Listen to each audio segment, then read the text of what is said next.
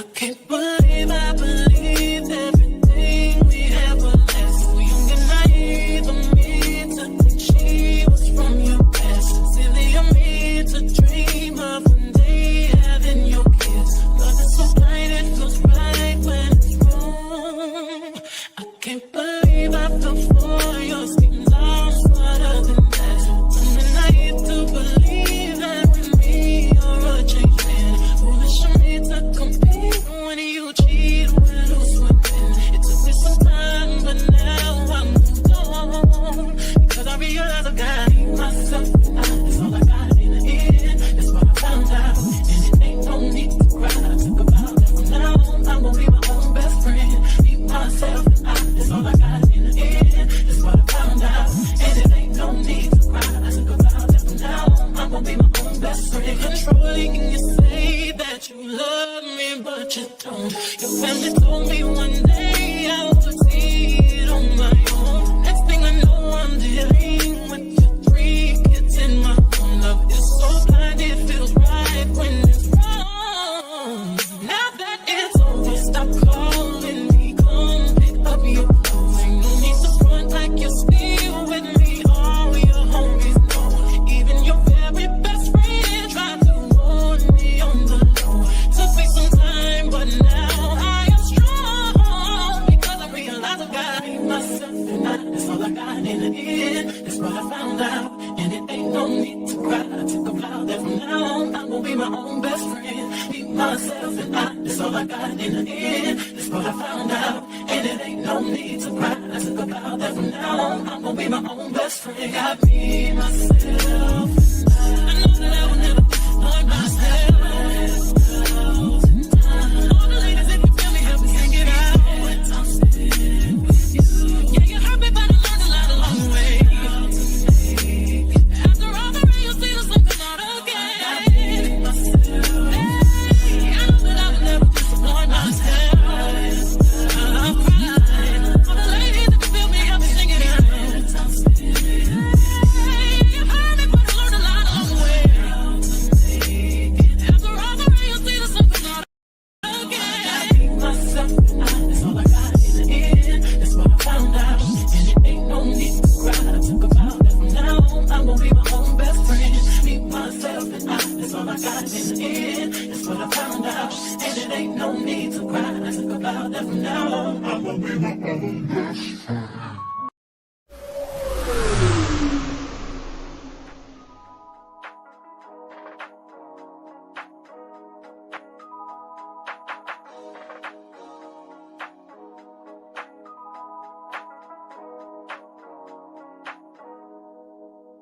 I can't believe I believed everything we had was less. So young and naive of me to think she was from your past. Silly of me to dream of one day having your kids. Love is so blind, it feels right when it's wrong. I can't believe I fell for your schemes. I'm smarter than that. Young and naive to believe that with me you're a changed man. Foolish of me to compete when you cheat, when lose within. It took me some time, but now I'm moved on. Because I realize I got myself, and that's all I got in the end. That's what I found out, and it ain't no need to cry. I took a vow that from now on I'm gonna be my own best friend. Be myself, and that's all I got in the end. That's what I found out, and it ain't no need to cry. I took a vow that from now on I'm gonna be my own best friend. Controlling, and you say that you love me, but you don't. Your family told me one day I would see it on my own. Next thing I know, I'm dealing with your 3 kids in my own. Love is so blind, it feels right when it's wrong. Now that it's over, stop calling me. Come pick up your clothes. Ain't no need to front like you're still with me. All your homies know. Even your very best friend tried to warn me on the low. Took me some time, but now I am strong. Because I realize I got myself, and that's all I got in the end. That's what I found out, and it ain't no need to cry. I took a vow that from now on I'm gonna be my own best friend. Be myself, and that's all I got in the end. That's what I found out, and it ain't no need to cry. I took a vow that from now on, I'm gonna be my own best friend. Got me, myself. I know that I will never disappoint myself. All the ladies, if you feel me, help me sing it out. I'm still with you. Yeah, you hurt me, but I learned a lot along the way. After all the rain, you'll see the sun come out again. I need myself. Hey, I know that I will never disappoint myself. I'm crying. All the ladies, if you feel me, help me sing it out. I'm still with you. Hey, you hurt me, but I learned a lot along the way. After all the rain, you'll see the sun come out again. I need myself, and that's all I got in the end. That's what I found out, and it ain't no need to cry. I took a vow that from now on, I'm gonna be my own best friend. Need myself, and that's all I got in the end. That's what I found out, and it ain't no need to cry. I took a vow that from now on, I'm gonna be my own best friend.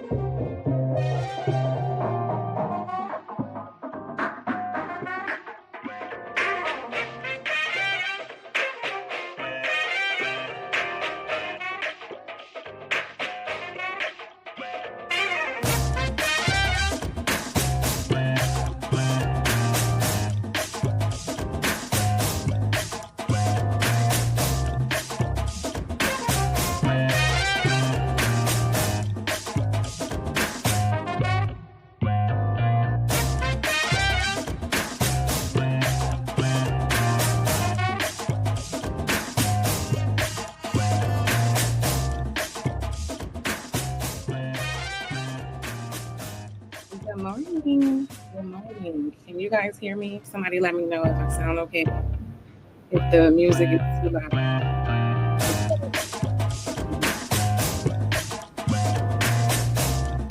Like,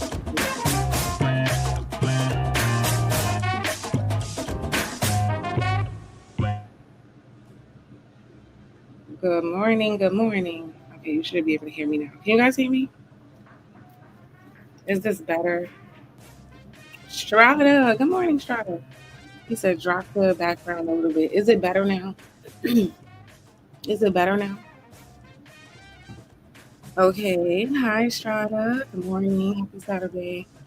Hi, Flora. Hi, Joshua. Hi, PJ. Who else is here? And Mills. Good morning. Good morning. Good morning. All right. I don't think I'm going to keep y'all for too long, but we never know where the conversation is going to go. And today I actually got some time, okay? So, first and foremost, how's everybody feeling?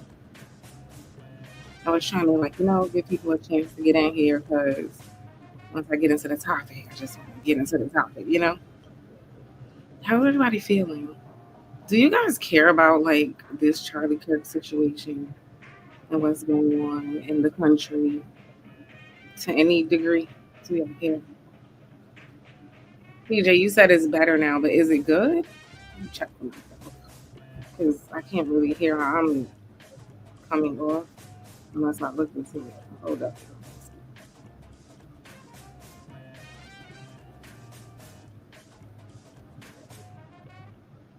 So the people care.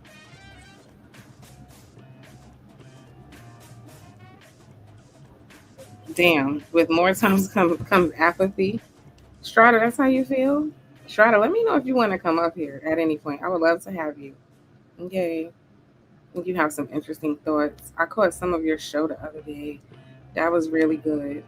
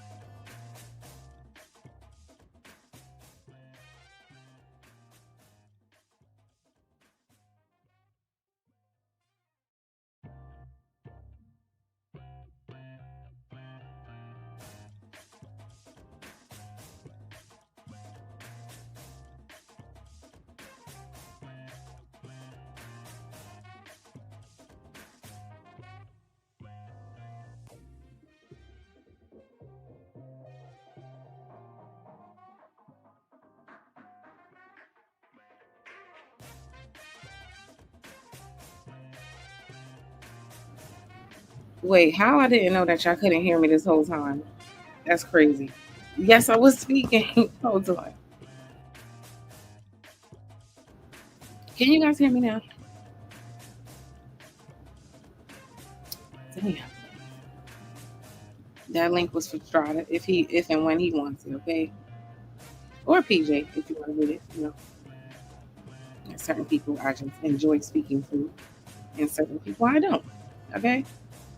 Okay. Thanks, guys. Joshua says, "Thank you, Joshua. Joshua be holding me down. Thank you."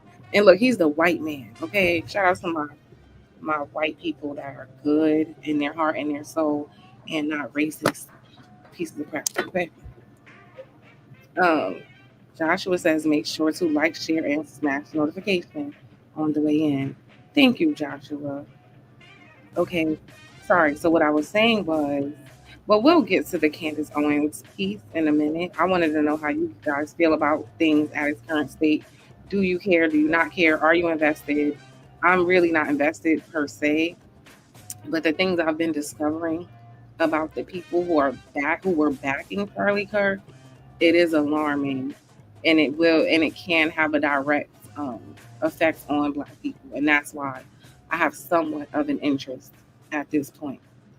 But before we get to that, let me take this off the screen because I told y'all one of my missions. I don't know if I blatantly said it, but one of my missions this time around with my content is I do not like the constant demonization, criminalization, and scapegoating to Black people, specifically FBA. I don't like it.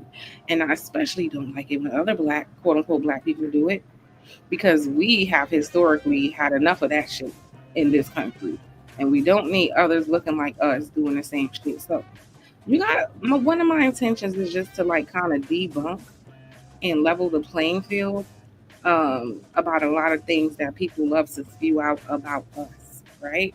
So, Black people get accused of abusing the system, right? We talked about welfare queens yesterday and Ronald Reagan coining the term, right? And whenever there is a conversation about welfare or somebody abusing the system, we all know, at least in these spaces, they're talking about Black women, right? Even when they do it on a political level, most people think about Black people, okay? So I just want to remind you guys of something, and there's plenty more, and over the weeks, we'll go over it. I don't have a problem with it, but just real quick before we get into the topic, I want to show you guys something, because I remembered something. I remembered, and I just want to refresh everyone's memory, because everyone seems to remember all of the bad things Black people did and did not do. We get thrown in the middle of every sentence, any conversation, anything bad. Nobody fact checks it. Everybody runs with it, right? So look at this. This was 10 years ago. But I remember it says Target 8, welfare fraud exposed. Let's take a look. New at 6. We're taking you inside a stepped-up effort by the state to crack down on bridge card abuse, benefits intended for the needy, which are instead turned into cash or used to buy booze, gas, or traded for drugs. Oh, wait, hold on, guys. This is not the video I wanted to play for y'all. Just give me 1 second. Hi, Cynical One. How you doing? Here was the video.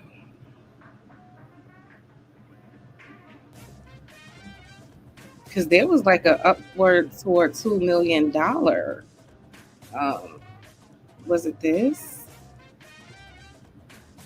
This might be it. Because, there's just so many videos. When I typed in little hacks and welfare fraud, so many. Would residents. Welcome back to Jersey Matters. When a large number of Lakewood Township residents were arrested earlier this summer for welfare fraud, it took Senator... Can you guys hear it? Because it's really low. Because it's old. This is the 8-year-old video. This is what I want to show it to you. Can you guys hear it? Or no?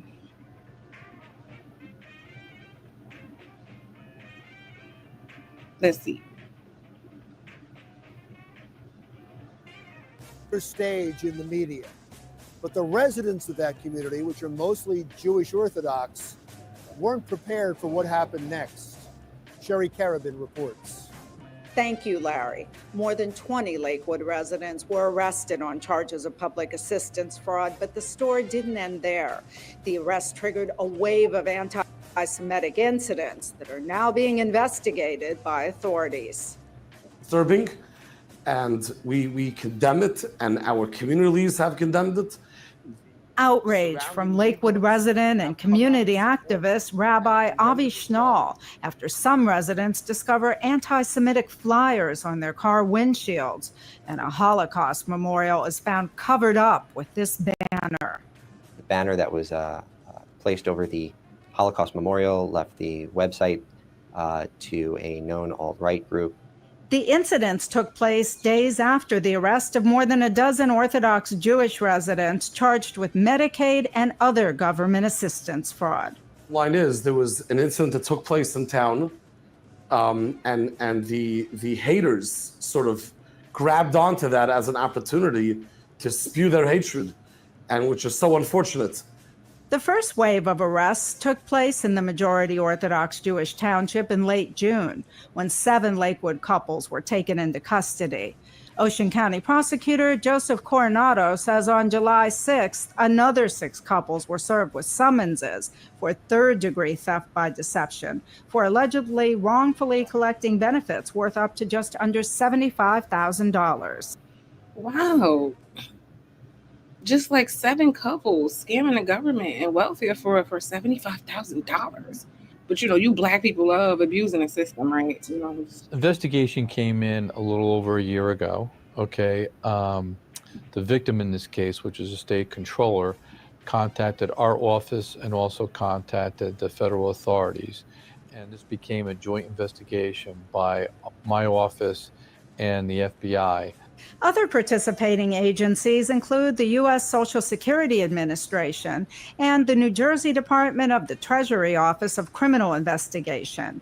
The alleged theft involved Medicaid as well as other programs such as those that help pay for food and heating and provide affordable housing. Information was presented to us, and based on our investigation, it was in our opinion that these people were not qualified to get these benefits, and therefore they have to be held accountable, okay, for not properly putting down their income with regard to and whether they would be qualified to receive these benefits. 2 of the couples arrested on June 26th, Rachel and Mordecai Sorotskin and Yoshevet and Shimon Nussbaum, are facing federal charges of conspiracy to steal government funds. The Sorotskins are accused of failing to report significant changes to their income, including a $1 million payment received from their business. So they millionaires who are collecting welfare from the system. But you Black people, y'all just love a handout. Y'all just love begging the government. Meanwhile, there's millionaires going to jail for doing that shit. But the Black conservatives going to tell y'all, it's just y'all. Y'all just love a good handout. What's up, Strada? Good morning. Top of the top. How you? Can you hear me? Yes, I'm good. I have to refresh 1 second. You can. For sure. Think it's more the same. Based on the video that you played, that's pretty regular. Meaning, the advantages are taken. People are going to take the advantage that they're given. I think that what makes it ironic is how do we judge those that do it? And I think that that's the part that makes it a little hypocritical, right? Because we're all going to take advantage of the things that we can, and nobody's going to give up their leverage. But judging those that take the leverage, I think that's where it gets corny on the people that have an opinion about it, right? Mm-hmm. But asking anyone to give up their level of leverage, it's an exercise of futility, and the judgment is not needed. Because like you said, if a millionaire could get away with a tax break or a tax cut, they're going to do that. If they can find a way to get around the system, they do that. You feel me? And again, the rules don't apply any differently for the poor. We just change the way we judge and look at it, which makes it hypocritical in the judgment. I feel like they're uninformed because imagine judging like one of the poorest groups collectively about trying to get any handout that they can get, while the people who are millionaires, right, some of them who don't even need it, they don't have any pride about it. They're not judging each other. They like, what could I get? Okay? Yeah, but Pete, that's the thing though, Venus. I think those that have a judgment for the poor, they understand that the rich do the same thing. I think that's what, to me, that's what makes it truly hypocritical, is because you're aware it happens on both sides. You just frame what you call it differently. I think that's the problem I have with it. Meaning, if a rich person can find a way to defraud the government, he's looked at as savvy. If a poor person defrauds the government, we're calling for his head and he got to go to prison. I think that's what makes it hypocritical, is that they are aware that we're all playing the same game and people don't give up leverage. Is just how you frame it and what you call it that makes the opinion hypocritical, not the people doing it, right? Because I Mm-hmm. think, again, like I said before, we all gonna get away with what we could, right? Especially if we can duck jail time. We're gonna, again, back to the point. No one likes losing their leverage or the advantages they got, no matter what we talking about. But those that are on the sideline watching, it gets corny when you're not calling a game straight down the middle. If that ain't a foul, it ain't a foul, no matter who's doing it. Now, if it's a foul, and you like, yo, listen, I don't like poor people using social programmers, just like I don't like the rich using fraud to do those same programs. At least the consistency can be respected, right? But it's Yeah. when you're not calling the game even that it makes your take or your opinion null and void to somebody like me listening, because it's not consistent. What's pissing me off is that it's not meant to. These Yeah. black conservatives are wanting to shit on black people at every turn and call you lazy and say you want to milk the system, you want to live off the system, which is not true. And any Hmm. Google search would tell you that that's For not true. sure. But No, for sure. I don't hear them mentioning this. Can you point me to the black people who are in jail for a $2 million welfare Sheesh. fraud? Where are they? Sheesh. It don't exist. Let me just real quick. That's what I'm saying. Like even the shit they talking to black people about is very minute compared to anything other people are doing. But somehow it's this hyper focus on how bad black people are. Let me play the video. It Hmm. says nearly 2 million taken in alleged welfare fraud in Lakewood. This was 8 years ago.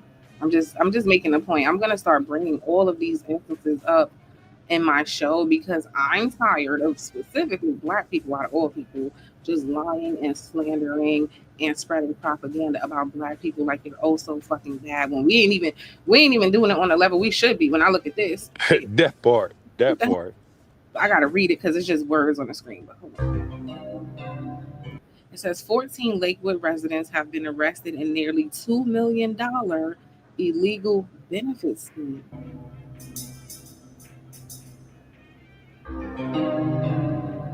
Among them is an affluent rabbi.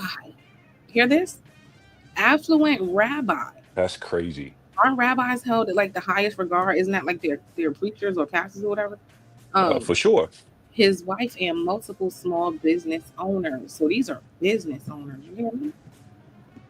When everybody want to compare you to them and talk about how financially savvy they are, how much money they got, how much wealth they got, how are they getting it?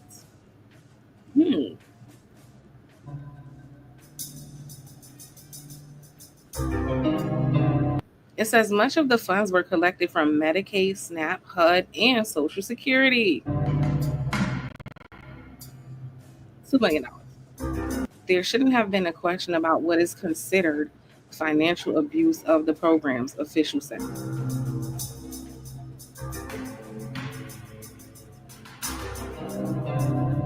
The Ocean County prosecutor said they gave clear guidance to the Lakewood community.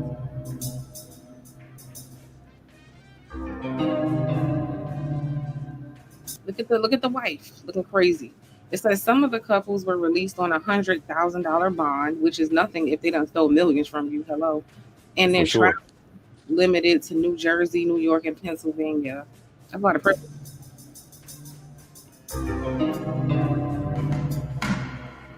While others were released without bail. So I'm just saying, I'm gonna like again over the weeks just keep showing you guys people are gonna stop lying on black people about being lazy, wanting a handout, defrauding the government. I could show you who's really doing it on a big level. But Venus, here's the part that I think is ironic and frustrating when you hear it. I'm Mm. okay with someone saying, because the retort you always hear is, I'm just plainly stating the truth. I think the problem with stating the truth is you have no intention to offer true correction because you don't care that much about the observation you've given. Because there's a lot of observations that can be made. But in my opinion, if you have a very harsh critique for black people, I'm talking men, women, children, how we doing it. If you ain't following up your observation with a way to help that's actionable, then I don't think you should be speaking. And what I find interesting to me too, Venus, is when you ask these very people that have these opinions, these strong opinions, you ask them how many people that you know in your actual life fit your archetype. They can't tell you because it's all based on rhetoric and talking points.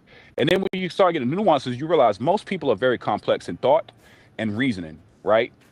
And so what kills me is you can speak plainly to what you think you see, but then when I ask you, how many people do you actually know in that scenario? Let's keep it real, Venus. If you're on the internet and you bought podcast equipment, you got cameras, you've developed a YouTube channel, you're not in these very trenches of the very people you speaking of. And I would go so far as to say you probably got some level of what we would call maybe middle class success, right? So the very opinions of the people you have, you're not even entrenched with it to know who you talking about. Or you so far removed that it's easy to have an opinion from the safety of your podcast equipment. But then you ask them, like, when's the last time you ran into a homeless person? When's the last time you met a woman on Section 8? When's the last time you dealt with a guy that you consider a Pookie or Ray Ray?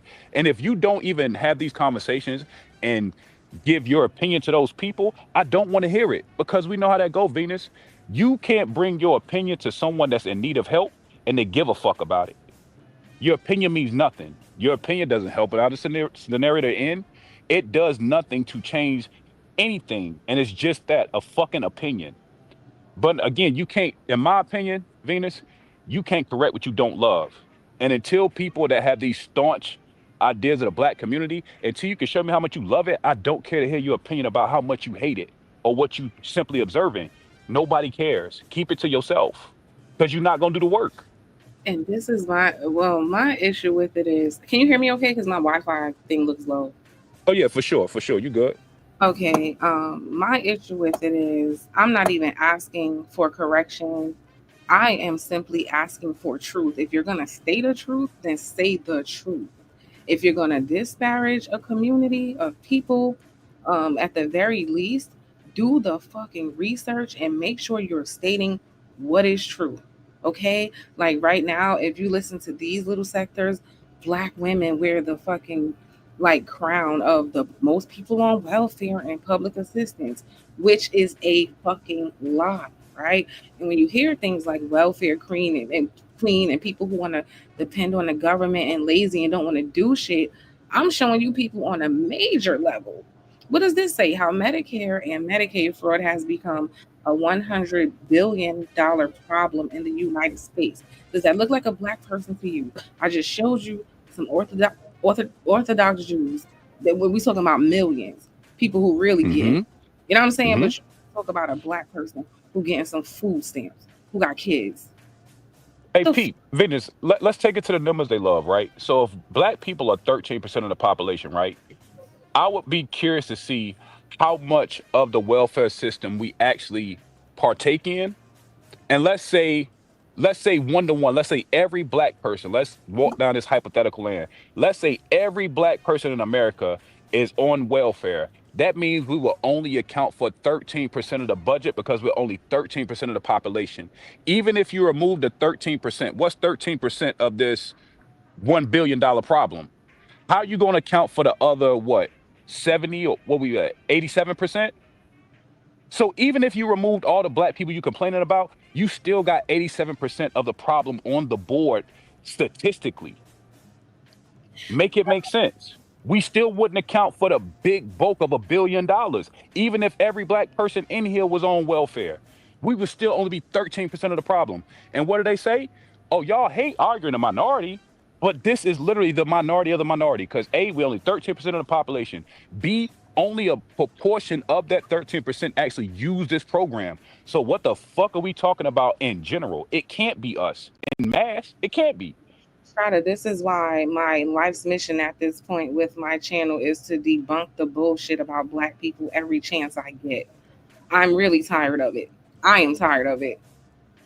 And Mill says For exactly sure. always mislabeling us. This is some dumbass shit. If you really gave a fuck about people abusing welfare and abusing the system and trying to get a handout, you would be talking about the videos I'm playing, right? For sure. The Jewish For people sure.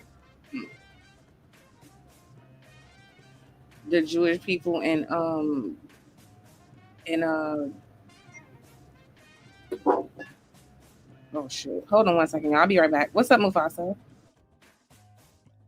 Hey, what's up, Venus? What's up, y'all? What's up, Strong? What's up, brother? Mufasa, what's up, bro? Top of the top. How you, bro? Man, chilling, man. Venus sent me the link. I happen to be looking at researching for my show tomorrow. I said, dang, I'm gonna go up here and mess with Venus, man. Talk to her. Yeah. I ain't even know what y'all were talking about. I'm gonna be honest with you. I ain't even know what y'all were talking about. Yeah, I just popped in. I was like, yo, this is gonna be good. I seen the title. I was like, let me see what she on. But she cooking it up right, man. But think about this, Mufasa. If we like what, 13% of the population, right? In the US? Are we 13, 14, something like that? In that range. Yeah. So how the math, it don't make sense, bro. The zeros don't add up. If we're saying this is $1 billion problem and 13% of us are part of the problem, let's say we're dividing the fraud equally amongst the people that own it, which it would be a lie, but let's walk the logic. So if what's 13% of $1 billion? I don't got my calculator, but I'm pretty sure it doesn't account for the other 87% of fraud that's happening. So even if we are on it 100% and every black person is on it, it still monetarily wouldn't make sense if you dividing it out equally. We're not enough to be that big of a problem if it's $1 billion problem. Because we don't partake in it that much. The math don't make sense. Man. You exactly right. And Venus touched on something that I've been screaming for a long time. That it's them Jews, man. That's a fact. They on both sides. Like, yes, when you understand the American political system, you understand they're on both sides, stealing from both sides.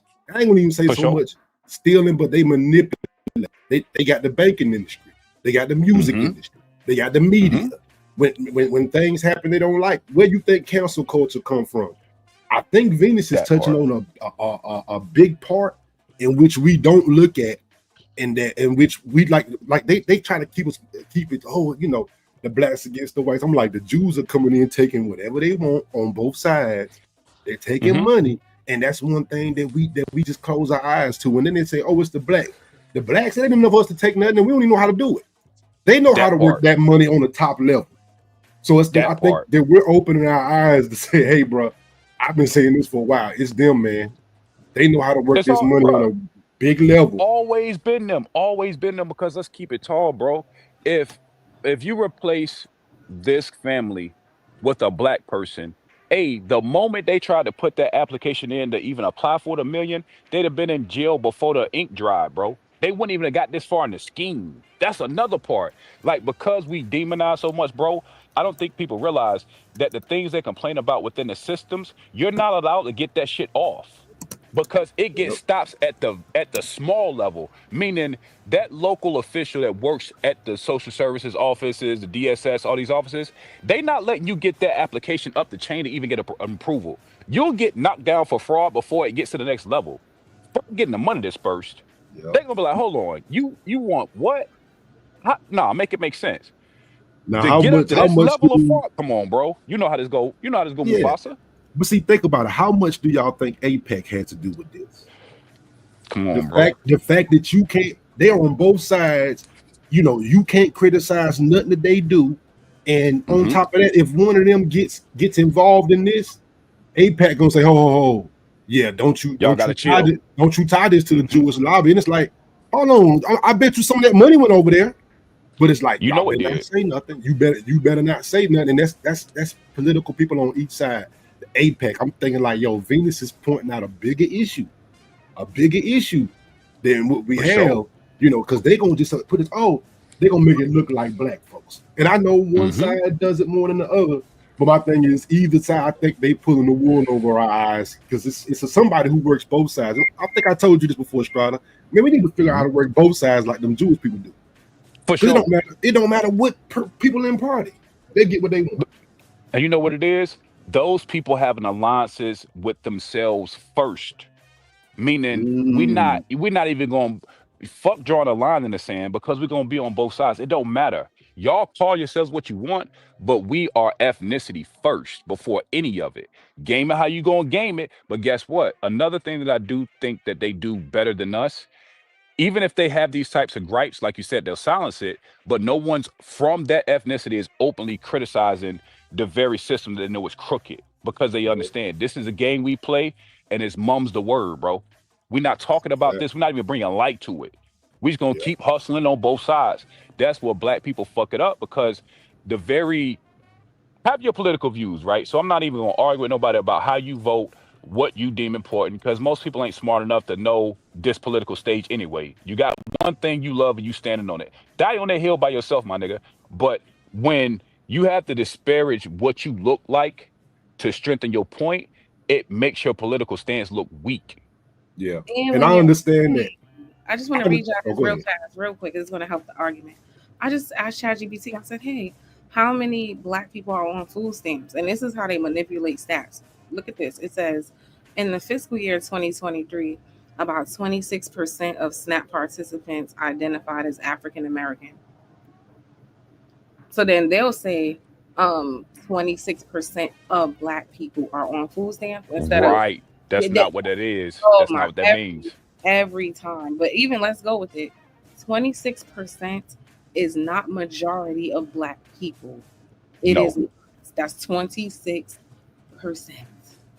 Exactly. Why are we being labeled as these lazy people who want to rely on the system?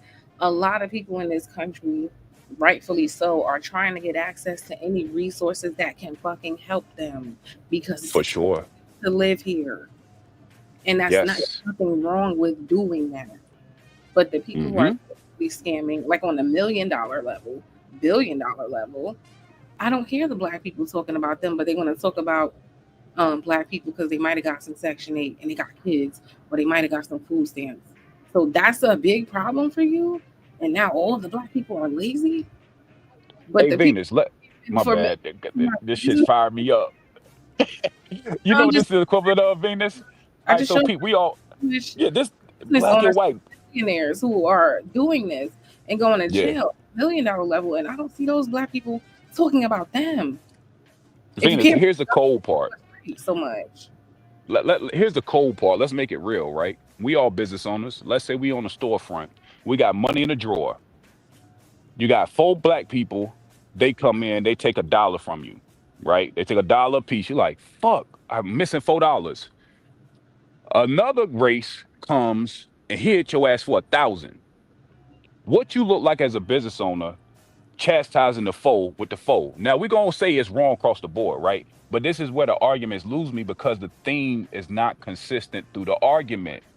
If we're saying 26% of those that participate in welfare are black, but you're telling me when you're looking at fraud and how much money is being lost, if the massive majority of the fraud is done by people that don't look like us, and on top of that, those that don't look like us are on it more, why are you even talking to us about this?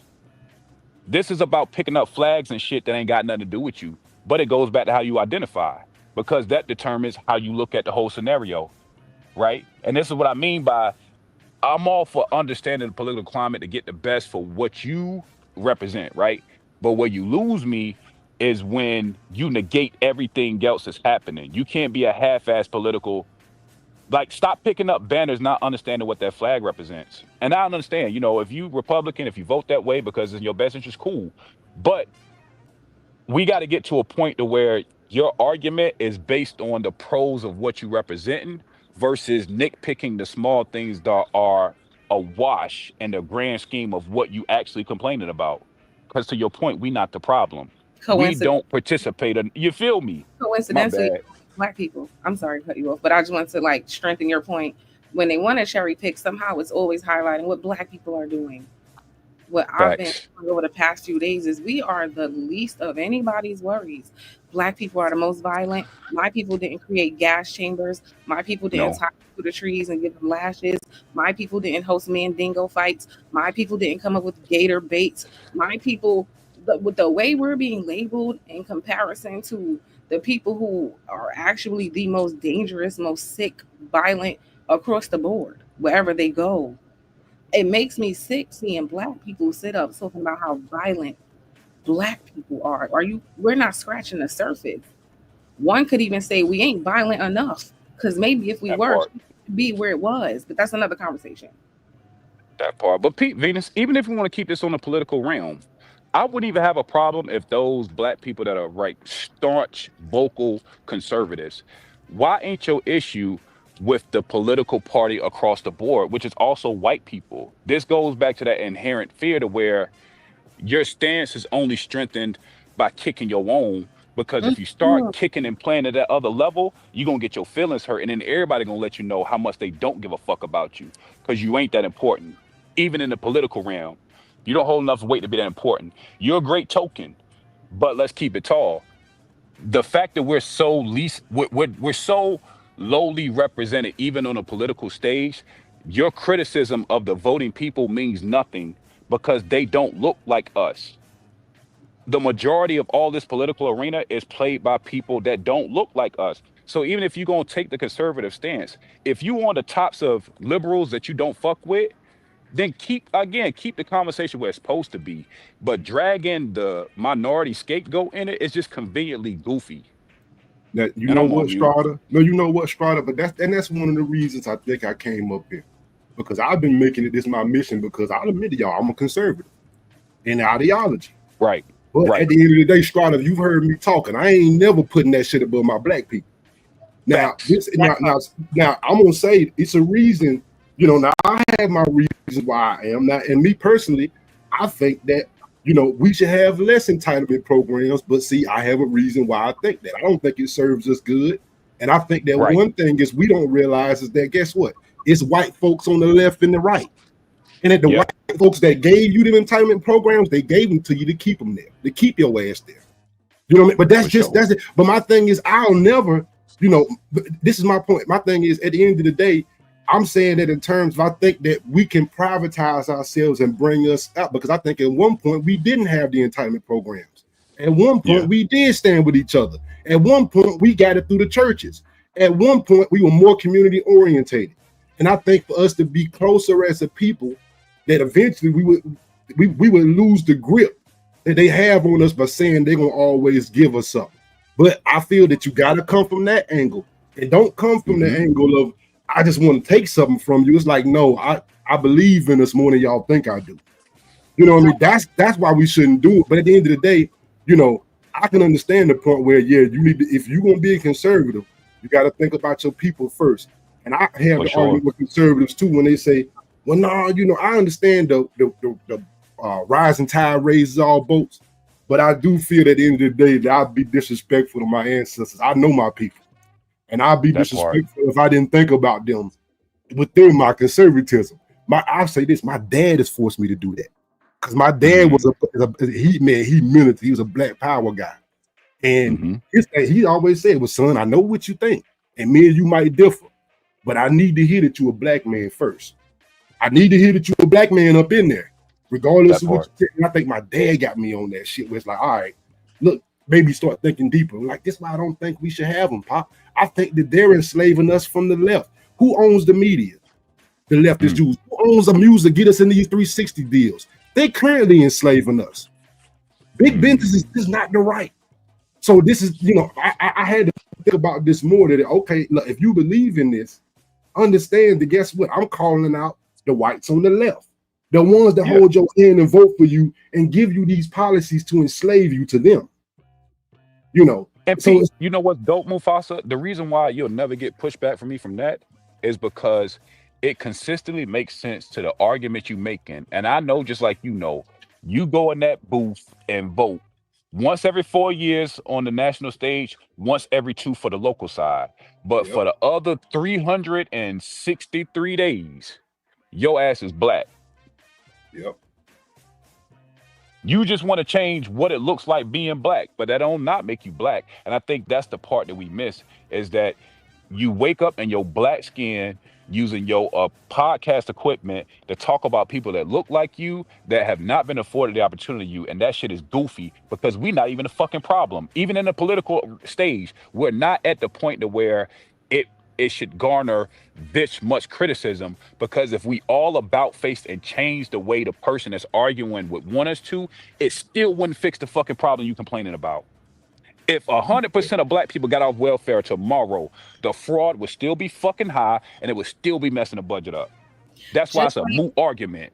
Just like I made a point yesterday when they were like, yeah, get rid of the illegal immigrants because they're taking something away from you, right?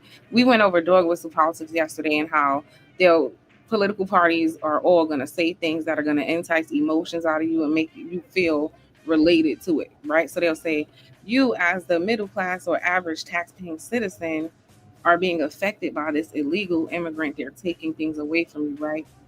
So now that they're gone, is the government giving us back our money? Have job availability increased? The answer is no. Everybody's fucking lying, making you feel like you're affected by things that you're actually not. You're not. But they want to get rid of these things because it affects their bottom line. They have their own reasons for it. But in order to entice you to vote one way or the other, they're going to make you think it's a you issue and an issue that's affecting you when it actually isn't. But there's another one. There's another one, right? I just said, hey, ChatGPT girl, how many black people are on Section 8? Right? And this is, I want everybody in the audience, please listen, because this is how people are getting on the internet manipulating you with statistics, right? It says about 45% of Section 8 voucher recipients are black households, right? What they're going to tell you is 45% of black people are on Section 8, and that's a lie. Do you see how they reverse it? It says 45% of Section 8 voucher recipients, which ChatGPT broke down means 3 million black people. How many black people are in this country? Like 40? Are we at 19, 40? Yeah, 40. So 3 million, it says 3.3 million black people are on Section 8. They're not going to say that to you because then you can figure out how it's a minority of us. They're going to say, 45% of the Section 8 vouchers are black. That just pay, guys, that's what I was telling y'all yesterday. I don't care who's saying it. I don't care if I'm saying it. Do your own research. People are lying on you directly to your face and making you seem like just collectively you're just these lazy, unmotivated, don't want to work, don't want to go to school, just want to lay up and collect from the government. But when we actually get down to the numbers, you are the fucking smallest group. I don't care if you make up 45% of the vouchers. You need it. Oh, well, that's what it's for, people who need it, right? So we're mad at government funding or grants or benefits going to people that is made for, people who need it. What are we upset about?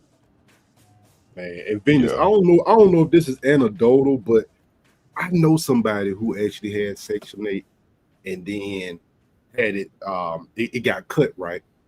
And to be honest with you, they needed that shit. Hello? You know what I mean? They did. For Now, like I said, now, are they making it work without it? Yes, but the household is suffering. Right. For sure. It is. You want to know why? That's what it look like in real life. Like, I've never seen this in real life. I'm looking at it like, oh, shit. Like, yeah, bro, that refrigerator is empty. Mufasa, this is why I get frustrated when they say it like these women are just sitting around living it up. I know what it looked like when people are on, even when they on it, they legit need that shit. They're not over there balling. No. It's like we don't know how little 25 and how that shit don't go far. When you got to pay $1,400 in rent, utilities, car insurance, buy the food, $25 an hour don't go as far as y'all think it do. And kids to feed. And you got kids in the house. Kids in the house, it's like when they start cutting that stuff, even when they making 20 an hour, okay, I got a job. But it's like, yo, this shit really don't cover everything like talking about. And people Mufasa. I feel like jealousy. Low key, it feels like jealousy because you might see this woman. So whenever you see her, she got her little hair and nails done. That might be the only thing that lady get to do for herself. That one little Venus. here's what the other part they don't tell you is it only looks like that because they homegirl did it. They didn't go to the salon and drop the same 400-500 bag as a middle class working woman. But this is what makes it worse. The people that own Section 8 and have these benefits from the government, the threshold is so low, meaning if you make just at poverty line money, if you wanted to get off it and transition off of it, the threshold is so fucking low that they're like, what is the point of getting off of it? Because once you cut it all, I'm now responsible for it all. But if you're telling me the moment I make over, I don't know what the threshold is, but let's say the threshold is like 12 grand or something. It ain't a lot. You know, yeah, it ain't a lot. So, you know, it's almost like the system, once you own it, it's so much more difficult to pull yourself out, To get even out if of you wanted to. Hey, Because you don't Estrada. have the support to do it, yo. Hey, This cause is real. where, I'm sorry, I want to go to what Go ahead, Mufasa said. This is where we got to learn from the little hat community, because you know what they do? They will purposefully, especially in Brooklyn, I know this for a fact, they will be spiritually married because the husband making bank and never legally married, right? So even though the husband making bank, the wife gonna go to DHS and apply for food stamps and Medicaid, and she's gonna get it because legally she's an unemployed woman. Now hold on, Venus. I gotta say this because now I probably shouldn't because I've done this shit. I gotta go ahead. I gotta go ahead and admit it. Look, No. because all I'm gonna say is in Fayetteville, I didn't live in the. I ain't got all of that. But the thing was, I wanted to get off it. You know what I mean? But because we weren't married, so of course. But my thing, it's got to be a time limit. So my thing is, you know, but it was me and my want to. I wanted to live better than that. But when you 20, 21, 22, you young kids, you in college, y'all both in college, and we have a baby. We want to be together, but it's tough. It's hard, right? But we ain't married. They don't know about me. I was actually working. But when I actually turned 24, 25, I was able to really hold down shit myself. I said, man, I'm getting the hell up out of here. You know what I mean? But so Right, I'm but thinking about it. It was a time period. But I needed that when I was young. But dude, you just made me think of something so important, which was like marriage, right? Or just like a couple. The way you did it is the way a lot of the little hats do it, right? So it could be like one person legally on paper, yes, they're on it. The government doesn't need to know there's a whole nother person here who's doing everything legit, I was working. hiding my shoes, Venus. Man, you got to do what you got to listen. Put my Xbox up. Ain't no shame in it because what I just showed you, this was my problem. They hitting them for $1 million. Yeah, they really Yeah, that taking was these little money. motherfuckers to cleaners. Yeah. That was little money when I was doing. We were just trying to live and survive, bro. Like that won't. But Pete Mufasa, Pete, The reality Pete is how that cold is. Go ahead, Venus. we have to. People are going to try and get whatever help they could get, and there's nothing wrong with that. And if there is something wrong with that, the government will step in like they did with them Jewish people and handle it. It is not up to one middle class black person to be sitting around condemning other black people who are struggling because they really want to believe, no, it's my taxpayer dollars. Okay, Trump is cutting all of these programs. Let's see if you pay any less taxes. I bet you won't. That part. Oh, Pete, Venus, and this is the thing with my problem with systems, right? The true help, the true solution is on the other side of a lot of effort, and that means you're moving your money around. So let's say we just revamp the whole Section 8 system, meaning so you could be on it for 3 years. Now, the money that you're not paying in rent or for food, we're putting that money into, let's say, a trust for the family. And within these 3 years, you got to pick a trade, a community college. But in 3 years, the idea is that we're going to give you the proper tools to not need this shit no more. You see what I'm saying? And I think that that's the part that we don't contest for, because if you're going to get them off it, if it's that much of an issue, you have to support them to be able to not need it. Because at some point you have to account, or at least give them skills to make it so that when they get off, they don't come back. But I said before, America is a land of opportunity. Other places, we talking about their prison systems, it's true rehabilitation, because while you in here, you're going to come out better than you want, and we're going to make it so that if your ass come back, it's going to be way worse. And I think that that's the part with America. We want to seem as if we're charitable, but not do the true charitable work. Because if I'm giving you this money, clearly you need it. But if I'm not doing nothing to help you not need this money, all I did was made you dependent. Yeah. And good luck trying to remove that dependency. You feel me? Right. Now, I think 3 years is a short time just 3. You ain't even been through school. 3 years is shorter than y'all think. For sure. But now, one thing I'll say, because I say even I'm thinking back when I was in it, you kind of knew the guys that were kind of high. And they were them guys that get out and go to work during the day. You know, get out and go do something during the day now. But I think what you fight against is we were a minority of people around there. Most of them not doing much. Most of them not working. There was people, it was old ladies in there that had raised their kids and had been there 40 years. They would tell us. Like they ain't never tried to do nothing, be mean in and out. So I think you fight against that part of it. But I just think it's a mindset. It's a mindset once you in there that you gotta fight to try to get out. And guess what? And understood. It took me to understand that once I got out and started making some money, that you realize what they were doing for you, and you were kind of grateful for it, right? I used to sit back and say, man, boy, hey man, them food stamps good when you had it. For sure. For sure. You really appreciate it. I didn't appreciate it like that until you had to start doing it by yourself. For like, yourself. That was some good ass help. That was a difference. A lot of times, you know, you're grateful for it in the moment, but it's just different when you got to start paying for yourself. And it's just, you just got to want a little better for yourself. And some people get stuck in the rut, and we just got to constantly remind our people, hey, you can do it. Hey, I know it's going to be tough when you first get out there. When you get out there and you first get off it, it's going to be tough. Trust me, it's going to be tough to stay at it. You're going to be more proud at the end, because one thing y'all don't know, man, is I'm so glad I ain't got no people running around my house knocking my door. I got to come in. It's just the fact that you ain't free when you doing shit like that. When you accepting their help and stuff like that. Because they coming in your house. We want to see your income. We got the food stamps. You better, what's your last paycheck? Bring your pay stub in. You're like, man, you count my money, everything. It's like, bro, I've got a sense of freedom once I was able to do it myself. That's why I was like, man, you know what? You know, maybe Venus was right. Maybe it's part of us being a team, being coupled up. Absolutely. Because this is what I don't like, Mufasa. There was you, college educated man, with a woman, right? So there's like 2 grown adults who can make things happen. And you said at that time 1 kid, right? Then there's women, multiple kids, no man, right? And we're judging. And I get it. Like, you could judge them for the things they did, maybe to get in those positions. But listen, they are where they are now. The woman who got 4 kids and don't have no help feeding them, what the fuck do you want her to do? What do you want her to do? That part. We had another kid on the way out too. You know, so I ended up with 2. But by the time I had my son, I was feverishly working, trying to get out. And to be honest with you, bro, Strada, you know this as a man, sometimes you look back and wonder, did you make the right decision? Because it was times where it was easy with them food stamps, and when the refrigerator ain't as full, they look at you as the man. They look at you saying, yeah, that food stamps was a little, hey, there was more food in him when it was the food stamp man, not just you. Pick it up, nigga.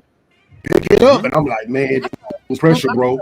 Mufasa, this is why I think the little hats are smart. You see what it said? They were millionaires still collecting it, because they understood. Listen, pressure, things bro. Me at any time, so I'm gonna keep this line open. And then the private sector is scary sometimes. In the private sector, you working for these people, you don't know if they're gonna let you go. I mean, I had to be the one to put myself out there as a man and do whatever, you know. And let's be honest, Venus, men sometimes they run from that responsibility.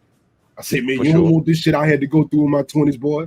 They looking at you and you gotta feed them, but you want them off of food stamps. You say you want them off of food stamps, nigga, go get it. You out there with a shovel in your hand. Remember I was telling you, Strada, when I was at your crib, we used to do that. Yeah, that's another thing. Me and Strada be chilling. But remember I was telling you about the construction shit. I was like, bro, I remember them days, boy. They seen my big ass and put me a shovel in my hand. But I had kids and a girl to support. I had to do it. It wasn't that I wanted to. But I'm this big ass motherfucker. I gotta go out here and do it. And it's like, man, I just feel that us as black people, we can get off it at some point. But we got a couple up. I can't say I did this by myself. I can't have them kids. And think about it. Me and her alternated who watched them. Sometimes she was out of work. Man, the time that taught me the most is when I got laid off and her ass was working. I taught my son to read. You don't know how much more respect I had for her once I stayed home. Because I had to hustle. I was hustle cutting grass and a little coupon scheme. That's whatever. But I still was hustling, helping paying bills, but it was on some shit that I wouldn't want her doing You know what I mean? But it was just on some. For sure. My thing is, I was out there getting it, and shit, I respected her more because during the day I had to teach my son to read, and hell, he in 12th grade, he doing great now. But I was doing, we switched it for that minute. But I'm thinking like, boy, Venus, you right, boy. I had to do some struggling, and I think a lot of niggas don't want to struggle. They want to do it by themselves. They scared to let a woman see them. You know, bro, if my woman has seen me fucked up, because she done been with me this long. So of course when we on top. Oh, I ain't saying we on top now, but so when we doing better. Hell yeah, she get it. Motherfucker, she deserve it. I can stop and give her all this shit because motherfucker, she was around when the lights got turned off, Venus. And she ain't flinch. She ain't walk out and say, man, fuck this nigga. You know what I mean? I was like, oh shit. And let me, hey, it took a day to hustle up the money, but I hustled up the money and got him back on. So she was there. This is my issue with Black people. Of course, I can't speak for everybody.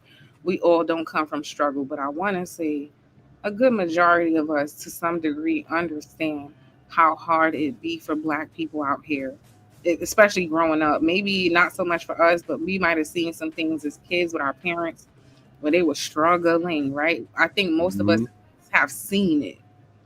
That's why it fucks me up so bad when they get up here and shit on us for trying to get some help in an environment where everything has been done to us to keep us at the disadvantage we are at. So then you couple that in, and then you're mad at people who get in the little scraps that they can, while the same elite class that you think you're comparing them to, oh, they getting it on the big level, millions. Nobody's saying about that, but the people who are in your group are gonna talk shit about you. That is really fucking my mind. That's why I can't let this go. Like every show I'm on it, I'm just gonna keep exposing all of this shit about these other communities who are doing everything they accuse us of at a way bigger, way worse scale, but nobody's talking about that. Nah, because that's too much like addressing the real problem.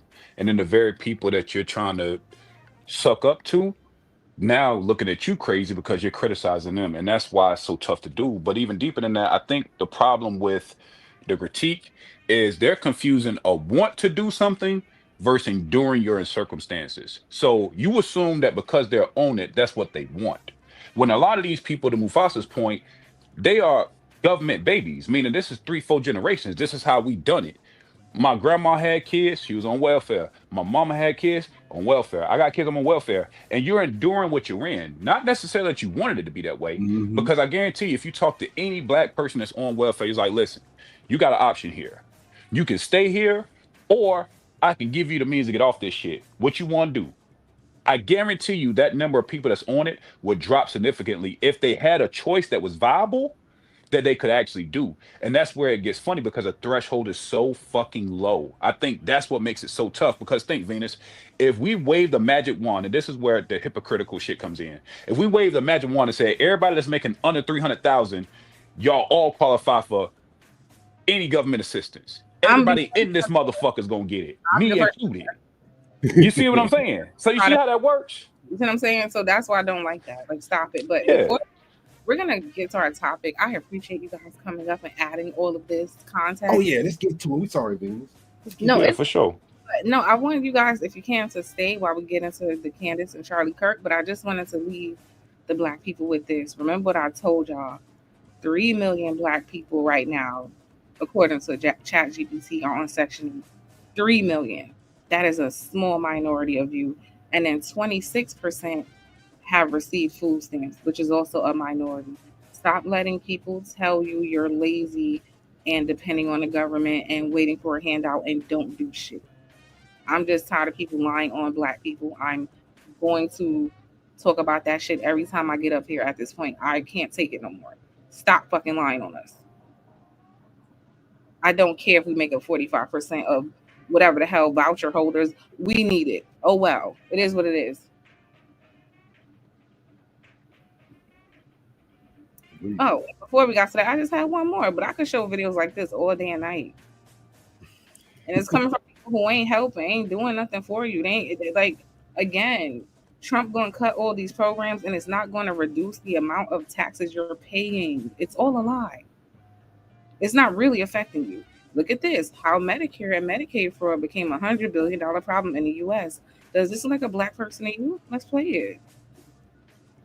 This is the face of healthcare fraud in America. A Miami businessman smiling as he counts stolen Medicare money in this video secretly recorded by a government informant. From sham storefronts to empty offices billing the government for Medicare. What is this business? To buried millions in cash. The business of stealing Medicare and Medicaid dollars has never been as brazen. What are we talking, $100 billion? That's probably a conservative number. Why Medicare fraud? It's unbelievable. It's real easy.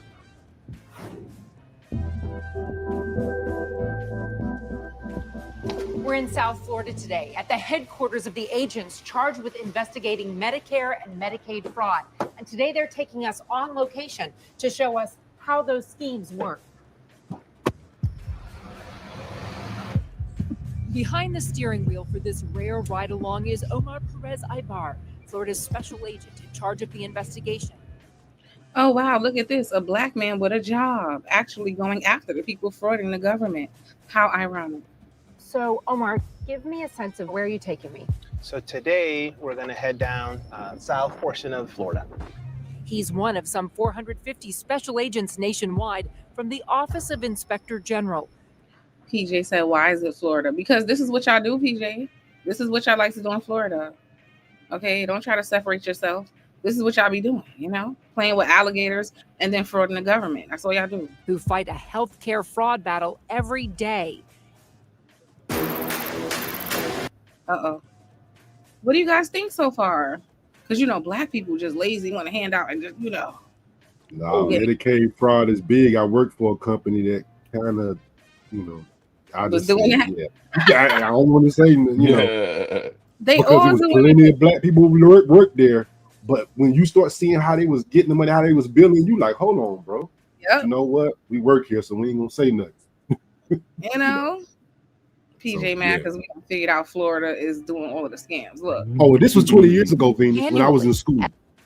we was gonna throw it on Florida. It was on Florida. It's okay. You didn't know, Okay. but the mothership was in Florida, so that's why. It was just...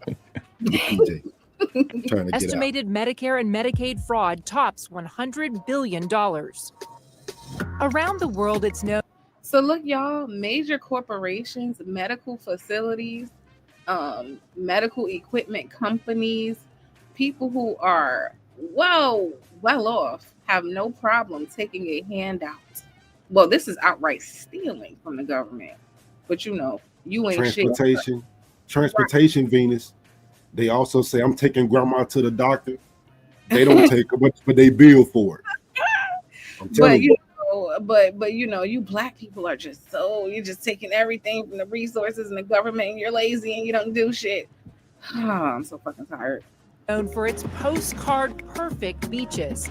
But to federal investigators, Florida's famous for its fraud. Massive theft from the government's healthcare benefits, far more than anywhere else in the nation. We're going to head over to a durable medical equipment company. Oh, I was right about Florida, right, Mufasa? They said far worse than anywhere else in the nation. Yep. Which unfortunately has been one of the Sorry, PJ. lines of business. PJ was in on it, allegedly. You know? This was only 2 years ago. Okay, never mind. That is really keeping us busy here. Durable medical equipment, DME. Think braces and wheelchairs. Fraudsters buy lists of patients and doctors so they can steal from the government. And with those two key pieces of information, it can sit at a place that is open Wi-Fi and just start submitting claims to Medicare. In South Florida alone, Perez Ibar says about 90% of the DME companies are fraudulent. He had two businesses here? He had. Let me say something to black people, because now y'all done pissed me off. If we was going to get the reputation for being the ones milking the government, why didn't we do it like this? Like, we playing games. Hey, Venus, this is what I'm saying now. Some of us did, but I'm like, this is what we. All right, I shouldn't say that. Nah, but I'm like, yo, if we gonna get some money this way, hey, the drug dealers, guys in the street, we need, hey, this way right here, do this. Don't sell to our community. Take from them. Anyway, I'm sorry, Venus. I probably shouldn't have said that. I feel the same way. Look, see the Florida copy. I'm taking my notes. We know, you know. Not you, PJ. You stand up, not you. You can't do that. He was in on it before he went to the. Let me stop. Okay, before it. Two businesses set up here. So we're at 241 is what, but if you can notice, this is kind of the business. It looks so nondescript. It is, and that's purposeful. So look, y'all, they done set up fake office because you got to have a physical address to register and Yep. look like you're legit. So they'll Yep. go get any empty ass office building. It's Well, not. hey, listen, Vince, next time, see, because I'm gonna tell you, I service businesses like storefronts with extinguishers and stuff for the state code, right? Pay attention to how many of these offices that have nothing in them. And you like, what? No, they're not renting. What are they doing with it? Yeah, it's a shell for somebody. companies. It's a For shell sure. for somebody. Somebody got it. Yo, I never For thought sure. about that. I used to be in certain places like, why is it just empty? Nothing's going on. Nobody's there. 3 years and they didn't sell it. I was confused. Like they're just paying rent for this for no reason. Yep. Oh, Making more money than you. way more. But they're gonna tell you, you need to pull yourself up by the bootstraps. You're lazy black woman. You want food stamps and shit. And yes, I do. If the government is hearing me, can I get food stamps? I mean, y'all said They'll have me come in and inspect this empty building full of extinguishers up to code, and I'm like, well, where's everything at? Oh, just inspect. And you just start like asking questions like, hold on, what the hell are y'all in here doing? Why y'all got this space rented to somebody? Ain't it losing you money? Nope, they need it. Oh, okay. They got warehouses I be going in. I'm like, there's nothing in this warehouse. Why am I servicing? But I'm gonna be quiet because my company needed business. Okay. But then you just start thinking like, this whole damn warehouse is empty. But I'm gonna just be quiet and take the check. And you realize, oh shit, they're doing something way bigger. They're doing something way bigger than my little black ass. You just shut up and take the check. I'm like, well, all right. I don't know what y'all doing, but hey, thank you for your business. That's all I say. Let's continue. Who said this some Umar-ish? Listen, you're not talking to a coon right now. You're talking to a blackity black. When y'all say stuff like that, that's a compliment. I don't care. Okay. And they want to try to keep us off there. Even that, you trying to throw shade at Dr. Umar. This is my point. Anything any black person has done in this country is never going to amount to what anybody else is doing. I don't care. It's never on the same level, never on the same scale. My bad, Lance. He said I'm talking about the building. But yeah, all right. Dr. Umar got $1 million, and this person, this says $100 billion problem in the U.S. I'm just saying black people don't belong in certain conversations because we are like an ant, okay, to a universe in these regards. And like in terms of the amount of damage we can actually or have actually done. Trail. A storefront once used to bilk the government out of $48 million in a single year. A storefront with nothing in there that Mufasa put fire extinguishers in, build Medicaid for $48 million in 1 year. Can you explain why y'all did that, Mufasa? I don't know, especially when I only charge them probably about $250 just to service all of them. I just said, well, this is my price, man. How many you got? You got 5. I'm gonna do it for $250. They go, oh yeah, go ahead. And I said, you can write this off for your taxes. And I'm not even realized what the hell I done. Now I'm thinking back, how many of these companies I done did this shit for? All of them. You and PJ. Look at your home, PJ. He said this office single-handedly, that's empty, no employees, nothing going on. Build Medicaid for $48 million in a single year. But it's you black people who are the problem. You're taking all the benefits. You're lazy. It's y'all, little old y'all. Run by the guy counting the money. He thought he was a CEO when in fact. Now, does this look like a black man to you guys? Oh no. Blacks don't do it this big. Blacks normally don't do it this big, and when they do, you like, oh brother, you done found something. Yeah.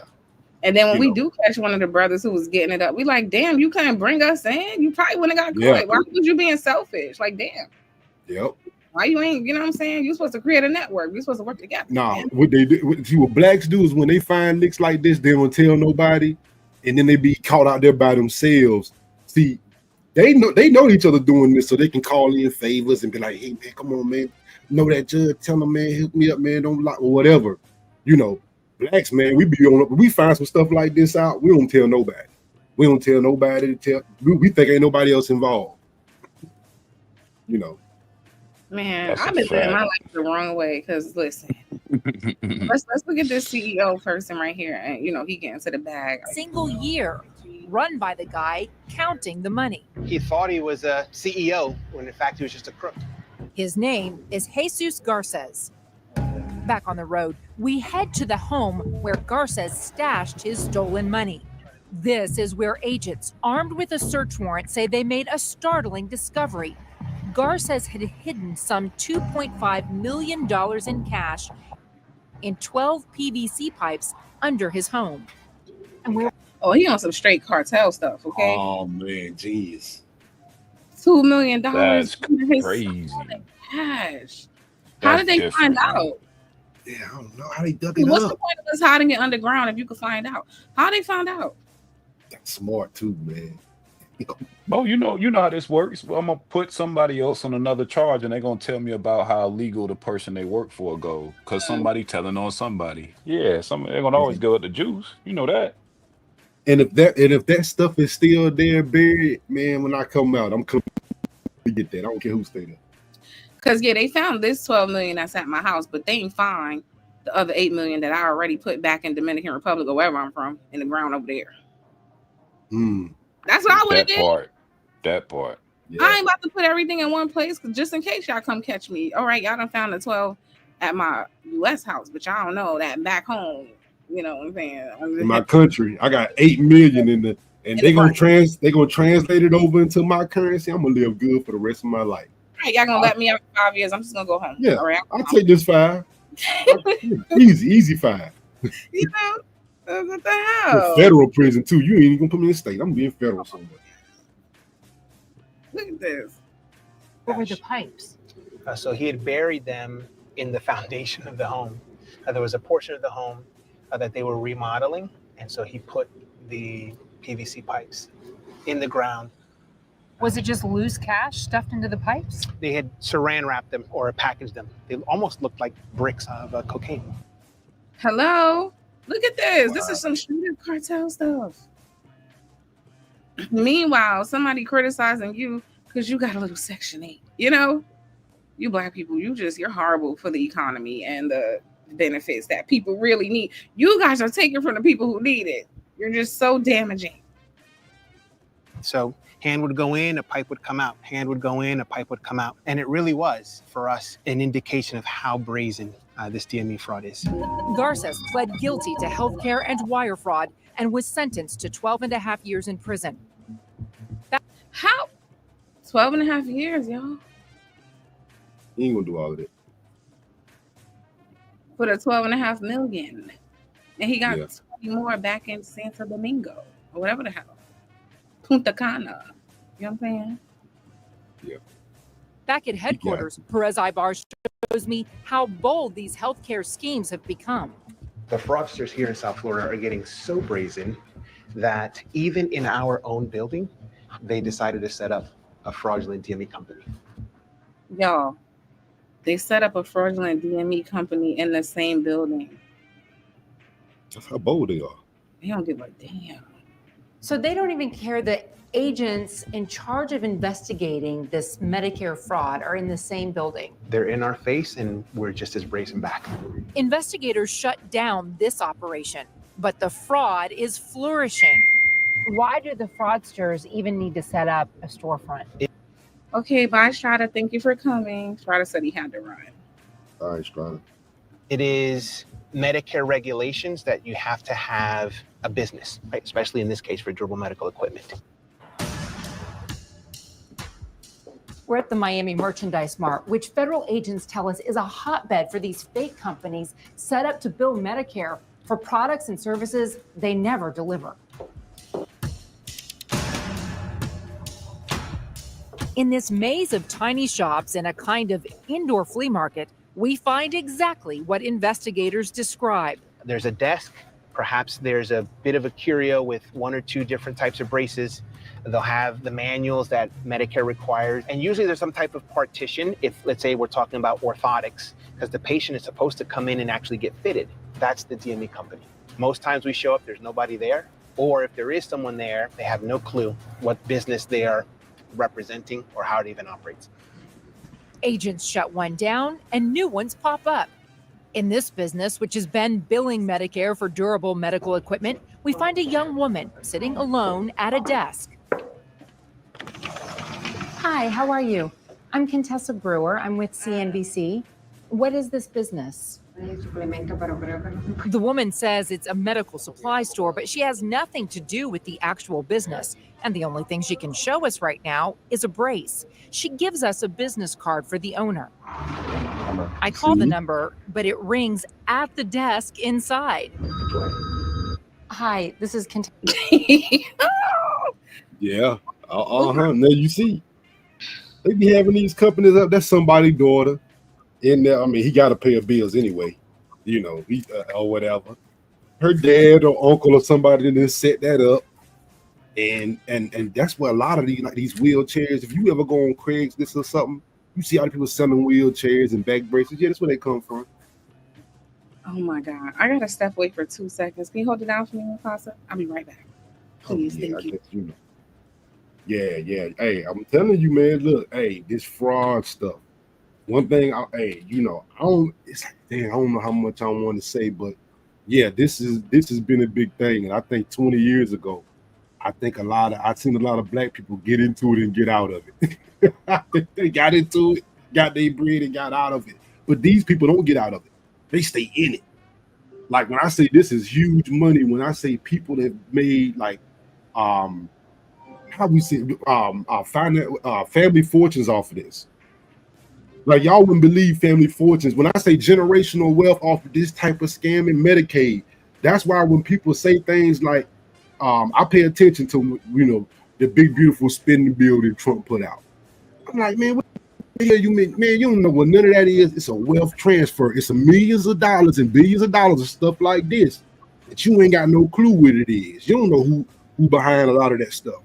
It's a lot of the same stuff that's going on. That's where when we see billions of dollars for this or this program, that program, you wonder what half of it go to.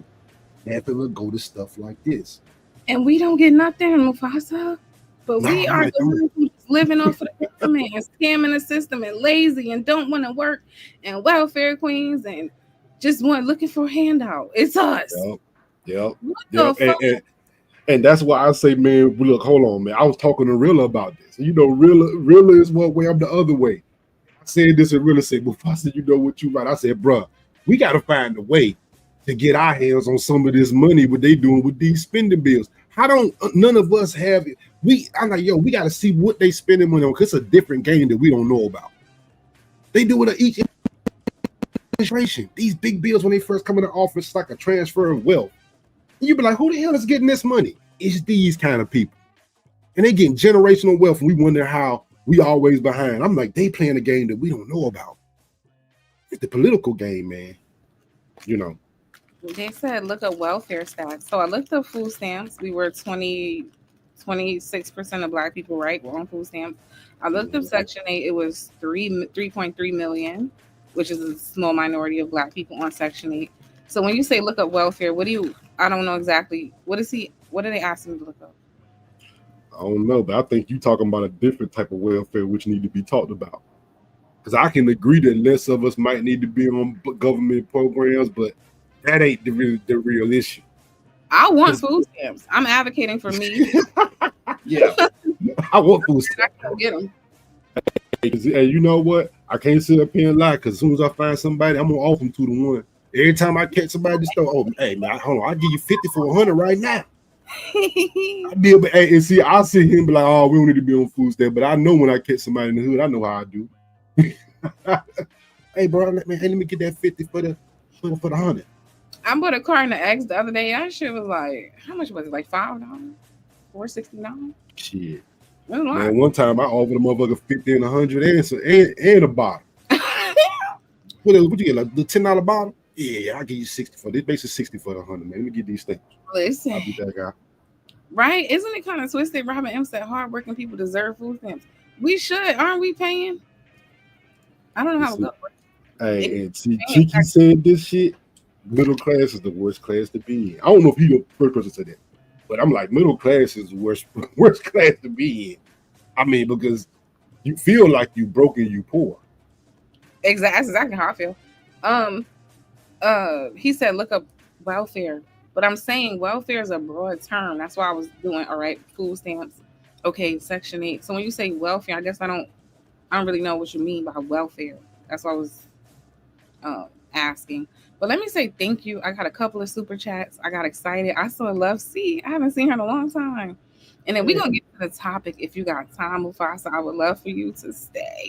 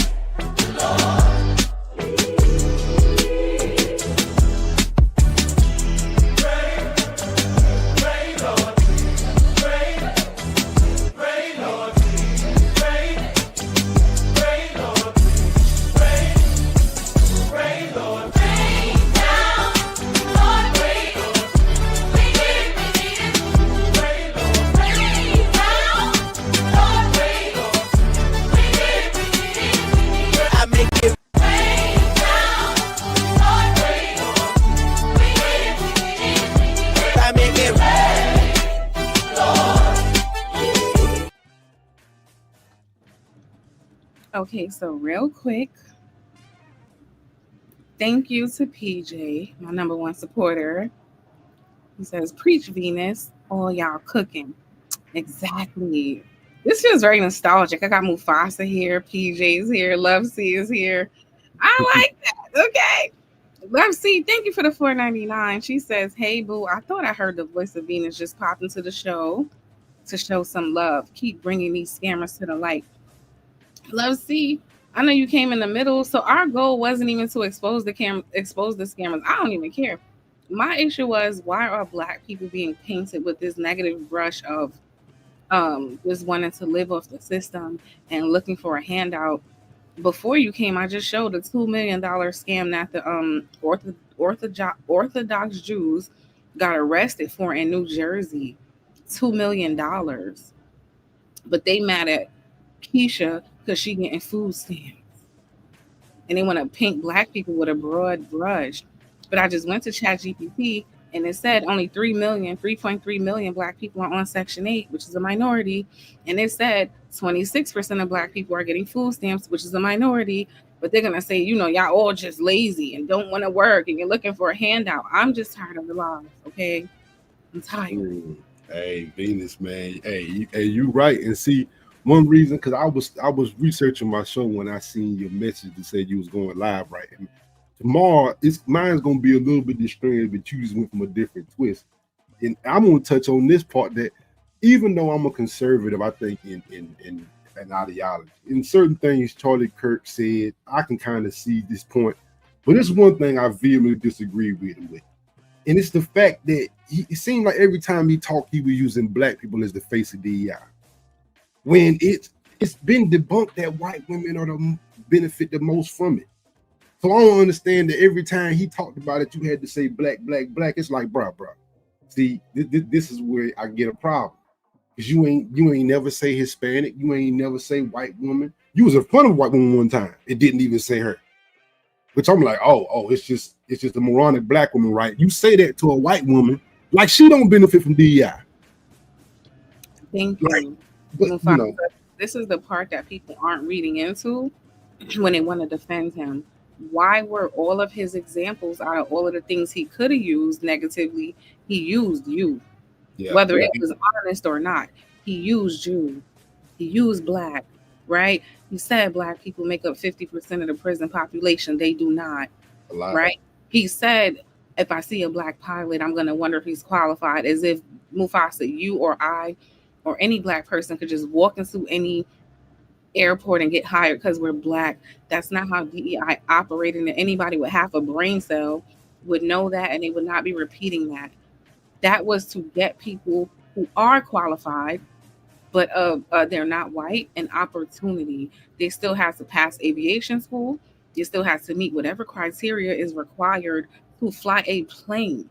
So y'all think, apparently, all of these aircraft, these airports, whatever companies are so reckless that they'll let anybody fly a plane.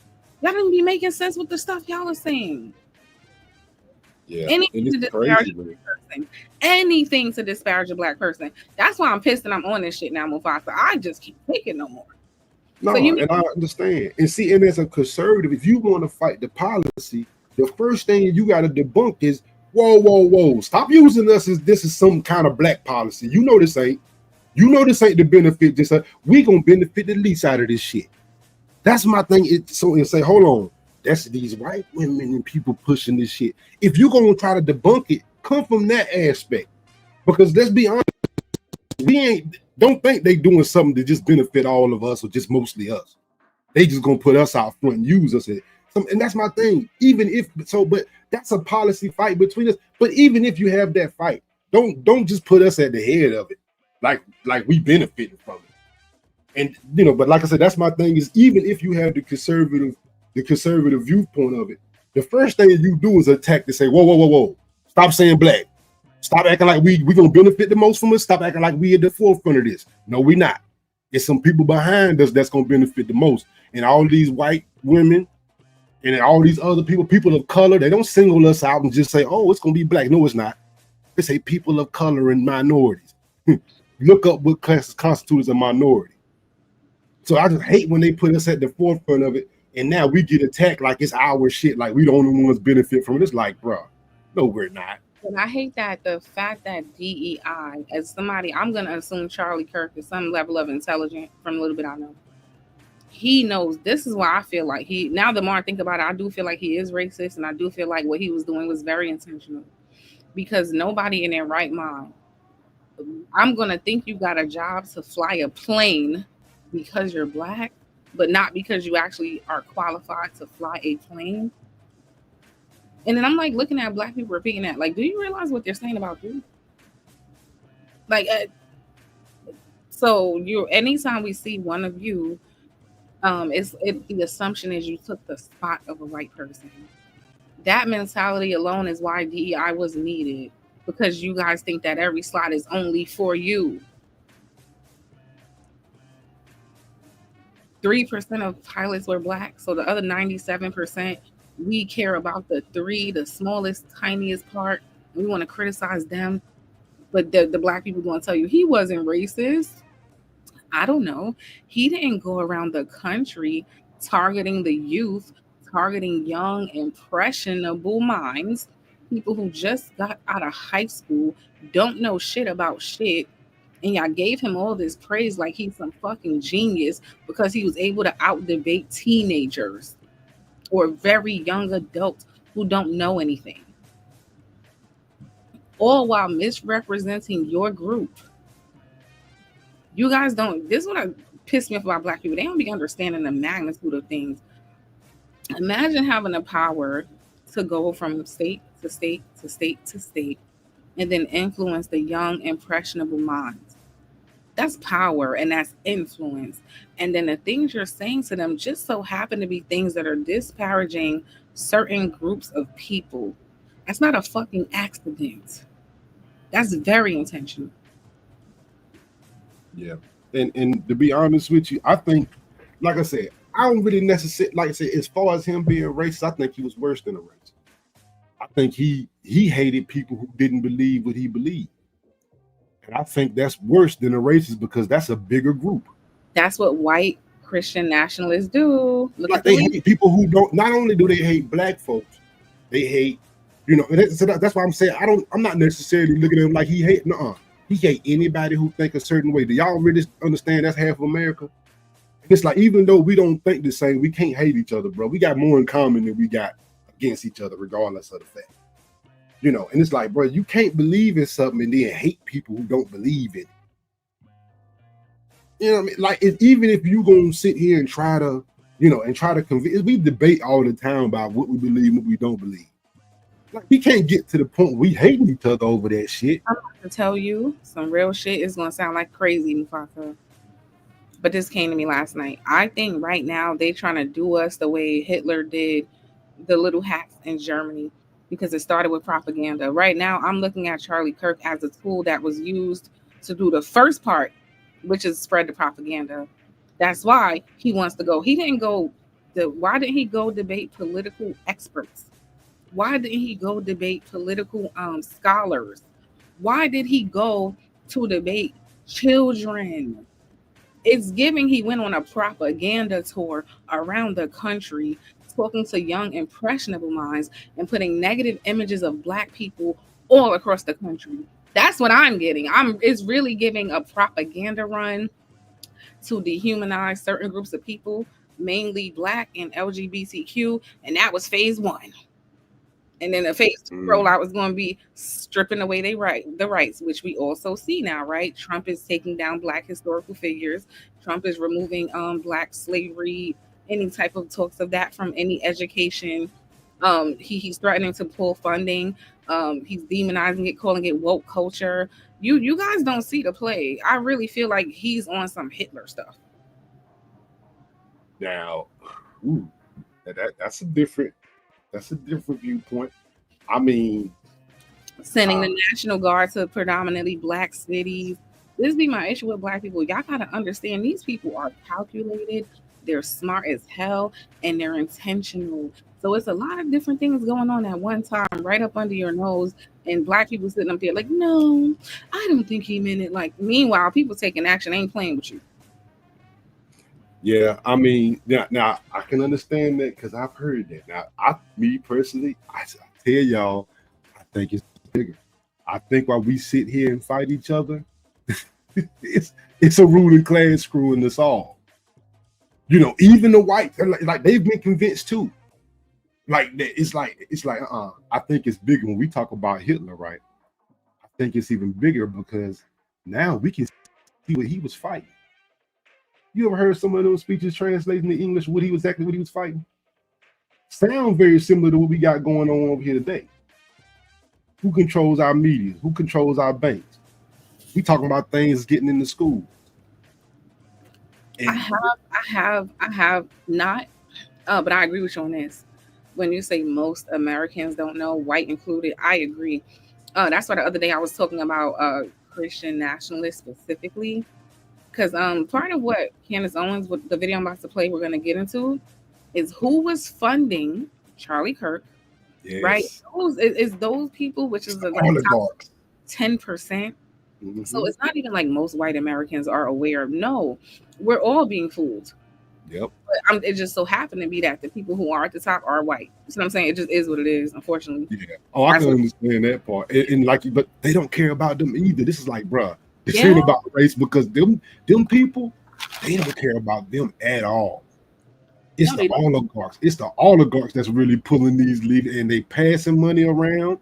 And trust me when I tell you, they've gotten Trump pockets so bad at this point.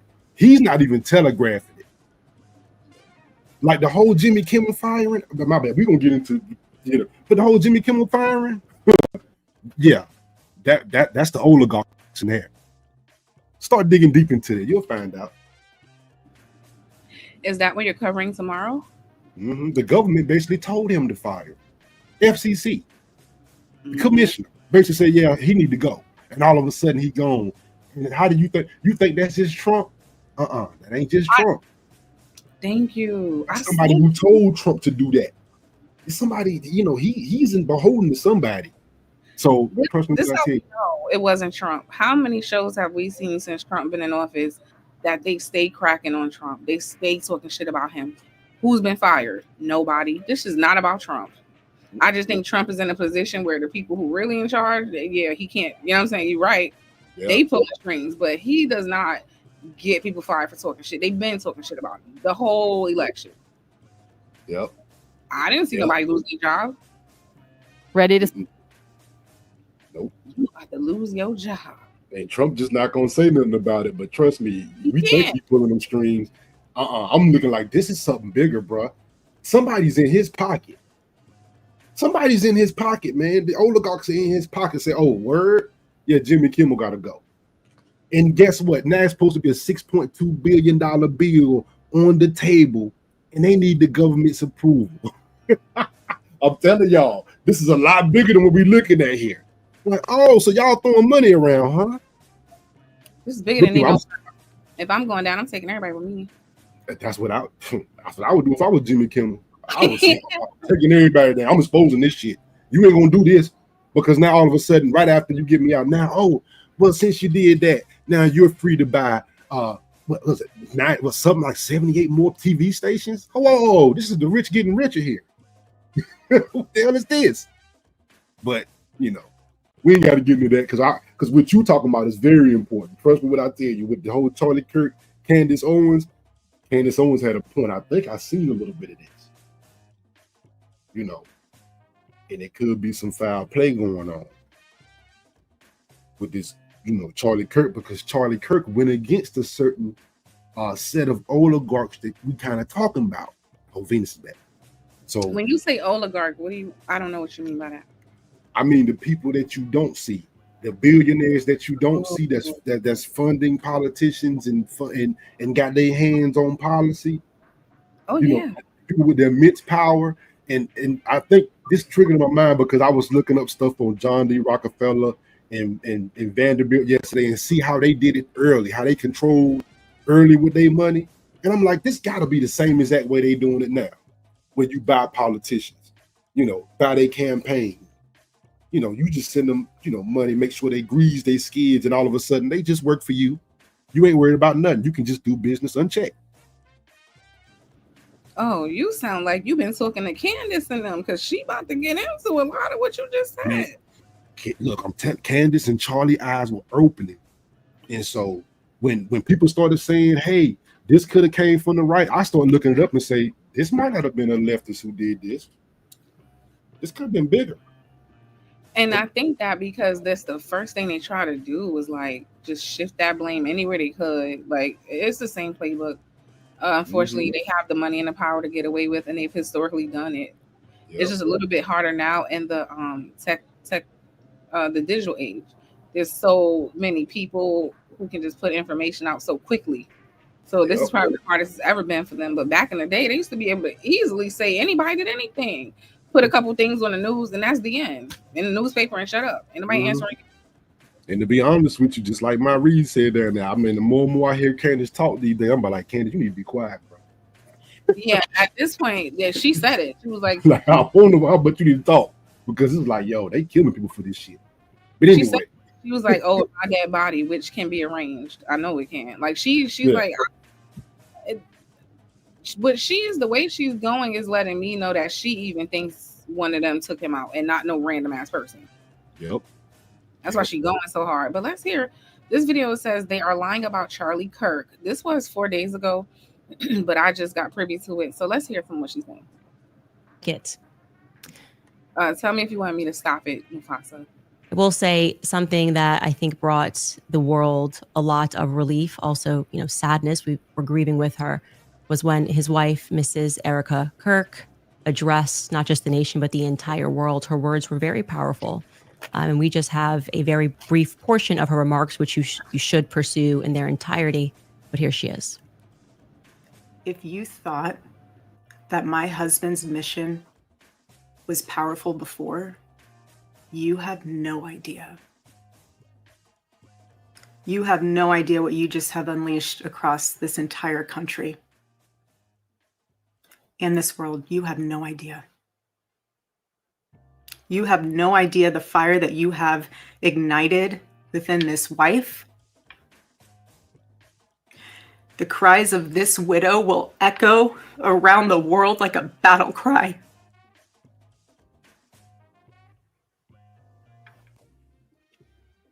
To everyone listening tonight across America, the movement my husband built will not die. It won't. I refuse to let that happen. It will not die.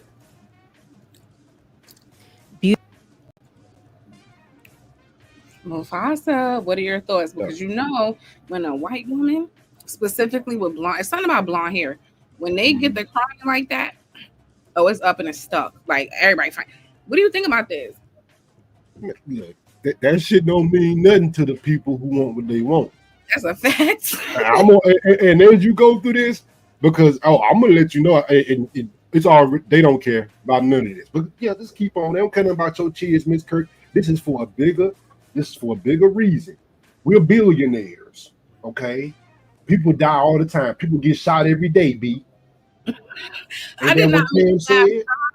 Oh my God. Hey, I'm just telling you right now. Look, we care, but them people who might have said, yeah, enough is enough, you probably shouldn't be saying that. They don't care nothing about that, Miss Kirk. We sorry, but Candace is gonna explain. They don't care nothing about none of that. But the reason I think it is powerful, not on their level, but on our level, because that type of shit activates all them little racist people. You know what I'm saying? Those little extremists. Yeah, on our level. You right. On our level, the white men are about to be salivating. They about to be foaming at the mouth. You right. On our level. They can't take their white queen. She blonde too. Oh, and she was a wife that lost her husband. Oh, let's go. We got to fight. We got to get these people. Okay, let's hear. I'm sorry, Robin. She said, I'm so tired of hearing about this, man. It's a conspiracy, and we are trying to figure out what's going on, Robin. I'm sorry. Oh, yeah, it's deeper than y'all think. Beautiful, powerful words. Charlie had just one wife. What we got to see across this weekend is that there were so many people around the world, like she said, who were deeply moved by Charlie Kirk throughout their lives, and of course have been deeply moved by this tragedy. And what she is describing there, that fire, a lot of us are feeling it. I am definitely feeling it. I had a very tough weekend, I will say this, my entire life, I've not been much of a crier. It is not my choice emotion. I'm not a person who bursts into tears, and some people are like that. This weekend, I didn't just cry. I wept.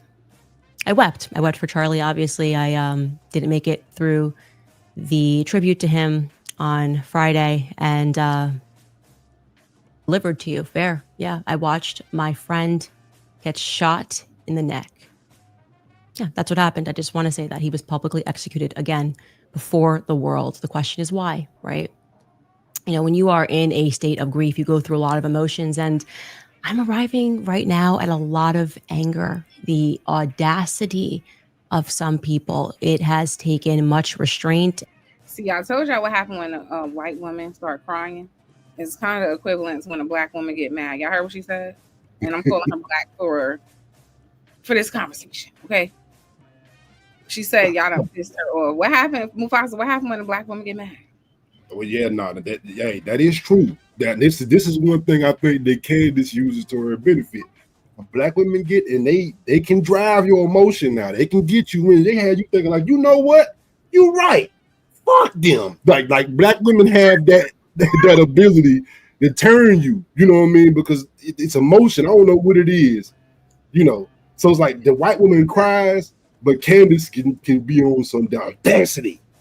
Like, nah, black women, when they get mad, now they kind of hyper focused on fucking your shit up now. But it galvanizes us though, Venus. The white woman does it too. It's just different. But the black woman, so the white woman does it with tears. The black woman does it with anger. She said, "Now I'm officially fucking mad." And now she about to blow everything up. She just talking. Yeah. She done told us they done blackmailed this man. They had a secret intervention with him in the Hamptons because they wanted him to change some of his talking points. They wanted him to have certain guest speakers at his events that he did not agree with. But because they were funding him, they were putting pressure on him to try to put people at his events that he did not agree with, that he did not want. Oh, yeah, it's a whole bunch of shit she about to get into. Oh, yeah. And see, y'all got to understand, she's coming from the Israeli side because this isn't right or left right now. She's not talking about the liberals. She's talking about the Jewish people in the Israeli thing, right? Because Charlie and Candace started going against the war that's happening in Gaza, right? You know, most of us are like, at this point, all right, what they doing is ridiculous. Even Candace came out and said, yeah, I'm never supporting what they're doing over there. Well, it's been some Israelis that say, yeah, y'all doing a little too much talking now. Y'all are very influenced, so we need y'all to be quiet. You know, so just to kind of put it in proper context of who they were kind of battling against. No, that's a fact, because she opened my eyes. Like, I wasn't familiar with him. I said this, so I don't really know. I'm just on like seeing what people were saying. And initially it did look like a political on some, whether you're Republican or Democrat kind of thing. Now it's like, oh no, this is bigger than Nino Brown. Okay, this is a lot. Because if you notice, like a lot of the left commentators and Candace and Charlie agreed on the Israel part. And I think they all expect like the left lean, the Democrats to come out against it, but they don't expect Candace and Charlie and these right people to do it. And they're trying to control them and say, whoa. Y'all ain't supposed to be coming out saying this. What's wrong with y'all? So, yeah. I just want that's what they're fighting about. It's not against any Democrat. It's like this is an Israel problem, the Israeli war. That's where Charlie and Candace are starting to break from the white wing. Like we don't agree with this bullshit. What are y'all are killing those people? You know. Oh, so look. And we all agree with that. But to be fair, Mufasa, why did we think that?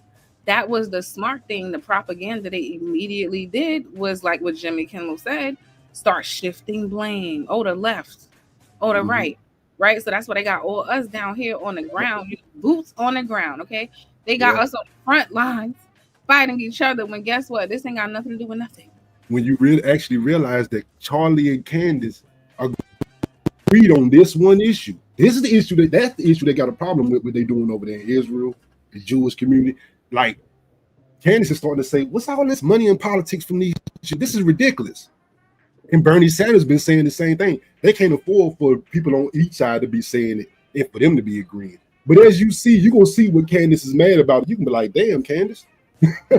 It sounds like something we would be saying. You saw this? Well, I seen parts of it. I don't know what part you're going to play.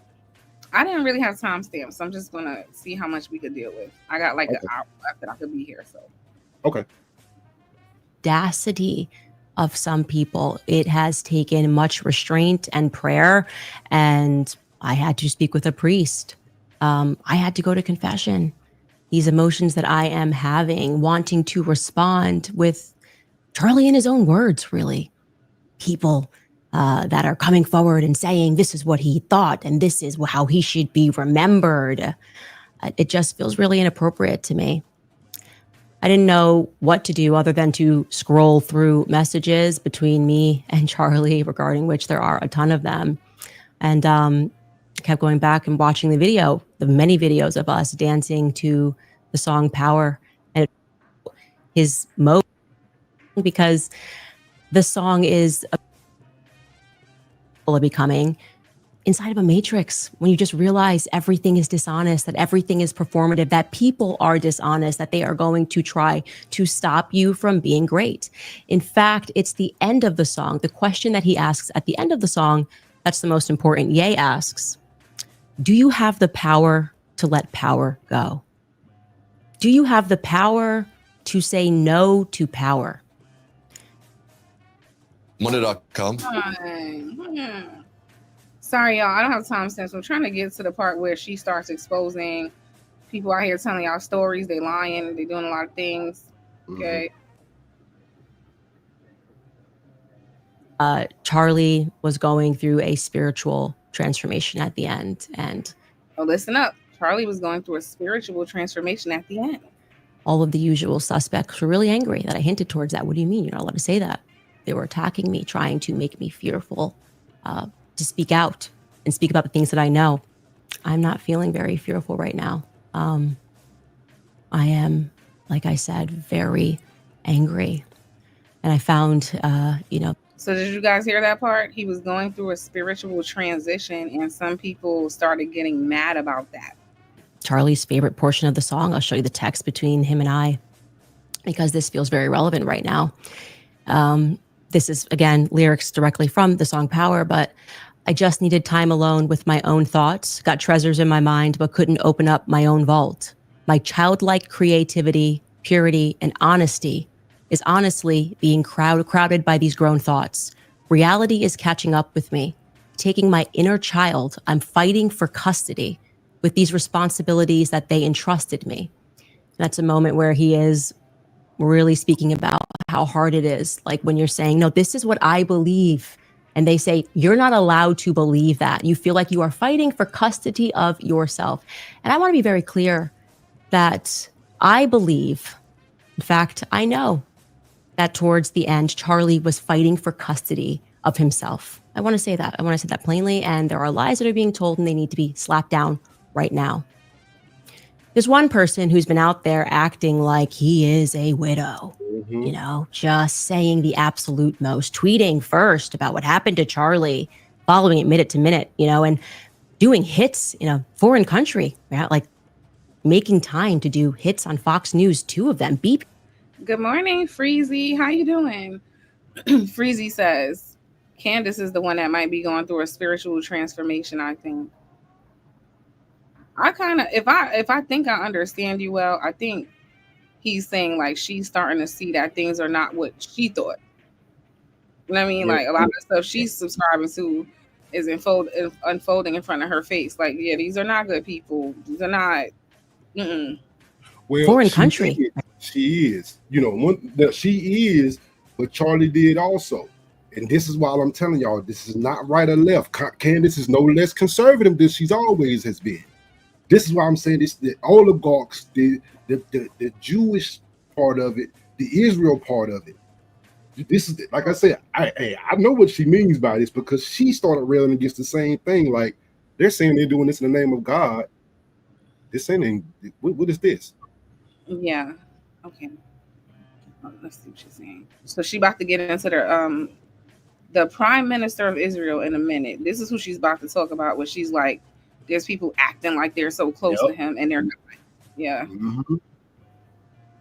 Yeah, like making time to do hits on Fox News, 2 of them. Bibi Netanyahu who's fighting, I think, like an 84 front war, tweeting first. Sorry, I'm going down right now. There's one person who's been out there acting like he is a widow, you know, just saying the absolute most, tweeting first about what happened to Charlie, following it minute to minute, you know, and doing hits in a foreign country, right? Like making time to do hits on Fox News, 2 of them. Bibi Netanyahu who's fighting, I think, like an 84 front war with everyone, made a lot of time for Charlie Kirk. You would have thought they were the best of friends, as close as him and Trump were. But I will say I don't recall Erica mentioning Bibi Netanyahu in her speech. The way he's presenting it is like he was I mean, this is just the worst loss for him, but I don't think that is the truth. In fact, I know for a fact that he is misrepresenting some things that happened there towards the end. So let's at first listen to what Bibi Netanyahu just one day, less than 24 hours after Charlie died, what Bibi Netanyahu had to say on Fox News. Okay, so are you guys keeping up? She's mad at the Prime Minister of Israel because he's getting up, she said, minute to minute on Twitter following the assassination of Charlie Kirk, acting like they were BFFs. She's like, aren't you fighting a war? How do you even have time for this? You done been on Fox News twice already. And she said, I know for a fact he is misrepresenting some things. So she's saying he's lying, okay, and using Charlie Kirk's death for whatever his own interests are. But let's hear it. Take a listen. We're just heartbroken.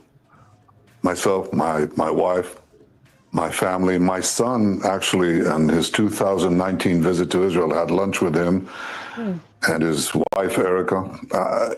We're shattered first as human beings because a great human being has been taken from us. Was an extraordinary friend. He said, he wrote me a letter on May 2nd this year. He said, one of my greatest joys as a Christian is advocating for Israel and forming alliances to defend Judeo-Christian civilization. A few weeks before the tragedy yesterday, I called him and I spoke to him and I said, please come to Israel. I invited him to Israel. And sadly, that visit will not take place. But he was a defender. He said, one of my greatest as a Christian is... But now hold on. But this is what Bibi's saying. Bibi's saying this. Right.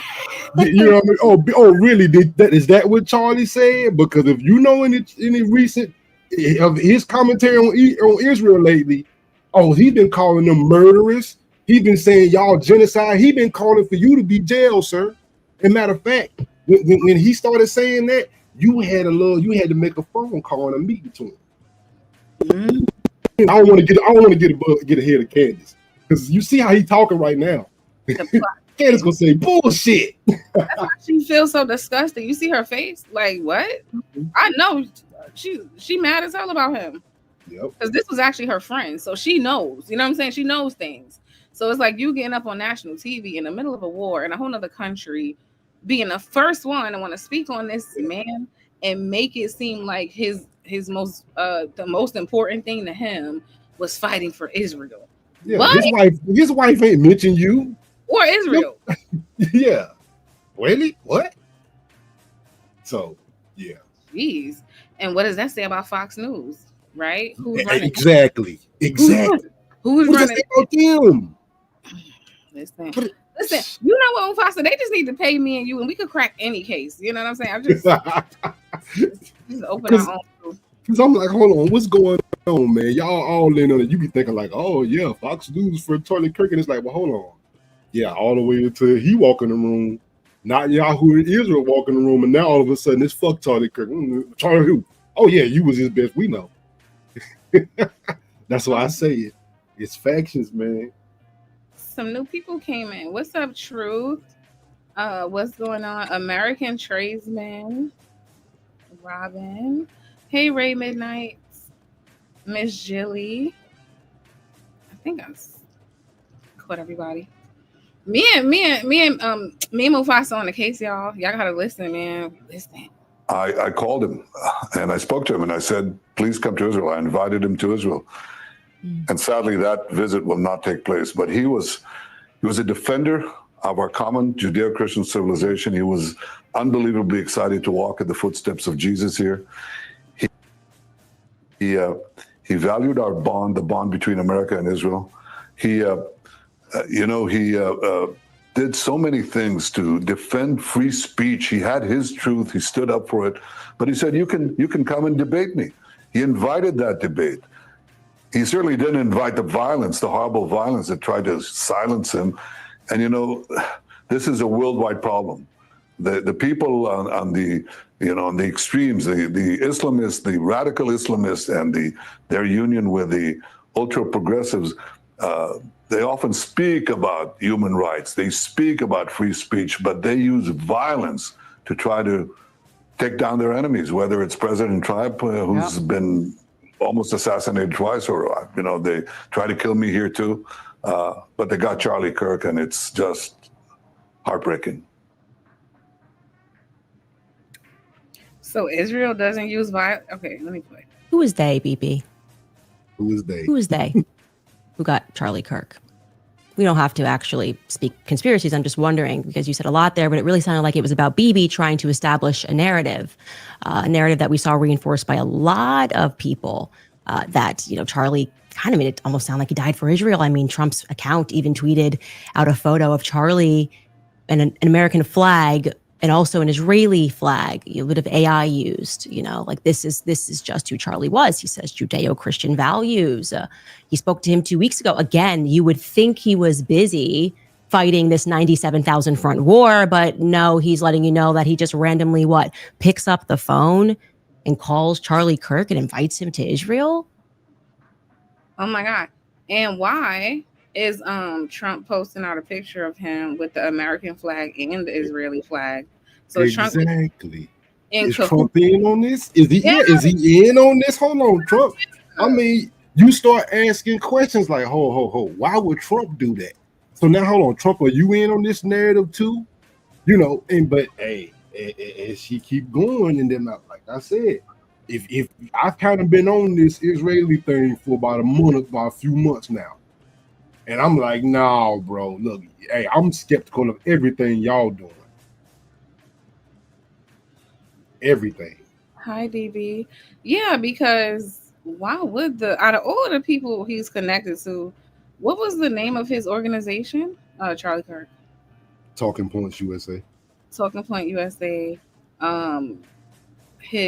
even Candace Owens. Why would Fox News have the prime minister of a whole nother country that he's not from, that he doesn't represent, being the first person speaking on his behalf? And then the president goes behind him and puts a picture with the U.S. flag and the Israeli flag. So, like she's saying, it does. She said, "It's damn near like you making it seem like he just died for Israel. Like, stop trying to make this about y'all." But when you look at the AIPAC and when you look at the Israeli money in the American government system, when you look at the things that Trump does foreign policy wise, you realize we're owned by Israel. Absolutely. See, this is why I said this is a bigger issue. Y'all keep going right or left. Oh, somebody owns the right and the left, and they're calling the shots. And if y'all don't want to look deeper, keep on fighting each other. Keep on thinking it's y'all fighting each other as Americans. Oh, it's somebody pulling the strings to all y'all. And if you look deeper, you'll see it. It's right in your face. The people who killed Jesus, but I digress. Okay. In the Bible, I'm just saying, it's looking real familiar, you know.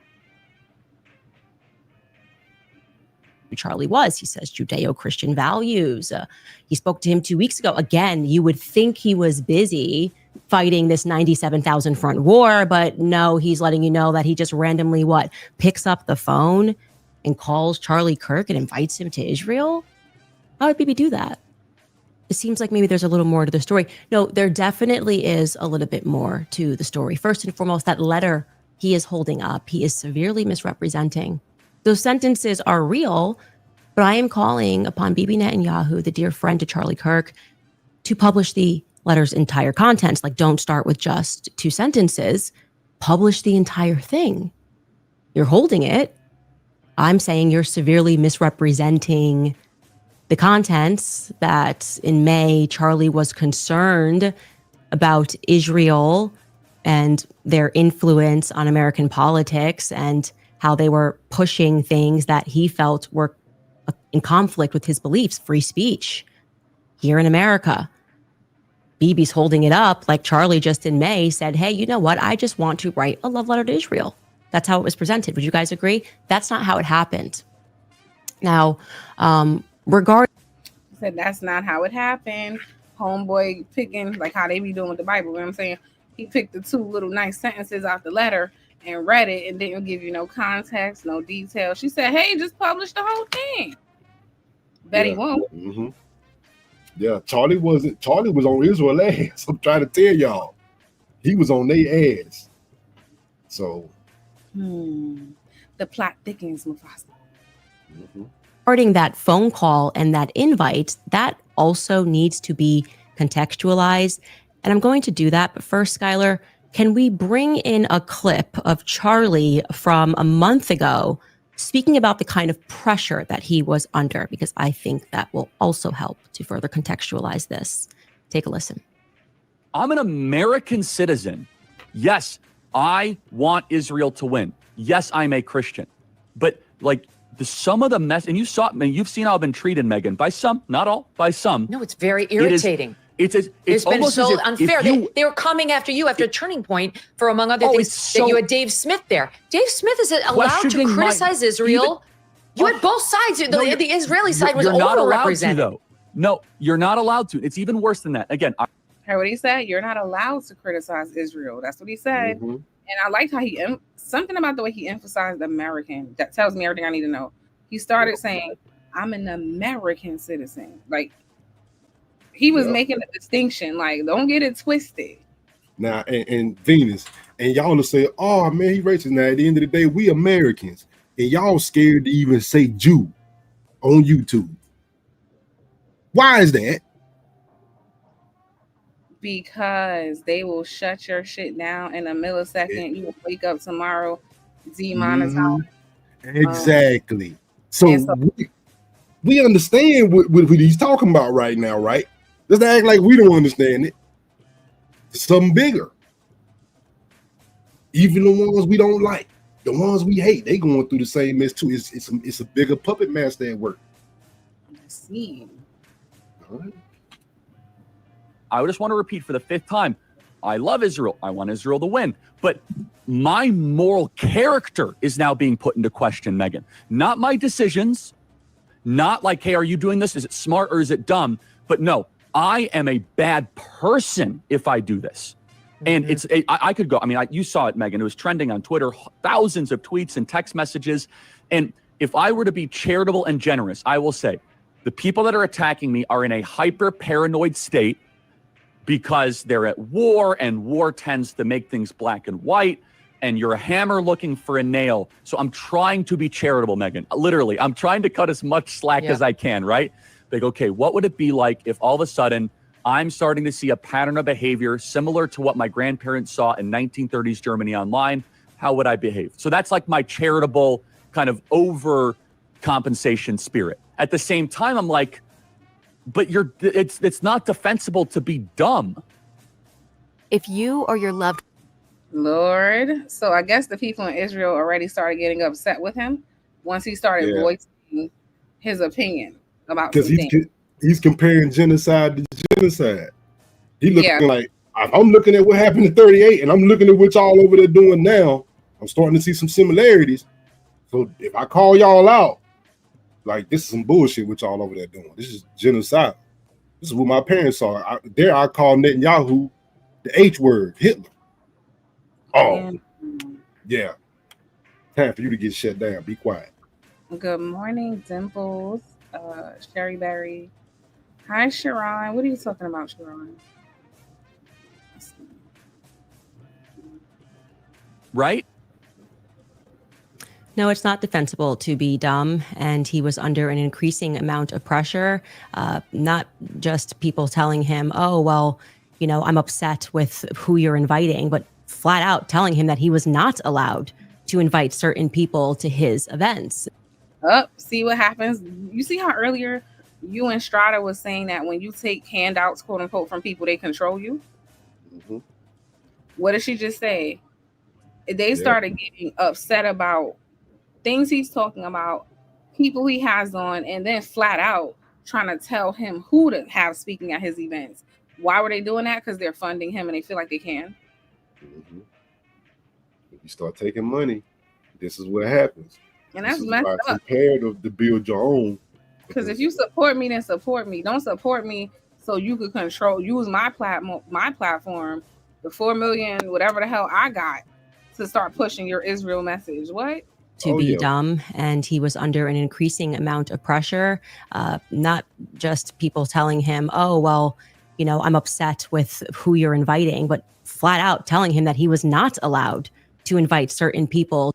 That's like if your show blows up right now, Mufasa, and then your sponsors start telling you you got to have certain people on your show. Yep. That completely you don't agree with. Got a whole different message. And you better not say what you've been saying, like kind of ease up on the criticism and what you've been saying. And yeah, that person, they kind of anti-Israel, don't invite them on the show. You know, this is what happens when you start taking money. This is why I say you got to find a way to build your own, because you beholden it to whoever you took money from. So Events, they were threatening to pull out money. Charlie was getting a lot of really nasty text messages, and many of them pertaining to Tucker Carlson. So they was threatening to pull funding. And Candace Owens, but Tucker Carlson was really the focus when it came to America Fest. How could Charlie allow these debates about Israel to take place? How could he allow Dave Smith, who, by the way, is Jewish, how could how could Charlie allow this other position to meet the stage? Because obviously when people start to hear the debates, what Dave Smith is saying sounds so rational, but it was up to Charlie to not allow those things to happen. And that amount of pressure towards the end, as you see that conversation he had with Meghan was just a month before he lost his life, really, I would say, reached a pinnacle of sorts on the matter of what Tucker Carlson actually said on that stage. Tucker Carlson, while he was on that stage at Turning Point, brought up Bill Ackman. Bill Ackman is a billionaire. Obviously, he is also an extremely litigious billionaire. And Bill Ackman was on Charlie about comments that Tucker Carlson had made on that stage. Tucker Carlson specifically asked the question, where does Bill Ackman's money come from? You know, who is this guy? Actually, who is this guy that has this much influence? And like I said, Bill Ackman was not happy about this. And so I would like to contextualize Bibi. Again, these are things Bibi brought up publicly, which he didn't have to. He didn't have to bring up the letter. He didn't have to bring up the phone call, but he chose to do this less than 24 hours after Charlie Kirk was shot. Personally, Bibi, I would have appreciated if you guys used all of your spyware, you've been spying on us for years, to maybe track down the killer. But I guess this is where you thought it was best to do a little propaganda for Israel would be better than us helping us track down the killer. But anyway, so. Was she mad, Mufasa? Yeah. Yeah, and Dave Ackman. Spyware, you've been spying on us for years. We would think you would use that to track down the killer instead of use this as a way to push Israel propaganda, you know. Oh yeah. You know, and see, hey, Bill Ackman, she on to something right now. You know, hey, you know, when you start talking about these people, who are these people behind pulling the strings that are billionaires? Don't you ask too much questions about them. You get your ass out of here. Okay. Sure. Bibi Netanyahu in that phone call, what took place was a couple of weeks ago before Charlie lost his life. Charlie was in the Hamptons and he had more than one event, but he had essentially what was staged, an intervention was staged by Bill Ackman. Because Charlie's rational thoughts about Israel were a no-no.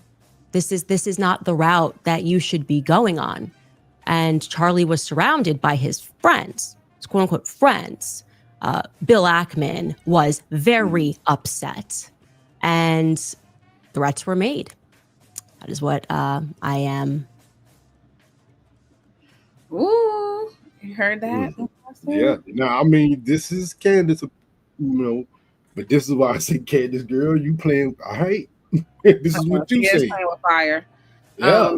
I am told, and according to Candace, Charlie was in the Hamptons a few weeks ago, and there was a staged intervention where they were expressing their issues with the things being communicated about Israel on his platforms. They don't like that. They threatened him. She says they threatened him, and were very upset. And then threatening to pull money, all type of stuff. So I feel like we're solving the case, okay? Yeah, but see, but most people say, well, why in the world are we talking about Charlie Kirk? He's not even that big. It's part of the propaganda arm. This should let you know their hands is in way bigger people than you think. Because you don't know who Charlie Kirk is, and all of a sudden he's meeting with all of these leaders and people. What do you think some of the people you listen to? You don't think that they hands in any of them people? You think they just getting interviews when they want to come down here?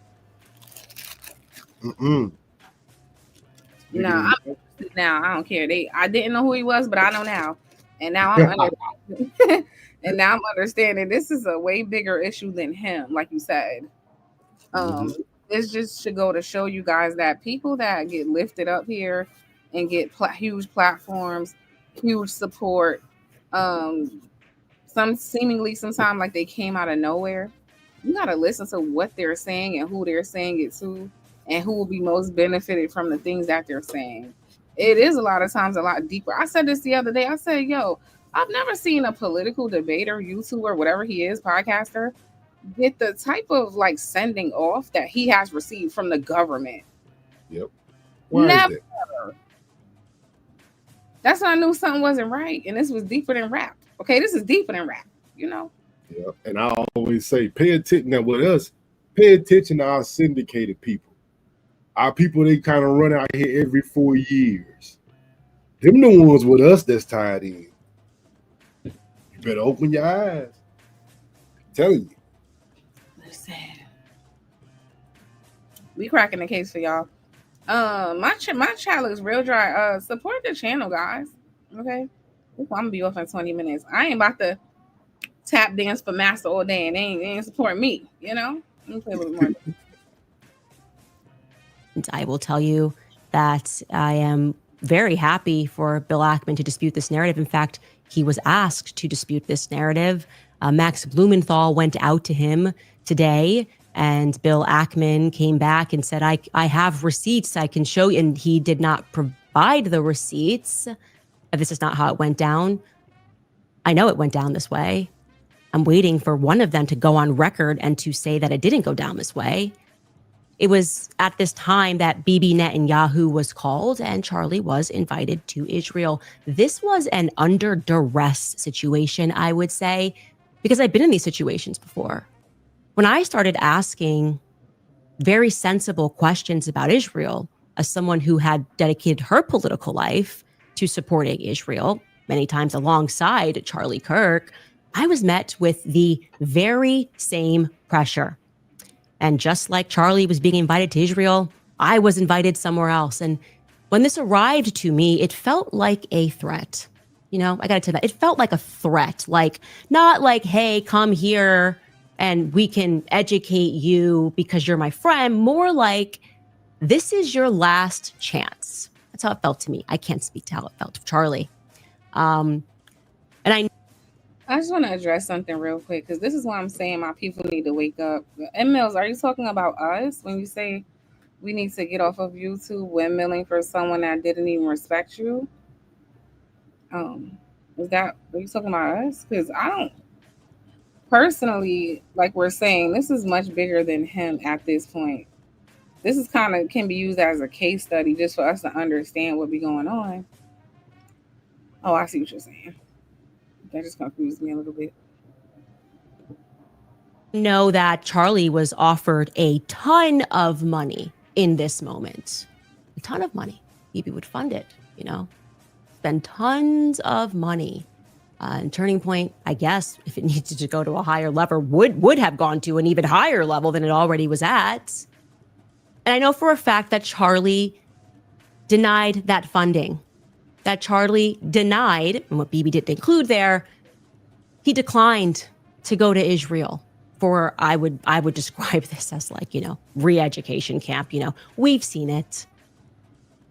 Oh, so they told him to come to Israel for re-education camp, okay? Yeah. And she's saying the prime minister of Israel offered some big money. And Charlie said, no, thank you. Return to sender. Your card has been declined. Your service is no longer needed. Yeah. And see, one thing we better realize is that something like this happened in 2016. And I ain't talking about the presidential election. Because if y'all can remember Donald Trump, he ain't say nothing about that he was a judo or practiced Judaism before 2016. He just mysteriously converted in 2017. Took a trip to Israel, and all of a sudden, he just converted. Look it up. Damn. But did she just call it re-education school? Or what is it? Something? Yeah. Sometimes you got to come over here to see us, and we got to re-educate you on where you need to be at. They call it MK Ultra, mind control. But they sit you down in a chair and tie you up, and then they put the images over and over and over until you can't think no more, and then boom, you're just a new person. Mm-hmm. Yep, it's been some black politicians that took over there too. oh yeah, Mr. Booker. Mr. Booker, Cory Booker. Yeah, you done went over there, huh? Ain't you? Never mind. Let me stop talking about this. Oh yeah, they in everybody's pocket. Oh, they gonna get it. Damn, y'all. Oh, okay. Let me see. There, he declined to go to Israel for, I would describe this as like, you know, re-education camp. You know, we've seen it. Oh, re-education camp. So when you come to the camp, we re-educate you, Mufasa, okay? Mm-hmm. You made an uh-oh, but we can help you. You know, we just need you to come out to Auschwitz and take a picture. Yeah. We just need you to come to the Holocaust Museum and take a photo. We just need you to go to Israel, and we can make this better. Charlie said no to Bibi. Okay. Bill Ackman, if you would like to dispute that, I would love to hear what you say happened, because our sources and what we have, it's solid. Okay. There were conversations that took place, messages that were sent at that time, and they are solid. So I decided Another person that was there, and I am not surprised this person was there if you've been listening to my show, Seth Dillon. I was going to talk to Seth Dillon, and I decided to message him last night about this Hamptons meeting. And Seth Dillon, who is normally very quick with a response, has not yet been able to respond. I'll show you this text message chain. And I want to be clear, I am not someone who normally publicizes text messages.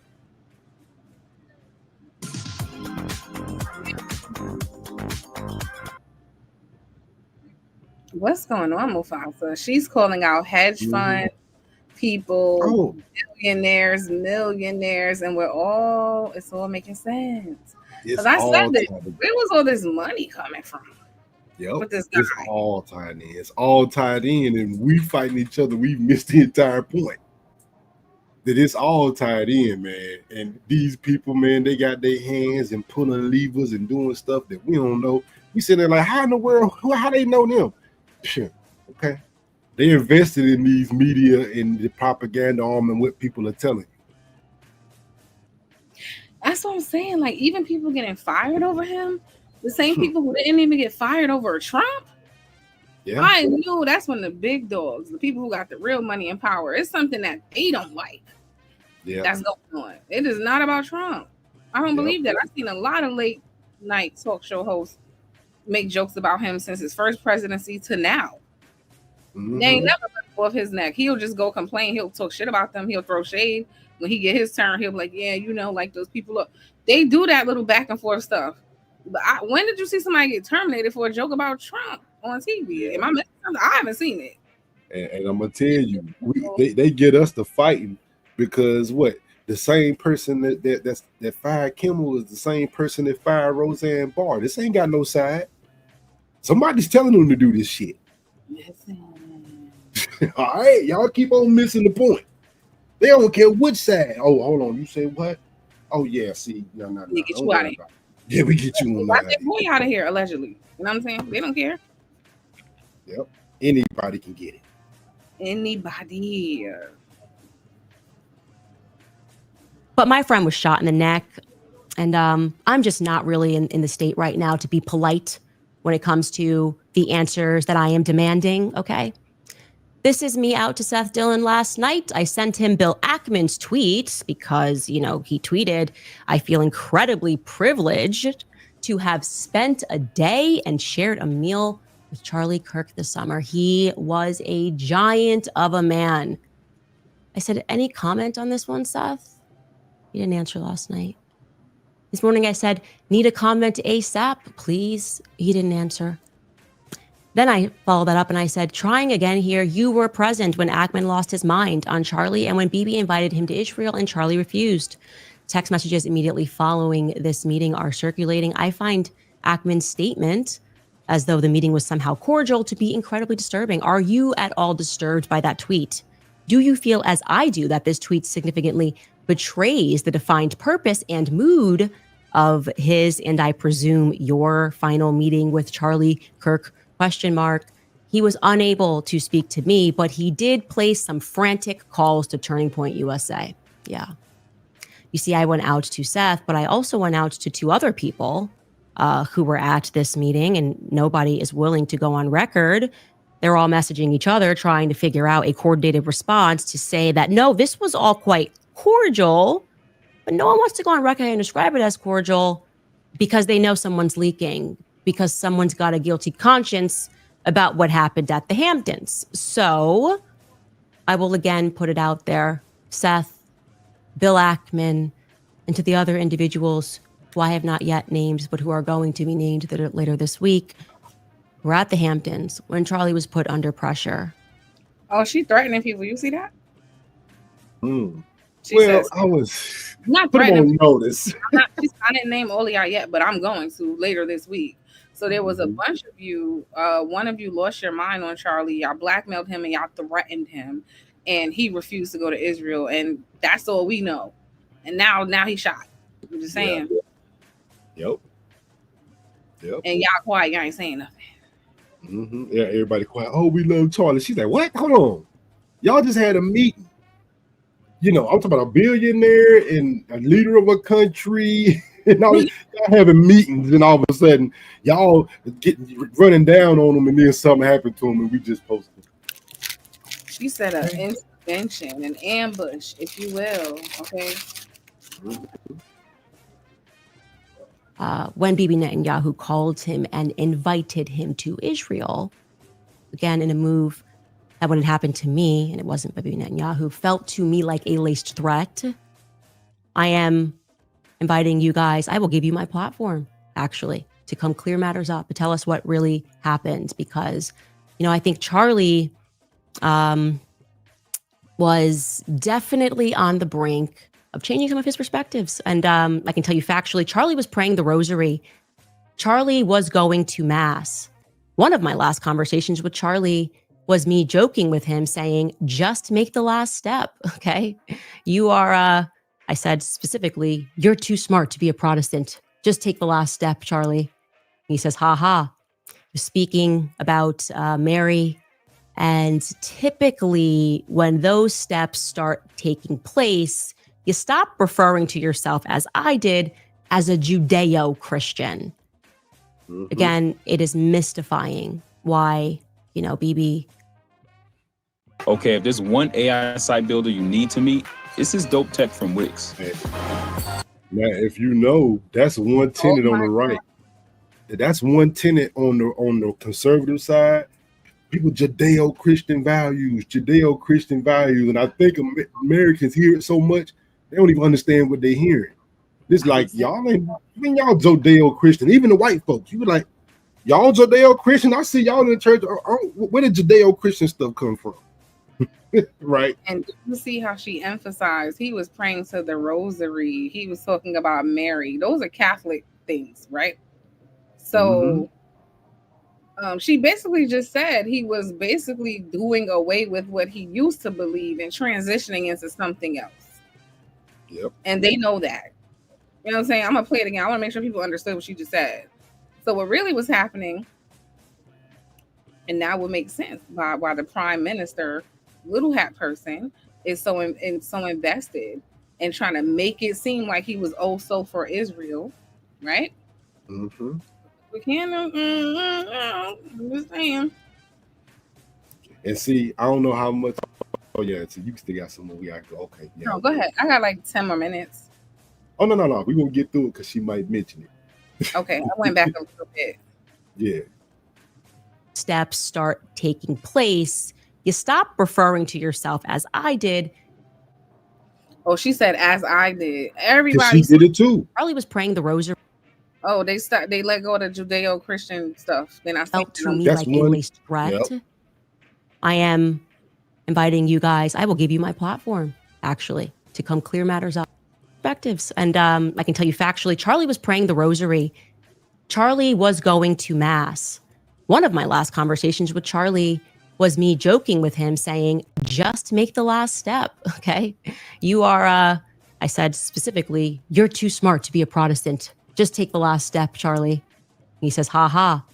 Speaking about Mary. And typically when those steps start taking place, you stop referring to yourself, as I did, as a Judeo-Christian. Again, it is mystifying why, Bibi was out there doing the absolute most to make sure that Charlie was basically remembered as, I would argue, like a Jew, has not been yet mentioned. I didn't hear that. Erica was very clear that Charlie was a Christian, and I believe Charlie obviously was very much a Christian, and that things are not being told truthfully. In fact, I will also call upon, since we're having fun, Turning Point USA to release the audio of what Charlie Kirk, because I was in communication with Charlie at this time, because I knew exactly which donors were pressuring him and why, exactly which people, that they were insisting Charlie allowed to speak at his event and why, when Charlie did not necessarily want those people to speak at his event, okay? I'm calling upon Turning Point to release the footage of what Charlie said to Tucker Carlson before he hit the stage, before, all of that craziness and the response to Tucker Carlson's remarks played out. Charlie was mic'd. surely Tucker Carlson was mic'd. I know Charlie's mic'd the entire time at those events. So I'm asking for everyone to just release Charlie in his own words. I feel like that's pretty fair, right? Let's stop saying how Charlie felt. And instead, if you're going to hold up the letter, release it in its entirety. Okay? Why don't you release your messages, Bill? I'll release mine. Let's all just be very forthcoming about what took place. In fact, I'm calling upon Tucker Carlson to speak about that. I know what Charlie said to him, and I'm sure Tucker Carlson won't lie about it. What did Charlie say to you? Dave Smith, what did Charlie say to you? What was Charlie? Did he seem like he was treading in a direction? Like, do we feel like what Bibi is saying is honest, a representation of what Charlie was going through? This is what I want. I think that the thing that we need here, sunlight is the best disinfectant. Now, does all of this mean that Bibi Netanyahu and that this somehow proves that Israel was involved in the assassination of Charlie Kirk? No, we have no evidence of that. We can't say that because there is no evidence of that. But I don't like little lies. That's what I will say. Something that I always say in my household is. So she kind of alluded to it. That's all I'm gonna place right now. If I could come back and the next time, I'll try to get through it. Maybe depends. I just got a lot to do, y'all. I'm over here debunking the lies on FBA. I'm tired of them. That's my mission. What's up, Pastor? Oh no, this is one thing, and I think Candace, she's digging at something. And one thing that you gotta understand is that Charlie's relationship with them hadn't been the best. If y'all know Tucker Carlson, he's been railing against Israel too in the war. And it's like when we think about the propaganda arm, we need to rethink about, think about mainstream media and all of this. And now, since Charlie Kirk, this is what I want y'all to go do. We go ahead and research who's the head of Talking Points USA, who was stepped in to do his show temporarily. See what they think about Israel. Turning Point USA. And are they for or against? Well, Charlie was starting to change his mind against, but they just got somebody who's really very pro. Do you think that's a coincidence? Candace better get ready. Her fight just started. Oh yeah, her fight just started. Oh, so now the person who is taking his place is 100% pro-Israel. 100%. So I'm like, oh, Candace, you better get ready. At least he's saying, oh, it's temporary. I'm just doing the show until, But Ben Shapiro, yeah. But is Ben Shapiro who's in his place? Yep, he the one doing the show. I'm filling in for Charlie. You pick him the most pro-Israel guy. I'm thinking like, oh man, I know Candace is going crazy right now. Yeah, it's a wrap. Only reason I was just thinking this, I think she's so bold because whatever dirt and information she do have, I'm sure it's somewhere set aside for in case anything happens to me. That's what I would have had, a hard drive in 20 different places. Y'all gonna take me out. Guess what? Y'all all going down after that, okay? Yeah, and see, it was fine long as she was coming after the political left. But while she was over on the right, she seen some stuff happening like, whoa, what's this right here?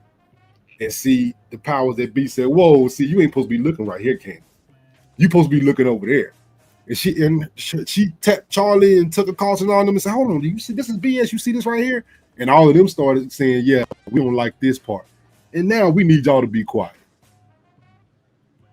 This is why I say, it's bigger. This is bigger.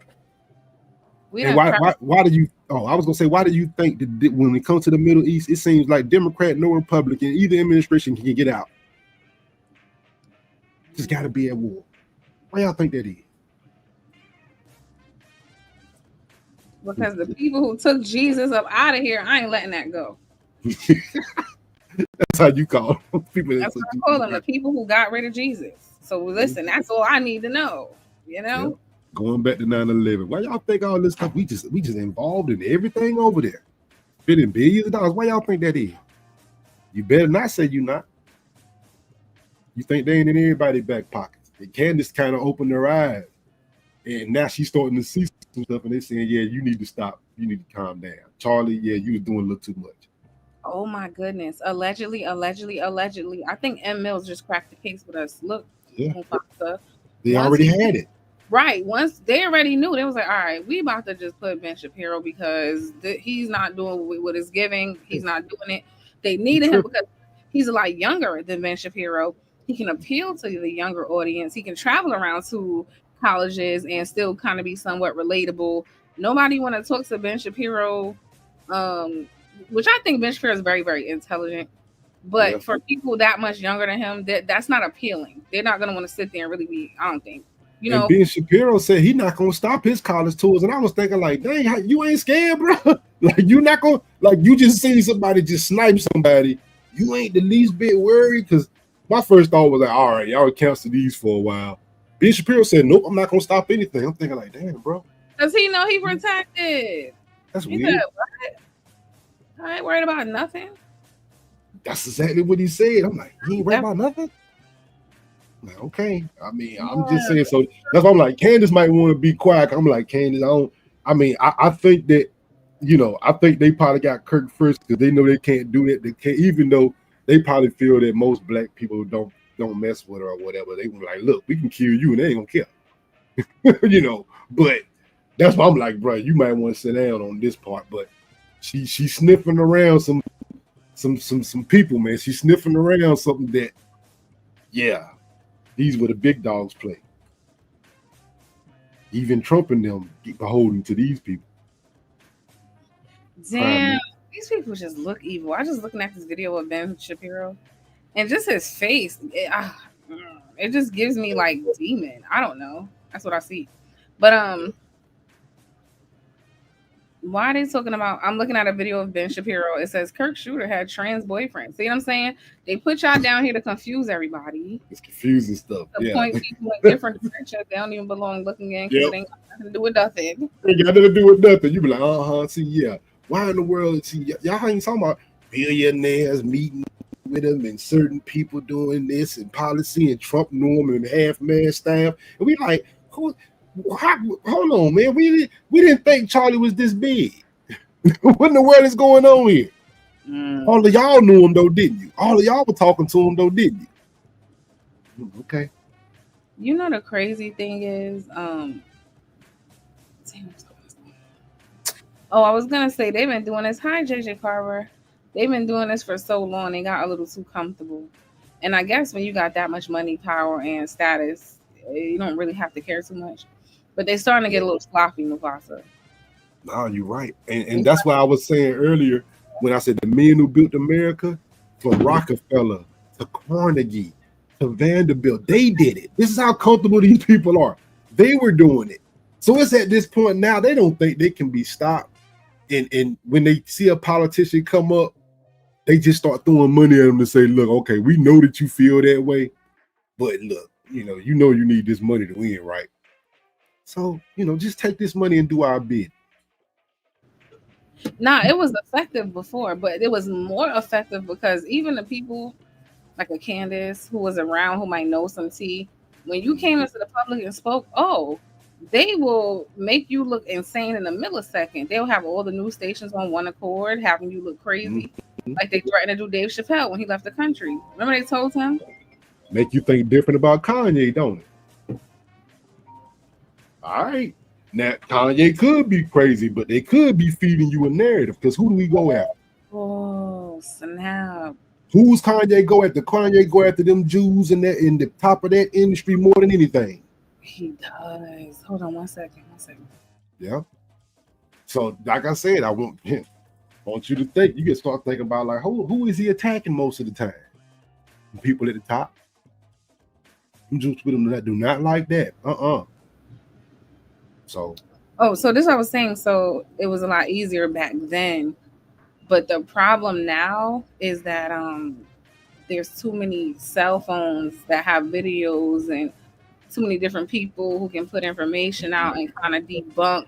Like it was a lot easier for them to do this stuff before the digital age. Like tell us anything. We knew it was a lie, but it's like kind of nobody's talking about it. The news is saying this. The witnesses just disappear. And it's hard to control us. You're right. Yeah. It's hard to control what we hear. because of platforms like this. We hear so much different things. It can be on TikTok or Instagram before they snatch it down. You know. So you're right. Before it was only what 3 or 4 news stations in the papers. You can control the masses. So thank you for hosting the show with me. I appreciate it. Impromptu. Do you have any final words? Nah. Hey, man, great show, Venus. As always, just want to come up here and chop it up with you. You know. But yeah, man, I just want to challenge everybody, man. Think deeper. This morning what they tell you. Hey, Diva. Okay, so what time's your show tomorrow? I plan on doing about 8 in the morning. You said 8 a.m.? Yeah. Okay, I gotta work early, so I'll be up. What's the show about tomorrow? It's pretty much like I said in the strand of this, we're gonna talk about free speech. You know, that's what they coming at you saying, man, this free speech. And now and they've, you know, the old saying is never, the whole political saying is never let a good crisis go to waste. So what they gonna use this Charlie Kirk crisis is in terms of what we need to pass. And you will already see that Donald Trump has kind of made this pivot. So then you start asking, dang, man, you really care about him, or you gonna use this to push something that you want? But you know, we're gonna talk about them all. But they all politicians, you know how it goes. Yeah, somebody was saying that somebody that Candace said was at that meeting was like accusing Trump. I think somebody said it. Trump is using this Charlie Kirk situation to trample all over free speech. The Jimmy Kimmel situation, like he was pressured by the Trump administration to get him out. And these are the same people. And like I said, I'm more conservative. This is the same people that I listen to y'all when y'all railed against the Democrats doing it. Now I'm looking at y'all doing it. And I can't call them out if I don't call you out on your BS. This is BS. Both of you are doing this crap. We getting smashed in from both sides. You saying they're against free speech, and then look what you doing. The same mess, not worse than what they were doing. This is real, y'all. So what do I have to finally say?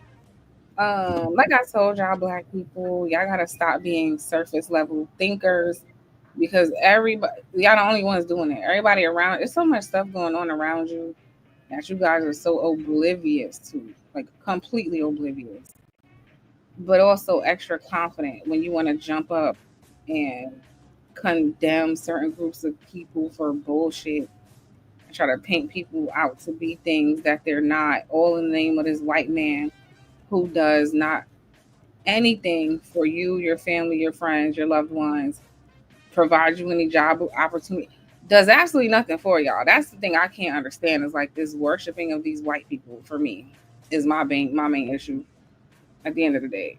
Like, we can say whatever we want to say about this is an interesting story, it's cool, but my core focus was like, why do Black people be worshiping the fuck out of these people who don't give a damn about them at all? Don't benefit them, aren't advocating for anything that is going to benefit you. I don't understand that. About us. We ain't got nothing to do with it. Diva said Candace using the Charlie Kirk situation to try and rebrand herself. Everybody trying to get, you know what I'm saying? Well, how can I get in on the Charlie Kirk? No, I'm playing. I'm just playing. Jews aren't white. What are they? What are they? Isn't that a religion? Well, no, and that's the thing. They classify themselves as different. That's why I said we might want to start paying attention, because they say ethnically Jew, and they don't look at themselves and the white Americans the same. No, that's why I said they don't look at each other the same. So we just group them all and say all white. And it's all the white men doing bad. And that's why I keep saying, which one?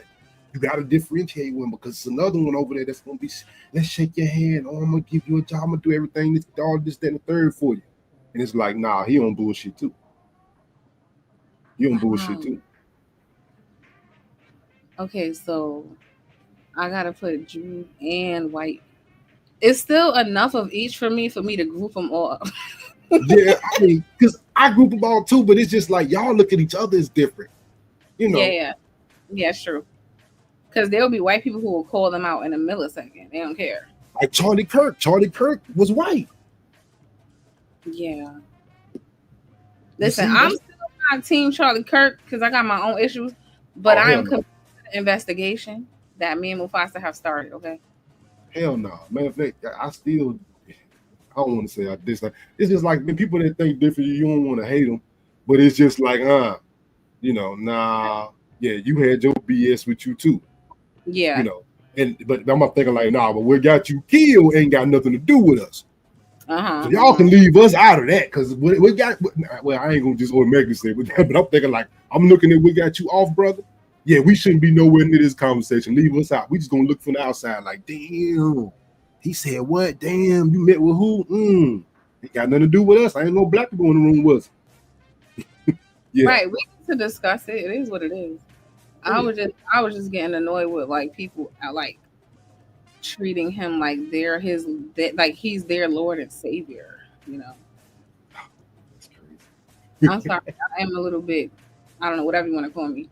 But when I see any black people doing that or anybody who look like that, it's weird to me. Yeah. I think we shouldn't do nobody like that. Trying to get that white Jesus off, right? Oh, but y'all worship a white Jesus. First of all, if you actually read the Bible, when it explains Jesus, it is not explaining a white man.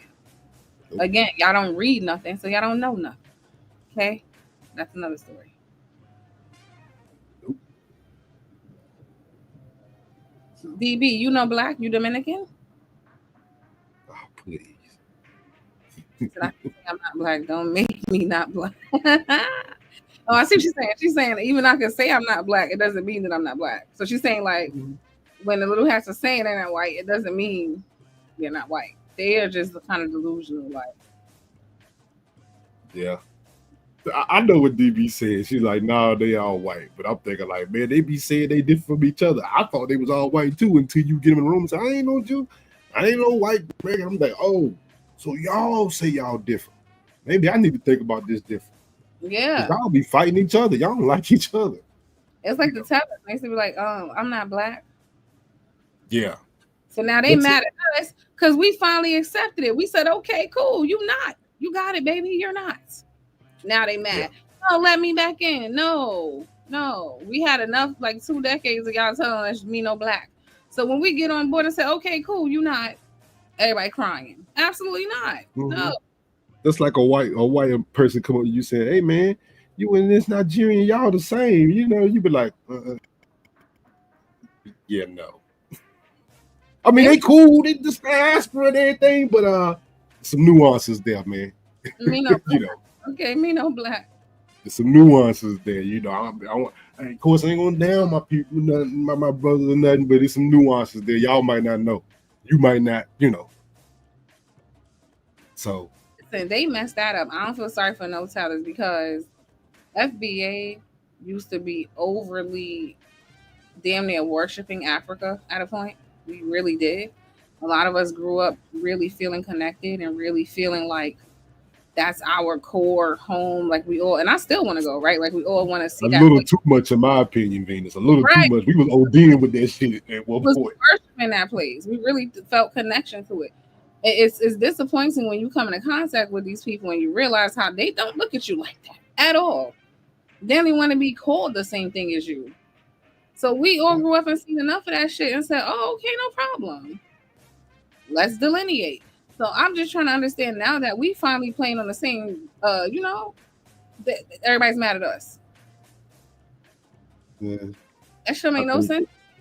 Yeah, I think it's a little bit just because, we influence you. That we worship them too much. A little too much. I think back to the Million Man March days. Like I went to the Million Man March with my pop. I mean, back in them days, man, look, hey, you would think you was in the motherland. I'm like, oh no, bro. Everybody was, I had a dashiki. Okay. Yeah. I had a dashiki. We ain't never been nowhere but in America. You went to New York or DC to get that. And then they told me that's not even the proper prints. Y'all don't know what those prints mean. Yeah, they used to tell us that. Right. I forgot. Yeah, but this is my point, right? They would disparage every attempt when we try to connect. They made it clear like we ain't the same. So I'm just trying to understand now that we say you're right. You're right. We're not. Why is everybody crying? That's the part that's messing my head. I don't understand. Yo, I never thought of that. We did just have a pretty. They were like, man, y'all don't even know what that is, man. You be fair enough. Oh snap! That was you have something. And then it was like, get the fuck out of here. No, we don't want y'all. Damn, at one point we was, man. So just remember, y'all threw us away first. Hence why the fuck we got over here. Y'all literally did throw us away first. Okay. I never thought of that. Because it was like that. It was a point in time we was crazy about that. Kid take call. You know, Tommy O. Martin was wearing it. All sort of stuff, man. We was crazy about it at one point. It is like they want Africans. There was Americans doing a lot of that. You know. Yes, we was all excited trying to. Anytime I seen an African print, low key still now, I ain't gonna front. There's a couple of pieces I want, and I'm gonna get them, and I don't give a damn what y'all say, and I'm gonna wear them. But anyway, it's fashion for me. I don't care how you feel about it. But PhD Diva says what they didn't tell you is that they were too ashamed to wear their own African prints until they saw you doing it. Damn, never thought about that either. Was over here hiding in plain sight, wanting to fit in, wanting to seem African American. They didn't want nobody to know. We start rocking the shit just for fashion. Okay. Now they feel comfortable. Yep. Put that kufi on with them J's. It's what niggas is on. You know what I'm thinking about right now? If I still got it. Damn, I gotta play it for you. Them Philly cats, man. I was just driving by this neighborhood. They had this little cheap boutique store with the little African prints that's probably all wrong. But the dress was cute, and I'm going to spin the block and get it. Yeah. I don't give a damn. They be like, oh, you from Nigeria? No, I'm from New York. Nobody don't ask you nothing like that. They can be Say, no. I care. Yeah. I mean, but I guess at this point you can go over there and you can see them, you know, dressed in our shit. You know what I mean? Like all there on campus or whatever with the team. This. Look at what he got on, Mufasa. Look. Oh my God. The mother of Mecca is right here before me. Do my eyes not deceive me, or am I looking at the goddess Isis herself? Can you do me a favor, my brown skin angel? Can you tap that white girl for me? My milk of magnesia. Oh, after the devil made you, he broke the mold. Oh God. Really? That's what came to my head. That damn dashiki, man. I don't know. In the hat. Do you notice that every time the 90s films had one of these super conscious brothers, what did they put him in? What did they put him in? Always, man. Like the first pro-black movement, they was wearing the dashikis, man. Like you said, every one of these movies was always a conscious brother. Always a conscious brother, yo. You know what I mean? And it's like they had a little bit of the Malcolm X strand to them, but you might catch them in the dashiki or something. You know. And the funny thing is that was us really, if you think about it. We were affiliating the conscious pro-black people with Africa. It was a positive affiliation. See what I'm saying? Yeah, because they were always the one like in Minister Society. The old boy was a Shabazz, whatever his name was. He was always the positive one. Nah, brothers, let's not do that. Nah, brothers, let's stand up and fight. Let's stand up and create our own, brothers. They were always the brothers, the voice of reason. Think about how we viewed, you know, a lot of them. It wasn't negative. Exactly, but we didn't view them negative. It was heartbreaking for us to find out that no, we were in a one-sided relationship and we broke up now. How you put it? It's one-sided, Mufasa. They didn't see you the same way. Am I lying? No, we was holding them to the highest regard, and they was like, no, I'm not black. What? Ew. Now, I will ask you a question. Now, that was kind of from the motherland perspective. Do you think that same thing is the Caribbean? Yeah, same Should we shit. separate it, or should it be the same, one and the same? It's the same. Listen, a tether is not anyone who's not from here. Tether is a negative term used on purpose for people who disparage us. That's only who it's for. You could be from anywhere. If you're not one of them, you ain't one of them. But no, I kind of similarly grew up, in Brooklyn, went to school with a lot of them. I just know what I know. And they have told me, like, my whole life, like, oh, I'm not black, I'm from Trinidad. I'm not black, I'm from this. I'm not black, I'm from that. And then somewhere over the last, like, 5 years or so, it got cool to call yourself black. So now people are calling themselves black. Yeah, you're right. But they was not. They were being very clear on, I'm not what you are. And this is my thing. There's nothing wrong with that. That's fine. Why are they upset now that we finally caught up and we were like, okay, you're right. We want to be our own thing over here. Why are they mad? Do you know? Man, I don't look. Upset them. They didn't think about how that would be upsetting to us when they were delineating all the time. They didn't care. So now that we just want to be like, okay, this is our little group. This is what we want to do. And Diva said, drop them.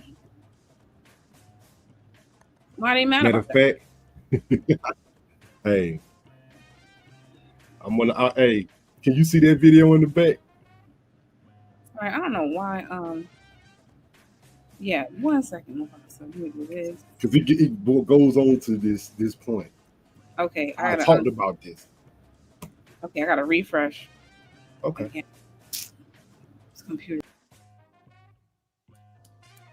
Yeah, man. Since we talking about this part, that I kind of run this by y'all since we own it. Because, you know how they always say, y'all ain't got no culture. That's what they tell us. Y'all ain't got no culture. And it just, I ran across something that just irked the hell out of me, dude. It did. But, hey, Diva. Hey, Diva up here. Feel like they educate me. What Vina You feel. just went? You should know. You were born and raised here. Yes, but I have a. Are you African American? They have no culture. It depends on who you meet, where you meet them. But currently, there's not an African American culture. No. Yes, there is. What is it? Name 2 value systems in the African American culture. Value system? Yes. Name 2 taboos in the African American culture system. Name 2 traditions, by the way, in the African American culture system. There is no value for freedom if you don't understand what it is. The concept of free. You have to have a foundation on which it would balance when you ask for it. Civil rights, they give it to you. You have no culture. Nancy, you've been here, born here. Why would you be surprised if I say African Americans don't have a culture? What, twerking? So anything but I feel like African American culture has definitely you say mainstream. No, you say the word, the African American culture. What is it? Okay, fine. Like hip hop. Oh, not Jesus hip hop. I mean, I don't want to. Yes, I feel like you haven't thought about it. It's fine. Don't make things up. I'm not making it up. Okay, I feel like then educate me. You feel. You should know. You were born and raised here. Yes, but I have a. Are you African American? I'm Haitian American. That's correct. And that's number you one. You see why you were being specific with that? Because that's number one. You're Haitian. I That's was number gonna one. say that they love asking people. She's not a Black American. No, like this she's not. Right. She's not Black American, and it's like you made all that soliloquy, and then you made it to a girl who's not even African American, nobody who's not even African American. This don't even make sense. Yeah, but let's not front. If he had asked a lot of Black Americans, they wouldn't be able to answer those questions either, right? They wouldn't be able to tell you what are 2 taboos in Black American culture, what are 2 traditions in Black American culture, even though they act it out every day. No. Right. But, go ahead. This was the same man who sat up there and said, oh, well, in Africa, because he's from Benin, we were too ashamed to wear our tribal clothes or to wear dashikis or tribal prints. We was dressing up in Western clothes. We were too ashamed to do that until we saw y'all doing that in America, right? He also said they was going and you know, getting all their hair cut off at the barbershops until they saw Black Americans growing afros, and then they started growing afros. And the same thing today, right? You go over there now and you see them bitches with badly laid edges, right? Baby hairs. They trying to do baby hairs over there. Africans trying to do baby hairs. Right? And so there's always this process of emulating, huh? No, I said when they know them stiff at, and then I stop. Absolutely, right? Because they really don't even have access to the products that they need to do it well.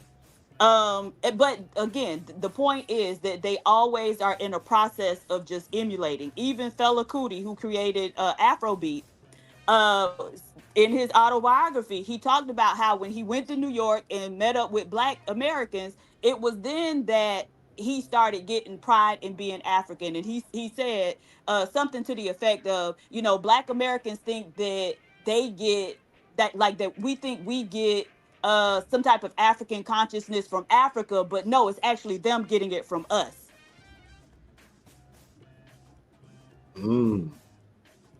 That's interesting. I mean, and like I said, I also believe that. I think a lot of emulation going on. But and then I want to ask them a lot of times, I think you're gonna get to, it's like, well, what is African culture other than your dance, what you wear, your food? And I'm thinking like, yeah, I think that we have all of that. Right. But so even a more important question is, what's the purpose of culture? Right? So culture is supposed to be an adaptation to your environment. And so it's supposed to help you conquer your environment or be able to thrive in your environment. And so they got all these traditions that they've been doing for 1,000 years, but it ain't helped them none. So their culture is effectively useless because they still over there, you know, living in very rough conditions with little to no infrastructure in many places, right? So their culture hasn't helped them overcome their environment or adapt to their own environment. So PJ was naming some things that I'm assuming Black people are. Yep. Yeah. Yes. Open heart surgery, light bulbs, GPS, home security, blood banks, traffic lights, clothes, natural medicine, and the list goes on. Black Americans created that. This Okay, is what but I've so been. if we, I'm Oh, sorry, go ahead. go ahead. No, No, go I was ahead. just going to say, if we put that into the language that he was using, and this was my point about we act it out every day, we may know things, but most of us wouldn't have been able to answer the questions that he was just asking, right? So if we put what PJ said into the language that he was using, what would we say? Okay, so he asked for two values of Black American culture, right? Everything PJ just laid out is innovation, right? Right. Yes. Because they created all. So our two value systems of our culture, one of them is innovation. And then we got, you know, many others, right? It might be freedom. It Education. might be equality, education, certainly, right?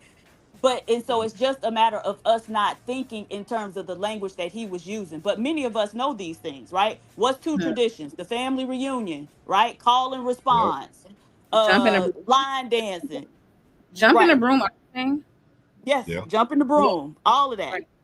But and so it's just a matter of the language that he was using, and that's why he was using that type of language, so people wouldn't be able to put it into words. Because even if he had asked her that about her Haitian culture, I'm pretty sure she would have been stumbling and stuttering the same way she was, right? And then the other thing is this dude is just trying to get in on that right wing grift. But he was, because he mentioned like, oh, well, they don't have a language. And then he said Ebonics ain't a language. But then he told her, oh, well, if people know you from Haiti, then they know you got a language. That's Creole. Yeah, Creole. Creole is the same, is the French equivalent of Ebonics. Yeah. And you right. I was gonna mention it because he said that he was like, oh, you talking about the Haitian culture, you got Creole. I'm like, whoa. That's French. Creole is French. Right. So it's like, Ghetto hold on. So French. yeah, so we're giving them credit for making Creole, but you won't give us credit for AAV. When everybody across the world uses AAVE now, right? As a matter of fact, people don't even can't even express themselves without using our language. So the thing though is I like seeing people like him because I want them to understand this is why we don't fuck with y'all. This is why. Like you are just disrespectful as hell. And so don't cry when we tell you you're not one of us, because you're not. That'd be my thing. It's like they all be bold enough to do this, but then the same people who be sad as hell because you don't fuck with them. Why would we? Yeah. And what's the intention here? All I'm seeing from, I don't know who this is. Y'all seem to know him. I don't know him. But for me, from the 30 seconds I did see, it just seems like someone whose intention is to tear down my group and my culture and make it seem like we don't have one. Yeah. And far too many of you have come over here doing that shit, and that's why we don't fuck with y'all. No, you're absolutely right. And like I said, I'm on, because and he's about to get to a point that I pretty much, want to say is that, when he explains her culture, and he's about to get to it. I'm about to let a little bit more of it play. You can see where he's going. Whole culture. Anybody who encounters you? No. Her culture, like Haitian. Okay, because when he started naming, because when he started naming out Haitian culture, I was like, hold on, we got all of that. It just sounds like you just don't know it. Okay, I gotta step away. I'll be back in 10 minutes. Yeah. So hold on, I'm gonna let the rest of it finish. Already knows you before. If they know you are Haitian, at least two things comes to their mind. What is that? If they've been to Haiti, they can look at work ethics and they say, yes, Haitians, I know them. Service industry, they know where they do well. Food, they can say yes. And even language, Creole. Right. And they can. Now, I heard that and I was like, hold on, what? I was like, because first off, I got Haitians around. Service industry, where he get this service industry for? He said, when you've been to Haiti. Right. Oh, right. And that was you the gotta go important back. qualification. Right. Because I'm like, I live around, like, it's some Haitians here. They service industry. Where you get that from? He mean they clean toilets. Yeah, but even I don't know if that's like anything that you would just see them and just put them like, oh, service industry. Like what? In Haiti. He's talking about in Haiti, right? Because that's why he said if they've been there. Yeah, because all they have is like tourism. But most people don't even work to that degree in Haiti, right? I think a girl from the Caribbean did a video where she basically put the minimum wage for the Caribbean countries and in equivalent to dollars. The minimum wage in Haiti is equivalent to 41 cents an hour in the US. Damn. Right. And so, yeah, what he's saying is people see you, cleaning and whatnot when they go to Haiti. They see you serving other people, trying to pick up their bags and tote it to the Uber so they can give you a few cents. This is what he is saying.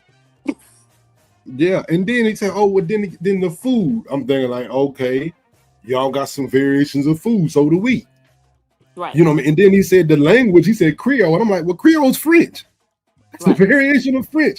I'm like, everything that you just named, I'm like, hold on, time out. You can say we ain't got no culture, and then that's what you give us about the Haitian culture? I'm like, I'm getting confused here now. How are you this, you this bold to speak against us? But then you'll come out to my, oh, Haitian, I know what their culture is, and then you name three things that you can easily see with the black, because I can easily say, oh no, our culture was the service industry over here. Because historically it has been. Right. You see how that works? I'm like, hold on, man. Did you sit here saying we don't have culture? This don't make sense. And, the thing is, yes, we were in the service industry, right? We have a long history of Black people, men and women, men being Pullman porters, Black women being domestics or washer women. The difference is that actually that history made its way into our culture. We the only culture on the planet that got hygiene and sanitation built into the culture. right? That's one of the damn taboos in our culture. Don't come around here being funky. Don't be nasty. You know what I'm saying? When Good we can point. go to Haiti and we'll see that nastiness and funkiness abounds, right? And as a matter of fact, for all of them, because that's how the African booty scratcher uh joke came about. I grew up in Miami in the 80s when, you know, it was large numbers of Haitians and Jamaicans and whatnot. We didn't have too many Africans, but they did scratch their ass in public. Uh they had different requirements or values around cleanliness and the types of behaviors you engaged in public. They did scratch their ass in public. That's where it came from. Dang, I mean, cleanliness is a great one. I mean, and another one I think that a lot of people just kind of discount is I think our, you know, as far as from nothing to something, our academic achievement coming from an impoverished background. I think they got a lot of, when you talk about them countries, it's a lot of nepotism, a lot of bloodline stuff. And I think here, a lot of blacks, we celebrate the people that you might start it off downtrodden, but a lot of them make it up out. They get educated in college degrees and they become good citizens. Right. You know, I think that's kind of our story. Right. You know, and I think that's something different than a lot of these other countries they go through. It's a little different from them coming from something to nothing. It's a lot of nepotism in what they do over there. Right. You know, a lot of them doctors ain't gonna tell you that that their great grandfather was a doctor. That's never the case with us. That's not the case. You can find somebody great grandfather a doctor. You like, nah, he couldn't have been a doctor that far back. You know, if you really from over here, if you were one, they would say you were holistic. Like they used to call a lot of our ladies, oh, they were just nurses and holistics or whatever. They wouldn't call them doctors. You know, but they actually have tradition in that form where nepotism comes. So I think that's one of our traditions too. That we can come from nowhere and start our own lineage. That's hard to do in these countries. Absolutely. You know, so but I just know what ticked me off when he started naming the characteristics of Haitians, in which I'm not trying to downplay my Haitians brothers and sisters. Trust me, I'm not. But I'm just thinking like, hold on, you can say all of that about us. So and more. Yeah, and more. To a higher degree, right? Yeah, with our achievement, the amount of people who have degrees and professionals now, and I'm like, hold on, man, you can say a lot more about us. Right. We created our own system of schools, and a lot of people try to attribute them to white people, but if you learn the history of these schools, you will know that a lot of HBCUs were started by Black people. Which one is it in Virginia? I was just reading about the lady who started it, and she actually started during slavery. She was sneaking and teaching people how to read, and then when slavery was abolished, she started the school. Was it Coppin State? It might be Coppin, but FAMU was started by a Black man and an African man. And so, yeah, we the only group of Black people who can say something like that. Even when you go to these universities or usually colleges, they do have like University of West Indies. In the Caribbean, still, they don't have the programs we have, and you aren't getting the type of education that you getting over here, right? Because they always have to leave at some point. If you want to go on, you got to leave. You can go to find Black people in every field. Doctors. I just had met with a gastroenterologist last week. He went to HBCUs for undergrad and for medical school. You're not gonna find that over there too much. And then the whole culture that we created within HBCUs, right? The bands, the sororities and fraternities, the being out on campus, the campus life, right? I just saw a video last night where some damn kids it was a band in the Philippines, and they ripped off the entire J5 drum major routine. Yeah, and see, we was laughing when we seen the oil farming. We were watching them kids on top of the boats. We were laughing at it, and I remember somebody said, like, "Man, they be jacking everything," and I was like, "Oh, damn, that quick! I ain't even realize them kids they jacking." You know, but you're right, because I know my school, Fayetteville State, we would start off as a teachers college. You certifying the teachers to teach with the all Negro schools. You know, so and then it's like I said, these schools end up turning into colleges and universities, but they were there to educate us. You know, so it's like that foundation. You know, even though they didn't have nothing for higher education, but we created them, we strive for it. Right. You know, we created an environment where there was none. There was none. So it's like that has to be a part of our traditions and customs. And like I said, nobody does family reunions like us. There's specific music that all of us know, like the electric slide and stuff like that. And Frankie Beverly and Maze. Frankie Beverly and Maze. When you at a black cookout, you don't feel like you at one until you hear Frankie Beverly and Maze and that kind of music. I'm sorry. Maybe I'm old, but I'm like, I don't even feel at home until I can be anybody cookout. I hear that, I be like, oh man, y'all family, man. Where the fish at? I know y'all got a fish fry around here, man. Shoot. Yeah, let's break out, man. I got some liquor in the car, corn liquor or something. We gonna take it back to the house. You know. So it's just, but hey, it's like certain things about us, and I think a lot of them don't really know it. So they say things like blacks don't have no culture, and it's like, yeah, that's because you're getting it from a media which we don't control. No. So they might feed these things to you, or you might see what you see is only a certain part. Well, that's the thing. Don't be fooled. They absolutely know. And the way I know this is because when I go to these other countries, they asses over there doing everything we doing, trying to talk like us, trying to look like us. Right? And so you will have several of them who will come out and be like, y'all quit fronting. Y'all know we be looking at these people trying to do everything they doing. So they definitely know. But there's you can admire somebody, but at the same time have animosity towards them because you wish that you was in that position, right? Right. And That's so what that's it what it is. boils down to. I can see it. Yeah, because they in on everything.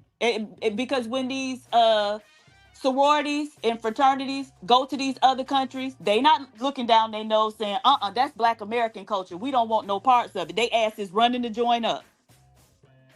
Oh man, no, I know they ain't getting in with the frats. Yeah, they in a bunch of different countries. As a matter of fact, Alpha Kappa Alpha just started their first chapter in the UK. And you know them niggas like to talk big shit over there. Yeah, they do. They got chapters in Africa. They got chapters in the Caribbean. All of them. I can't remember which fraternity. It was a Kappa Alpha Psi or maybe it was Omega Psi Phi. But they got chapters over in Africa and everything. And those people go and they run their asses over there to join up. They ain't never turning down their nose. And so what it is they're just it's envy. Dang, that's crazy. Yeah, I gotta ask my son. My son just crossed Omega Psi Phi. Oh, congratulations. Yeah. Wait, so ain't you a Alpha? Wait, you Nah. was in which one? Nah, I ain't finished. Oh, okay. You didn't do it. I got some trouble. I got some trouble. But I made sure he did. I made sure he did. Good. Yeah. Okay, well, congrats. Yeah, but yeah, man. But see, hey, I didn't even think they was, worldwide like that. People in Africa trying to get down with the bruh.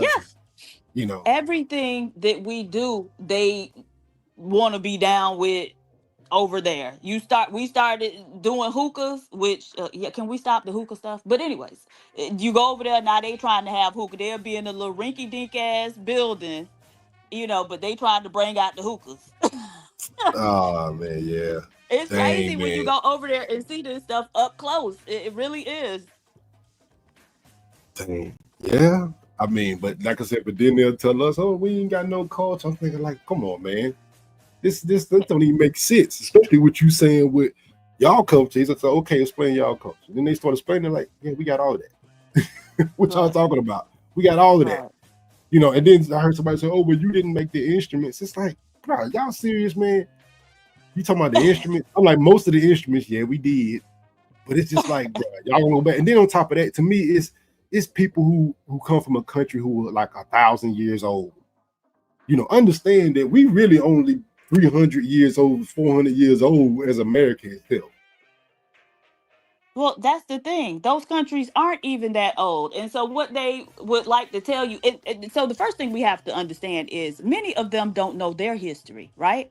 Mm. Because they love to, when they get the diaspora wars going, they love to call us slave babies, right? But what they won't tell you is that if they were colonized, they were subjected to a system of forced labor. That's slavery, nigga. As a matter of fact, when the King Leopold and the Belgians went into Congo, which was much bigger than it is now, I think it's been split into a couple different countries. They had them harvesting rubber from rubber trees, and they had a daily quota. If they did not meet their quota, they used to cut something off, an ear, most often a hands, maybe even feet, right? And so you can go to Belgium today and they sell, because Belgian chocolate is supposed to be, one of the best types of chocolate. Mind you now, ain't no cocoa plants in Belgium. They getting it from Africa and making the chocolate there. But nevertheless, if you go to Belgium today, they still selling little chocolate hands. You can buy little chocolate hands to eat. And now they gonna lie and tell you that the chocolate hands ain't got nothing to do with them cutting off them black people's chocolate hands in Africa, but it most certainly does. Damn. And so they were all subjected to forced labor. Whatever their culture is now is not what their culture was originally, because when them crackers came in there, they started telling them, hey, y'all live close to each other. Okay, now y'all the same group. You gonna worship whatever God they worship it. Like, so these crackers basically gave them their culture, told them, you finna do this, get down to lay down. And so these people actually have no freaking idea of what their culture actually is. And most of them don't even know their family members, because they love to tell the lie. Like, oh, we could go back 50 generations. Call them on it one time and just say, okay, well, go ahead, start. Give me your mom and your daddy name and then work back from there. They're not going to be able to go far. We can trace ours back further than theirs because weren't taking a census for a long time. And the same way they are up and move their asses to a whole nother continent, they were moving around constantly within that continent. So these people have no idea of who they are and where they come from for real. Dang, that's because you know what? The reason I think we know is because we actively look for it too. Like I ain't gonna lie to you. Like, even though it's like, I seen other people look for it, and I say, hold on, man. Mine is pretty easily defined because everybody in mine been kind of married. I can start tracing stuff on both sides, but I had to think of it, and you just kind of go through life and you think, hold on, I can do that. But it's like some of them just kind of go through and they don't even think about that kind of stuff, They don't. And it's crazy, and they don't even think about it. But I was also doing an episode on France and how their government got the protests and their government's collapsing.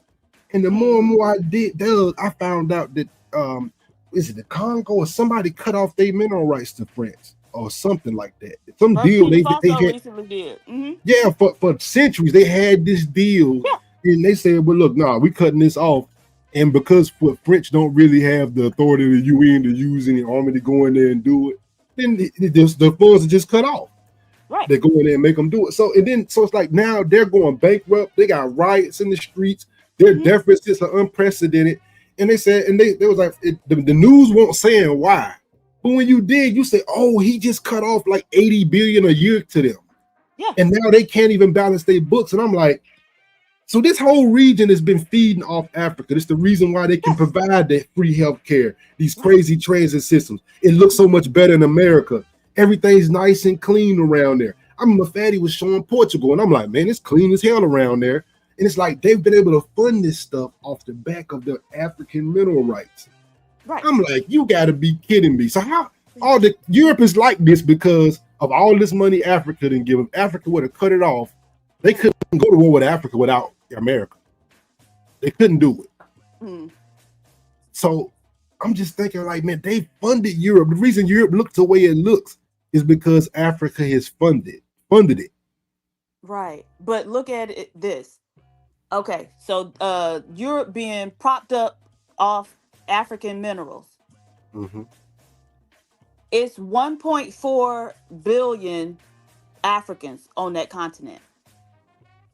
and they haven't been able to extricate themselves from their colonial oppressors economically or any other way, right? Is at this point about 43 million Black Americans in this country, and we living in proximity, close proximity to our oppressors, right? They right here on top of us, and we've been able to extricate ourselves to a greater degree than they have. Damn. Because they are neighbors. That like when I say they in the same towns we in. Right. Yeah, they on. You go downtown to town hall, they asses all up in there. Shit, they in the same neighborhoods. Yeah. Yeah. Right. And so, yeah, these people, but that's part of what the envy is about, right? And that's why I say Black American people, we are very different from these other people. Just because we all got black skin don't make us the same. Because you can look around the world and you're going to find Black people everywhere, right? You can go to Asia, it's Black people there. They got them hiding off in the mountains and in the jungles and whatnot. You can go everywhere and there are Black people, but it ain't no other group of Black people who have been able to do what we have done, right? You could go over to South Africa today, where over 80+% of the population is Black.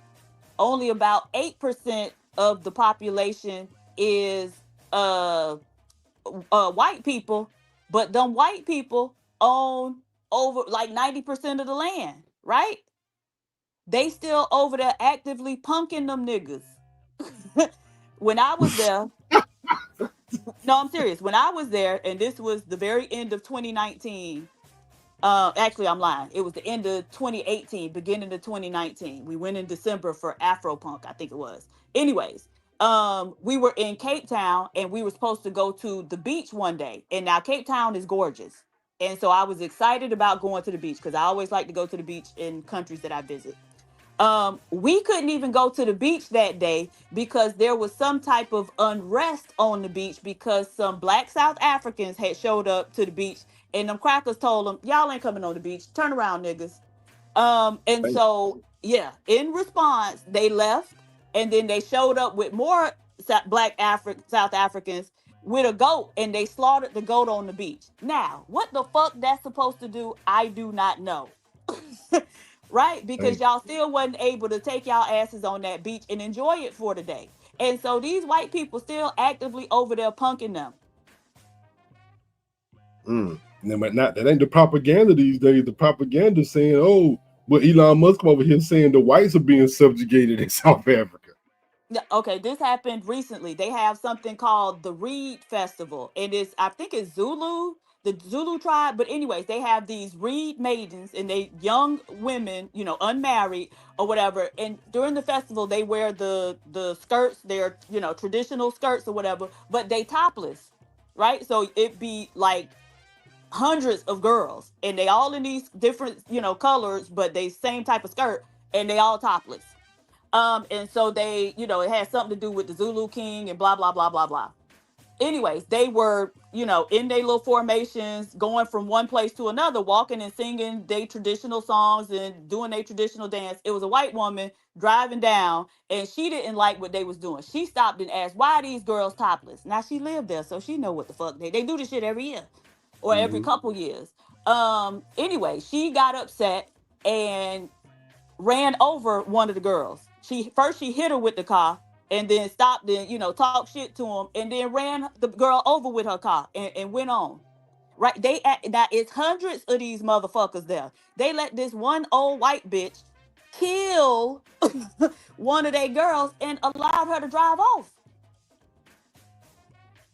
Now, do you think that would ever happen in a Black American? Hey, I tell people all the time when Montgomery brawl happened. People was like, man, they get down to Montgomery. I said, look here, man. I said, man, my mama from Montgomery. I said, man, I got family in Gill Village, the projects in Montgomery.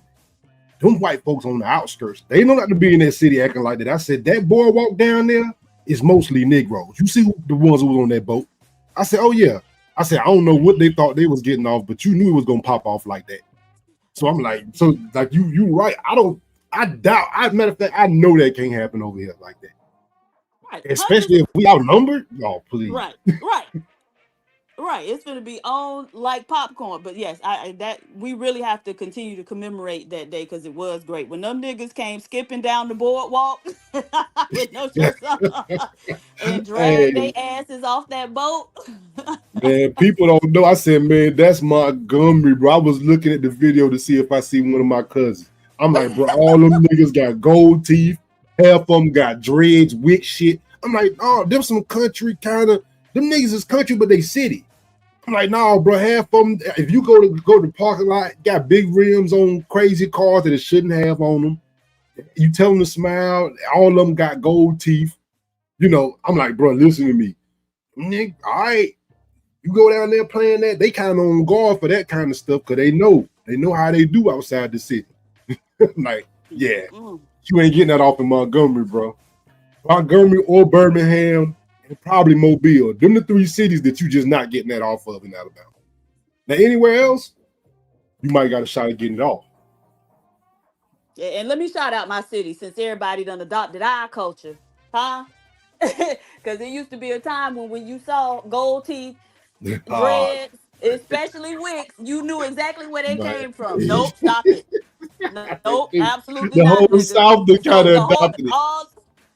Right, everybody they all did riding in the donks and so shout out to my city and my culture. Yeah, no, that I can't even front on that. You know, now like I said, especially the deeper south you go, the more you see it. You even see it a little bit up here, and up here in Carolina. You see a little bit up here. You see the guys with the real big donks, and you know what I mean. Like I said, the guys shoot fronts, wicks. Yeah. You see that up here, but yeah, I guess you're right, man. It's like, them guys like Kodak, man. That was, you know, Kodak they came is up Haitian. with, He adopted it too. He adopted it too. Yeah, now see, it's a lot of zones down there that can, that adopted stuff that be confusing you down there. They always talk about the zones down there. You know, some people, I done been moved up here. They all over the South now, man. Hide your cats and dogs. I don't know. I tell you what, man, they food don't smell the best. I don't know. It's just me. Maybe that's my palate nowadays. I can say, man, I got an African American palate, bro. I don't, they be cooking. Like I said, it's a lot of Haitian people in my neighborhood now. They done moved up here, you know what I mean? Because they were giving out a lot of jobs. So a lot of spots that we used to be in or that people was trying to move out of, they didn't move right on in there. They didn't move right on in there, and they do just like the Hispanics do. They be up in there like 10 to a house. Yeah, they'll do it. I mean, because that's still a major step up from where they was living back in their country, right? I mean, if you see like the conditions there, it's pretty bad. In all of these Caribbean countries, right? I was in Jamaica last December, and them people living rough. I mean, our driver was excited because they was building their first highway in 2024. Damn. The first highway. Now, the island, 20 by what? You know what I mean? And so for that, but they were excited about it. So congratulations. Look, them people live a very different life than we do. So when they say, we lazy, it's because they got to work day and night just to, put a little bit of food on the table. And so they, again, are envious that we don't have that same struggle lifestyle that they do. Because, I don't know, unbeknownst to them, leisure time is the hallmark of the middle class. Right? Right. Yeah. And so when you're middle class, you don't have to spend all your time working. That's true. Right. That's so you true. get the luxury of being lazy in air quotes. Yeah, and then they come over here and it's like they be living this like they got good lives, but they look at us and I'm thinking like, it's a lot of Haitians around us. We got these big houses like in the country. We're in a smaller town. like they might have been like a big house on the corner, but I look at it, it'd be like 3 or 4 families living in it. And I just never thought that they could be looking over here at me, but like, look at his ass in there by himself with his family. Right. but no, it's my wife and my kids, but they just looking like it's about 4 of them in there in they shit. Mm-hmm. It's me and mine in this one, Right. It's small stuff like that, and it's nothing where they look at it like it's a huge expensive house.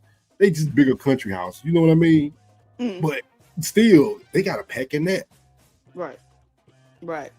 And that's why, don't be fooled by the lie or propaganda they try to put out where they talk about, household income and how all these immigrant groups have higher household income. That's because they got more working adults in they fucking households.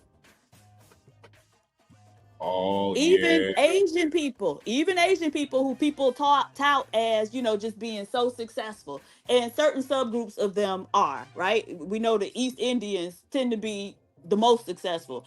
But generally speaking, and even with them, they have more working adults in their households. So one study showed that they are concentrated in large metropolitan areas, mainly New York City and California, which we know pay more, but it also has a much higher cost of living. And then the other thing is they got on average close to 3 working adults in their households. And so then they want to compare that to Black Americans who oftentimes only have 1 working adult in our households. Yeah. But when we have two married households, they averaging, it's over 100,000 now. I looked it up in the last few weeks. It's over 100,000. I can't remember if it's like 120. So please do not be fooled by the propaganda that people like to try to, play in our face with. Yeah, that's a fact, man. And when you think of it like that, how many working adults they got up in there? Of course, it's gonna be higher. Most of them live with their parents, and their parents still be bringing in income. And I've seen this when I used to do the service plumbing and go over there and fix HVAC. You would pull up over there, and it's like the person that called you, be like, "Oh, my mom's there." Mom there, she got a whole suite. She worked from home or something like that. You were like, "Oh, snap." And they live in like a 4 or 5 bedroom house. But it ain't just them 2 working. It's about 3, 4 people in there working. Right, I've absolutely. seen some of the mom and dad that stayed there. Yes. And that's just something. Maybe that's kind of something that's against our culture, that we don't do that. Well, we used to do that. In the 60s and 70s, multi-generational households were very common. But again, there's this thing that America does to Black people. Any way that we diverge or differ from the dominant culture, which is white people, they try to shine a light on it and then make it a negative thing, right? And so they started showing, Black people in multi-generational households and saying like, oh, they poor, so they got to all live together and blah, blah, blah. And so Black people, we always shift our behavior when the dominant society say, look at what Black people doing, because we want to be good Black people, right? It's the same thing with breastfeeding. In the 70s, when formula started being available, they started looking at Black women who were still breastfeeding our babies, right? Because why would you not? They lied to those Black women and told them that formula was better than breast milk. And then also they started saying, oh, well, only poor women breastfeed their children. And so a lot of Black women stopped breastfeeding their children. But the thing is, we got to know what we know and stand on it. We have to stop trying to be acceptable Negroes to these crackers, because you ain't gonna never be acceptable unless you ain't a Negro, right? And so we done been pushed off our square too many times. And what usually end up happening is they make fun of it or ridicule us for it, and then when we put it down, they pick it up and sell it back to us. So now we got a bunch of white bitches in a field called lactation specialists that's supposed to come teach you how to breastfeed your baby, when we already knew it was doing that. Yeah. Dang, yeah. Dang, that's a fact, man. That's something that we kind of had to do. You know, that one you won't buy no Enfamil and no formula and spending all that kind of money on that type of stuff, man. You know how expensive that stuff is. Trust me, I done had plenty of kids. I know how expensive it is. Right. It's And so almost like it's crazy. they'll get us to change our value system, right? And so now we have a lot of Black women who don't want to breastfeed their kids for, you know, all sorts of reasons. Not the least of which is vanity, right? Come on, Black women. But you know, stop letting these people push us off or make us second guess what it is we know to be true and that we've been doing, right? So Black women used to, after having a baby, because you had your older female relatives around, right? They would say, okay, baby, we gonna tie you down. And that's where they would wrap, usually sheets. They take sheets, fold it up a certain way, and then wrap it around your midsection. And what that did was help to put your organs back into place, because your organs become displaced when you carrying a baby, right? And the breastfeeding helped your contract your uterus and made your stomach go back into place, right? But now we don't do that because, again, we get away from all of our ancestral knowledge, and we got white bitches like Kim K selling us fucking waist trainers now. Damn. The original ace waist trainer was an ace bandage. Right. They was tying your ass down. Tying your ass down. Damn. And so these people just want to make us they want to be able to extract resources from us. Stop letting them do it. Black and Proud, I'm sorry I didn't see your comment. What was it? Oh shit. So yeah. Oh, he said So we just need PhD, some but I'm always encouraging my 26-year-old niece to become strong and Black educated woman, and I use you as an example. Oh, thank you, sir. But you know, it's so much knowledge, she could be way better than me. Yeah, man. It's, you know, it's just like I say, it's just amazing. Like I said, so much was taken and stripped, or a lot of things in culture. I think it's just taken and pushed forward like it's American culture. You know, and I always say, man, we got to understand we're a part of a system. We're a part of this thing. So a lot of things that people see as American, be like, oh, that ain't y'all. Be like, yeah, it is. They didn't come up with much of anything. They sure did not. You know, we've made America cool. So of course they pull from us. And when you hear it's American culture, or you just know it comes from America, you look at us and say, oh, we ain't got no culture. I say, oh, no, contrary, we do. Everything you seeing is our culture. But you know, we just live in a country that likes to profit and uplift it and profit off of it themselves. So they'll take it and they profit from it. And you say, oh, that's American culture. It's like, yeah, just because you see a white face on it, yeah, that ain't American culture. Right. I mean, that's Black culture. Right, but we like to give our culture away, right? So we don't do no gatekeeping. We be flattered by people, interlopers, trying to come into the community and watch what we do so they could take it and exploit it, right? And if you try to gatekeep, because I have elected myself to be the head gatekeeper in charge, Black people become very antagonistic and upset with you, right? They'll tell us to get out to let some white people in if we try to question them too much, which is absolutely asinine. And so what we a lot of times don't seem to recognize is that simply by virtue of that person not being Black, they are going to have more access to capitalizing off our culture than we will. And so we'll just open up the gates and let people in, just like Rachel Dolezal. When she just wanted to cosplay a Black woman, it was Black women in the NAACP saying, hey, this is not no Black woman. And it was the Black men saying, y'all just jealous of her and electing her to the top spot. Now, certainly it was some pick-me-ass Black women who was going along with it too, right? But yeah, we have to stop doing that. Listen to the Black people who sounding the alarm, because most times they're gonna be right.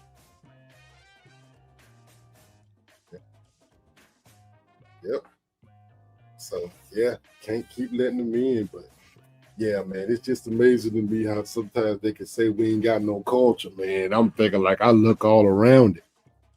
You know what I mean? I look all around and I don't see nothing but culture. Right. You know what I mean? Yeah. So But look at what they wearing when they saying that, right? They wearing a do-rag. They wearing a pair of Jordans. They wearing a Nike Tech outfit. You know what I'm saying? So they got the baby hairs laid down. So look at them when they saying this. As a matter of fact, it was a school in Jamaica that just had to outlaw baby hairs. They called them curtains. But the really? reason they had to do it is because they don't even have access to the products you need to really do it well. So they over there looking a mess. Y'all remember how when we was using brown gel, Black American women, Yeah. Yeah. how the edges was looking, right? Yep. Yep. Smooth them Jones down, jail them Jones down, yo. You know what I mean? Right, If you but then gonna they do it, you gotta do it. Yeah, but then they start because that gel is cheap and it doesn't work well for that purpose. They start rolling up. They started flaking and turning white. You know what I'm saying? Yeah. So it was a mess. But y'all created products to make it better. Right, absolutely. But they don't have access to all of that over there, right? These people are poor. So they still using the old stuff? Yes, as a matter of fact, I was listening to a Jamaican girl who was talking about it. She was saying, I went to school in Jamaica. She's over here now. But she was saying, like, they only have one type of gel. What you have to understand is the Black Jamaicans don't own anything for the most part, right? So all of the stores where they're shopping at, Chinese people own them. And she said the Chinaman only bring in one particular brand of gel, and it ain't the one you need to really do some edges. Right, they don't even really bring in black baby dolls. I was so dismayed because I collect black dolls, so that's why I was looking for actually a mammy doll, because in most Caribbean countries you can find them. It's like an Aunt Jemima doll. But I had the hardest time finding one in Jamaica, at least where I was, because they didn't really have black dolls. The little girls were walking around playing with little pinky-headed white dolls.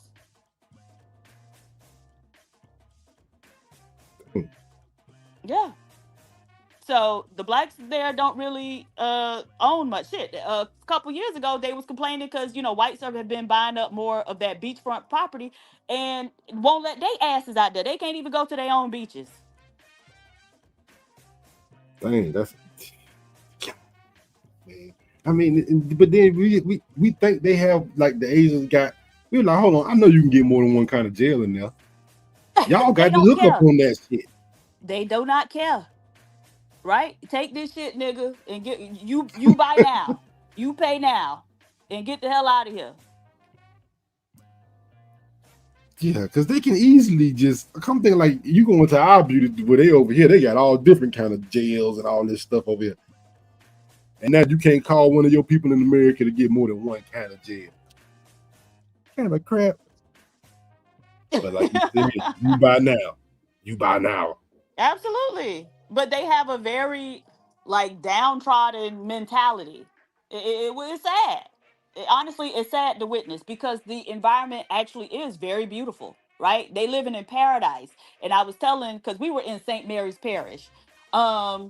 And so I was telling the people, because there was there are streets, there were, buildings, stores, whatever. But then the beach was right there. Like the ocean was right there. And there was a little area where they had a couple benches or whatever. But it was trash everywhere. Water bottles, balled up paper, toilet paper, all types of stuff. And I was like, y'all, do you see where y'all live? Like, y'all are right here. The ocean is right there. You have to clean this up. Y'all could put one of those I love St. Mary's or one of those little things there, and y'all could turn this into a tourist attraction. Mm-hmm. It was just that beautiful, but they don't even give a fuck about it. They live in same thing in Africa. Ghana, they had to, take up it was some boys from Philadelphia, a boys group from Philadelphia who went over there, and they spent their time cleaning up the beach. You should see how their beaches look.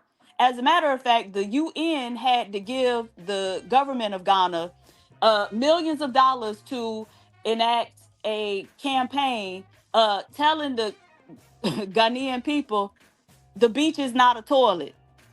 because they was going there and pissing and shitting on the beach. Mm.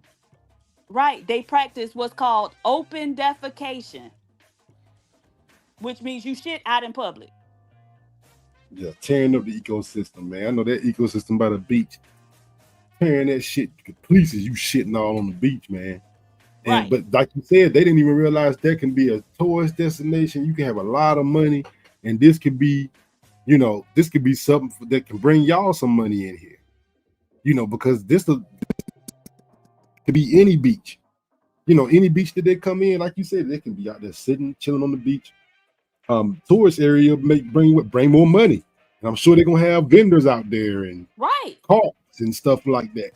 Right. You know, because people don't be on the beach all day and don't get hungry before they go back to their car. Yeah, they're gonna spend some money with you. Right. You know, they could. That's crazy. They don't even see that though. They didn't even see No. your vision. No. And so you know, Nigeria is #1 in the world in open defecation. Word, they talk all that shit about education. Yeah. Ain't no way they #1 in street. Yeah, shitting out in the open. As a matter of fact, they have an area. It's part of Lagos, but it's on the water. That people live on. Called Makoko, and they built houses up on stilts over the water. But, you know, they ain't got no plumbing or nothing. And so when they go to the bathroom, it go right into the water. Now, they say the water carry it away. But you got, you know, thousands of motherfuckers there. But this is also the same body of water that they fish and swim in. Yeah. And so in Nigeria, they have a rainy season. And during the rainy season, you know, they have a cholera outbreak every year because that rain start kicking up all that shit and washing it around, moving it around, and people start getting cholera because it's going into the water that they drinking. Yeah. Right. And so, like I said, we the only group that got hygiene and sanitation as part of the culture. God, dang, Trigger Mike ain't never said that. What you call him, a Coco? Makoko. Oh, but see, that's why I used to ham Trigger Mike his ass. But that's the thing. And notice how they do. Because when they over here and you start trying to tell them about Nigeria, they always try to distance themselves from it. Oh, well, I'm not from over there, so I don't know. Yes, bitch, you know. You know. Because that's why you over here. So yeah, they love to try to disconnect themselves. And look, they'll try to force us to identify with Africa. But soon as they get 5 minutes removed from Africa, they trying to say they don't know shit about it no more. Yeah. I mean, y'all can't convince me at this point that you can't get a sewer system. We ain't tell you to get a 2025 one, but you can't tell me you can't build a sewer system they had in 1940. Right. Come on now. No, still no. And even when they do, it's not an adequate one, right? So if you go to the Caribbean, they don't flush the toilet every time, right? So if you pee, you leave it in there. And then the next person come and pee on top of you. And then the next person come and pee on top of y'all. And then when somebody comes shit, then they'll flush it. Yeah. Cause see, this is what I know. If you gave us a black town, I know we can have a sewer system. I can design. Anybody who did plumbing for years can design that motherfucker. We did enough treatment plants. We know how that works. So it's like, I guarantee you, we can come up with a plumbing system, at least a drainage one. Like, yeah, you can't shit where you drink. You got to separate them bodies of water. You know that.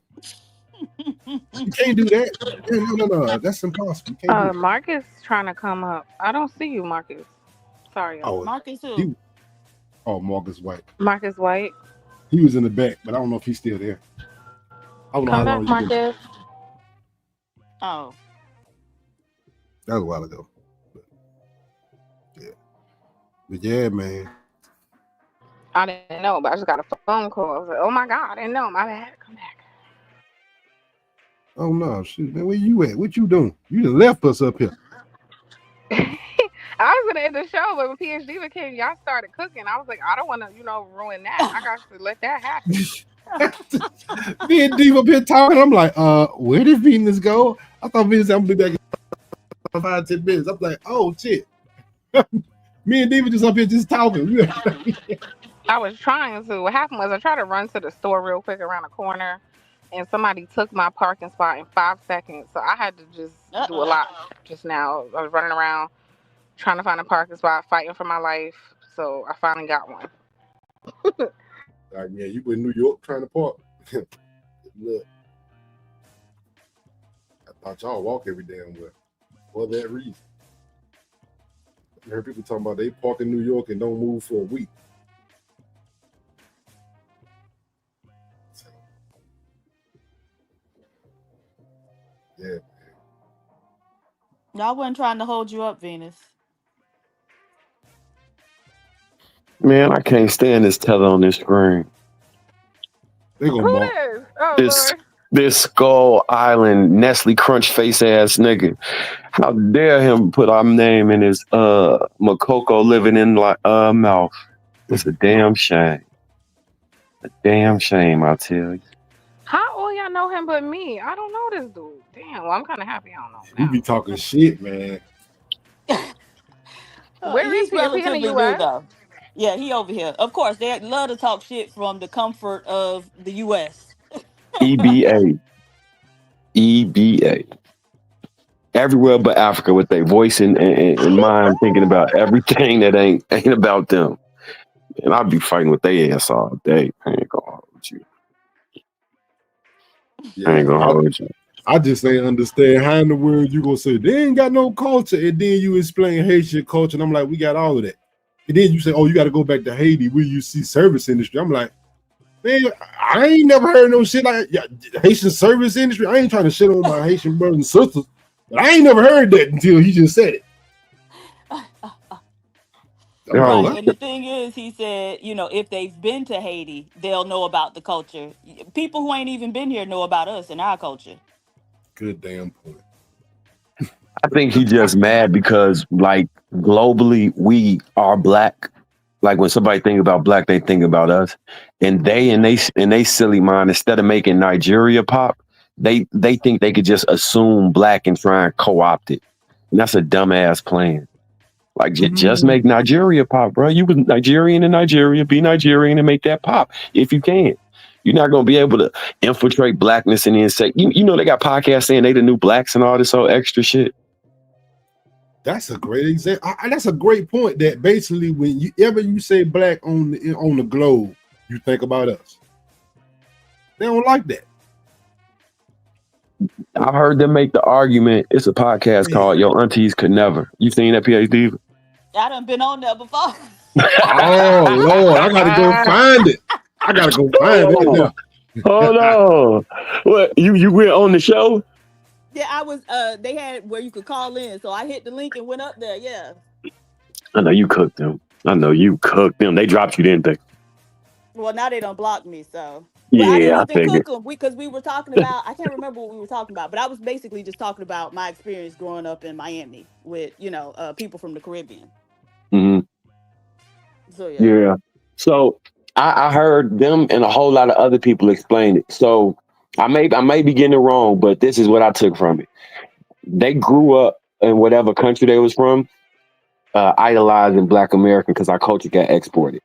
So instead of them being like, damn, them Black Americans got it popping, they always assumed Black America was a destination. Like you could move to America and become Black American, and now you're part of our ethnicity. Because they don't view us as a separate entity. They view us as something that's why they got so much to say, because they believe that they're Black Americans. So when we like, bruh, this is our ethnic group. We have a shared history, a shared struggle, a shared language, all of these things. So when they make that we don't got no culture, we not an ethnicity argument, that's so that they can include themselves in it and continue to talk about us. From what I've been looking at. I don't know. Damn, that's some flawed logic in my opinion. But I mean, I can see because we have been exported all over the globe, and it do seem like they've come a co-opted or they've been a part of it. or something like that. I can see that point. I've never heard of it put that way. That it's like, hey, because it's been exported, we thought that was all of us. Yeah. And we thought this. That doesn't really make sense though, right? Because if you're having to learn from what's exported, right? So if you're looking at it and going, oh, well, we don't do that, but now let's start doing it. How would you think it includes you? Because if it included you, you wouldn't have to be taught it. We got to enter pan-Africanism into the conversation now. And that puts the whole puzzle together. Yeah, but they aren't Pan-Africanists. But when they come to America, like I said, a destination. When they come to America, they take the identity so that they can assume Black American become a Black American. Because Pan-Africans want to flatten Blackness, and they really don't want our identity to exist as an entity, by itself. So they make the argument to Africans, hey, we're all just Africans.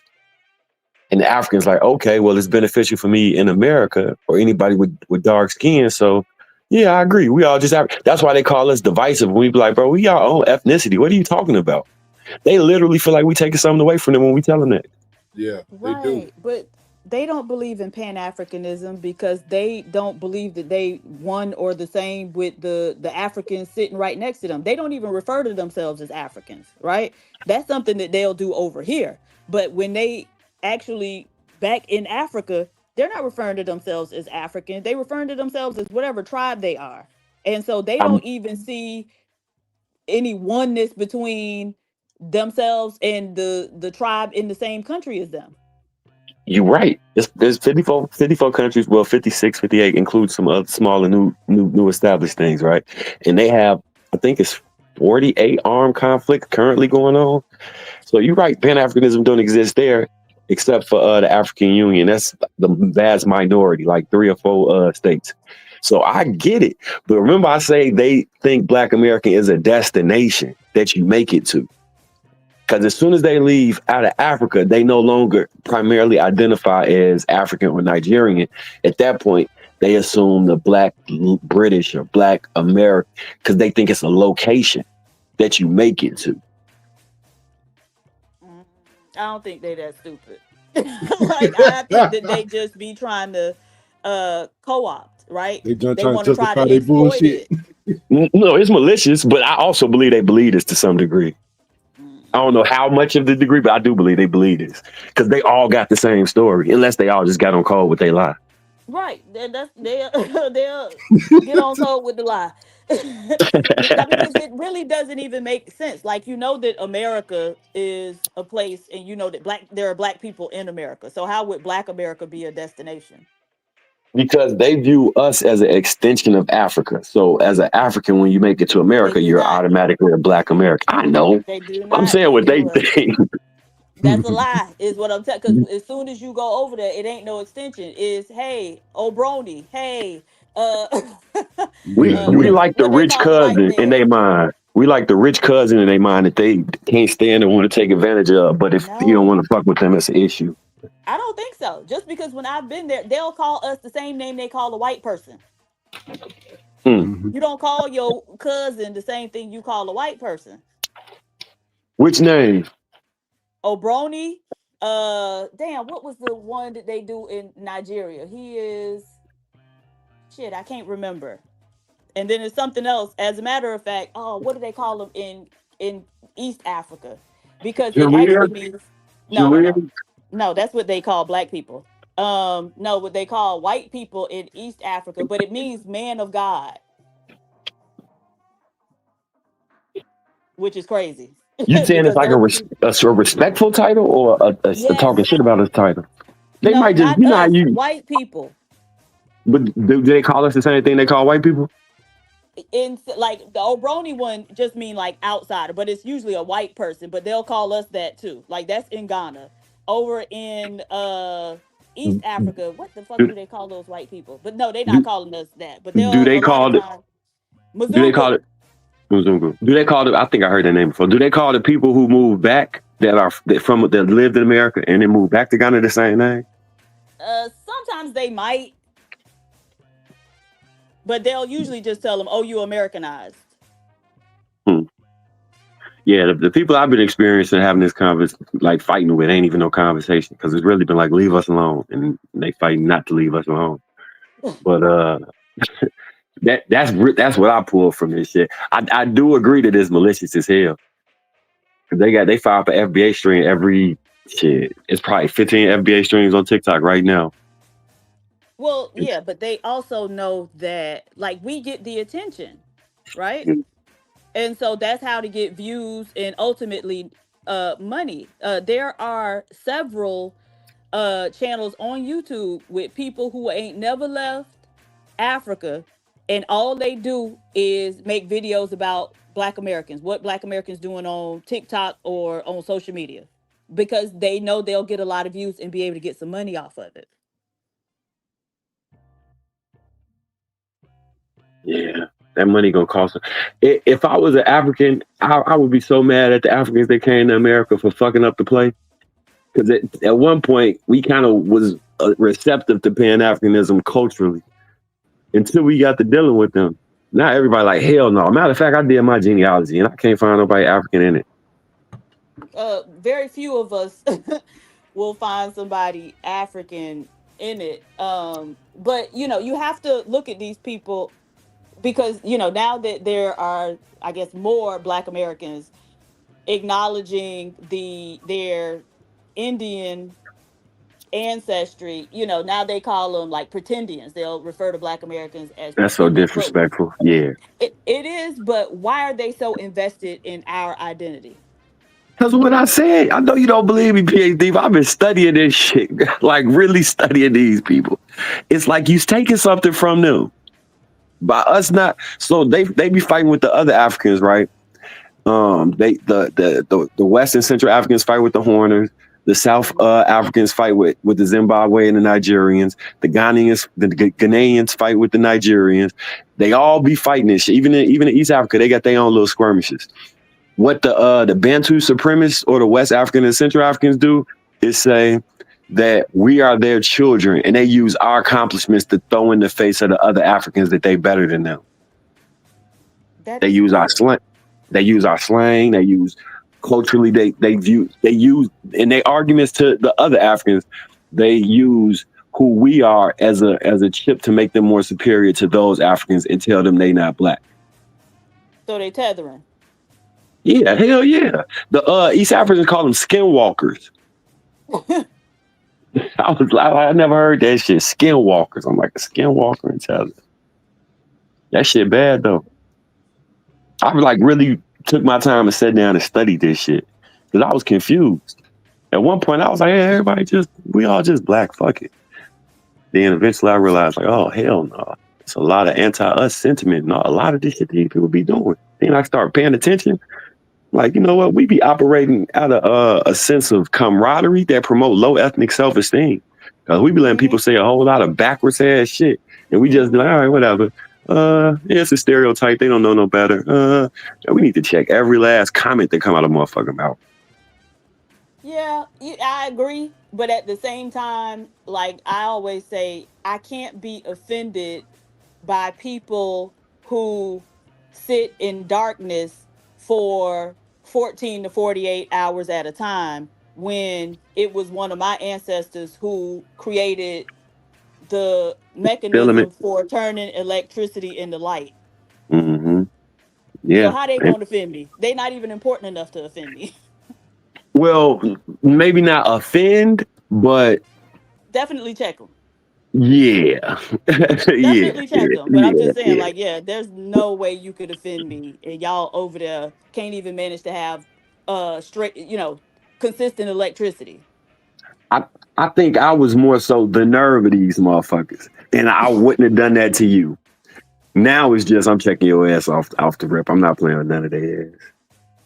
Like I got a lot of compassion and empathy. That's this one thing I have none for. Like zero. Like zero. Like zero. So, and when I start looking, because I see patterns and shit, I got ADHD. So I see a lot of patterns and shit that's kind of hard to explain, but I can see them. I don't know if you familiar with like a neurodivergent people. Mm-hmm. And I start seeing That's how I came up with the theory of them, the destination, because at one point in time they like infiltrated executive positions and A&R positions in hip hop. Yeah. And then intentionally was signing bad artists so that they could shift the focal point to Afro beats and international artists. Mm-hmm. And they did the same thing in the NBA, and they're doing the same thing in the NFL. It's an trying to do it in intentional gospel plan. too. A lot of people don't believe that.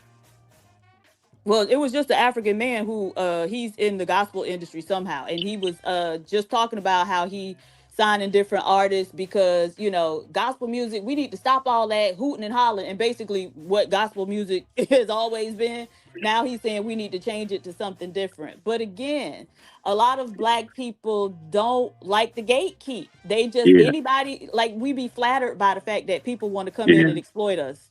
Yeah, it's absolutely necessary now. Absolutely. Like without question. Because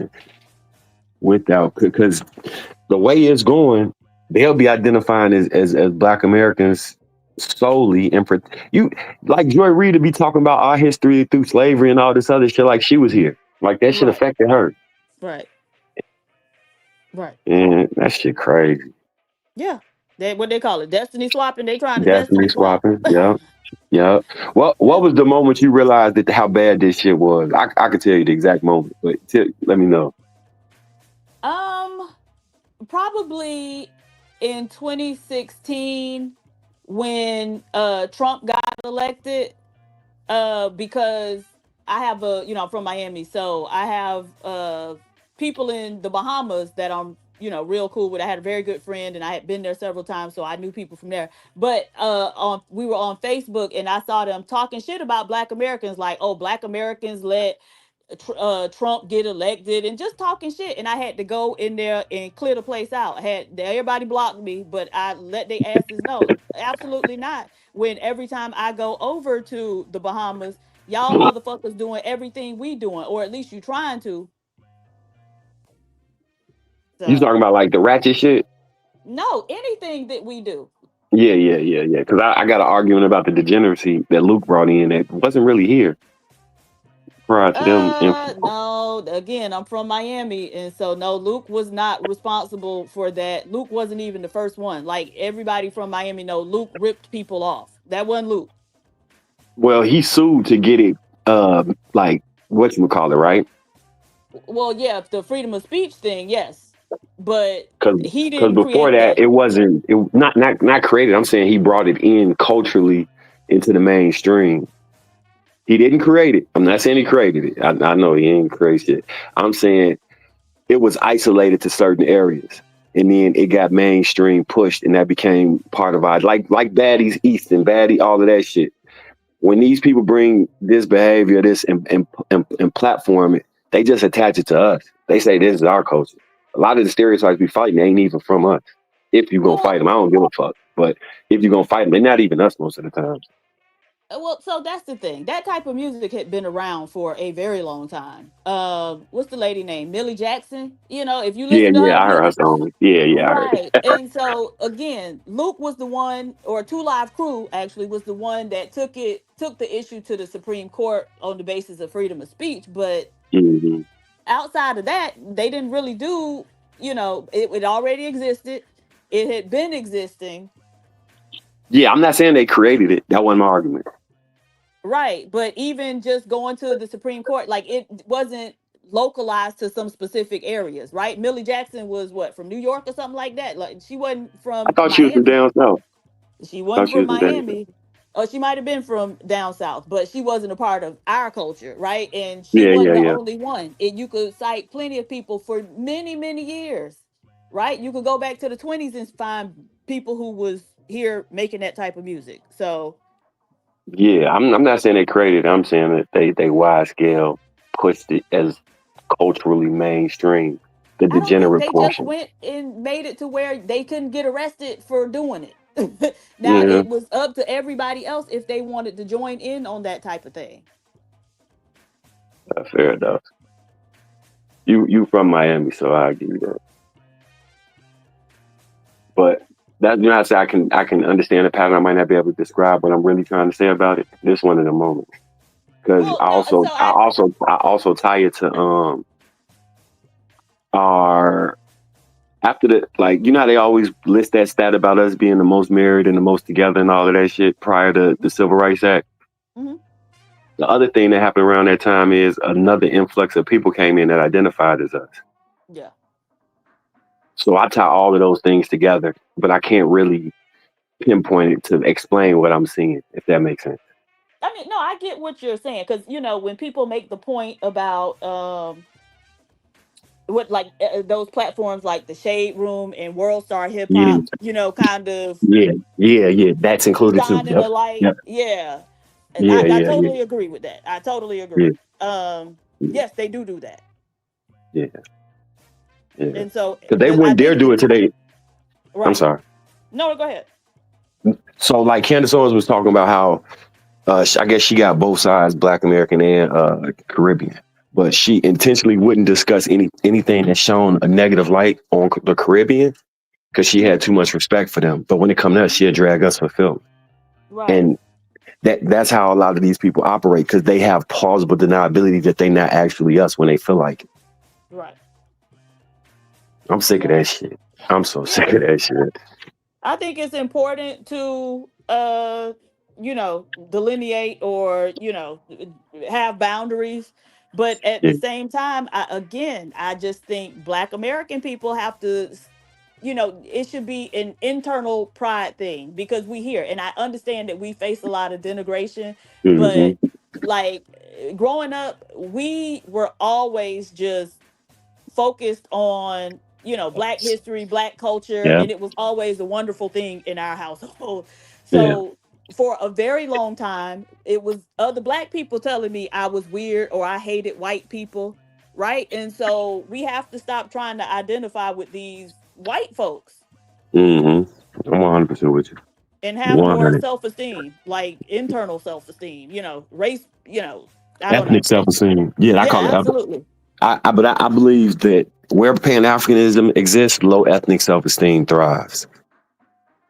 I think it's a couple different things. One of them being like a survivor's complex, because it's well known that we like the most famous, most successful, highest net worth group of individuals. Yet every time a Pan-African speak about us, they compare us to other groups that clearly aren't doing better than us, but put us underneath them to raise that other group up. Right. And they don't see nothing wrong with it. They view that as an olive branch.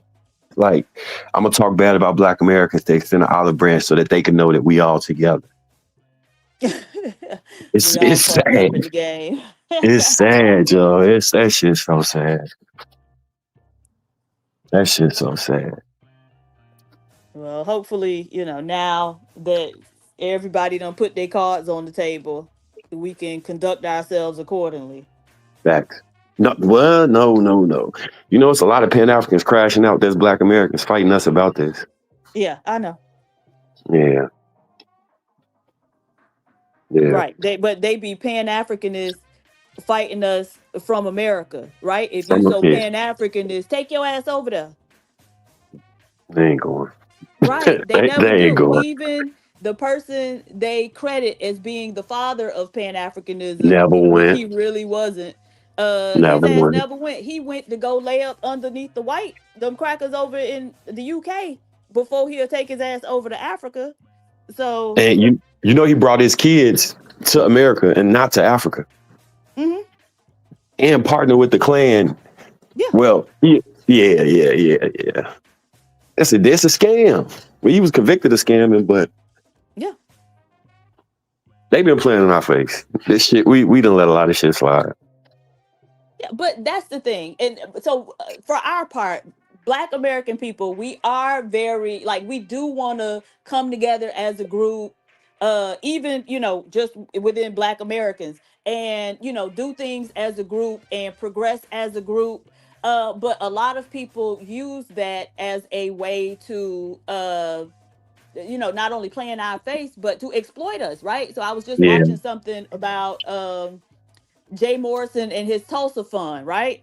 Oh, let's Mhm. rebuild Black Wall Street, and people gave lots of money. It was a scam, and that's the scam they running now. It's Yeah. Black people, Black Americans targeting the Black community because they know that we want to see ourselves come together and do something great as a group. And Yeah. we got a lot of motherfuckers even within the group who will exploit us on that. So we have to, that's Yeah. wonderful, and we need that type of mentality, but we really have to start vetting people and stop being swayed by people's charisma. Yeah. Yeah. Yeah. Yeah. How long you think it's going to be for all Black Americans have made their decision? Either they're going to be to put out our group first, or they're going to have to be with pan-Africanism? Because I think some people don't know what's going on. Yeah, I honestly don't even think most Black Americans are pan-Africanists. I think, shit, most people just trying to live and enjoy their life or whatever. So I don't know. I don't know how many people are like tuned into this issue, right? Because a lot of it exists on social media. Right. I asked But, ChatGPT. It said, go ahead. I asked ChatGPT. It said 30%. No, Okay. another 30%, like 80%, have sided with us. Like, yeah, this is wrong. But that's a lot of people that don't know. That's like what, 10 million out of, it's like 12 million out of 40 something. Stuff always takes time, and this is Yeah. relatively new for most people, Yeah. right? So yeah, I mean we'll get there, but again, I just want us to be more vigilant, and look into everyone, so we can Yeah. stop being exploited. Yeah. Universally across the board. Right. Yeah. So white people, anybody. So yeah, no. You be on TikTok? No. Oh, you will have a field day fighting over there. That's why I will not go on TikTok.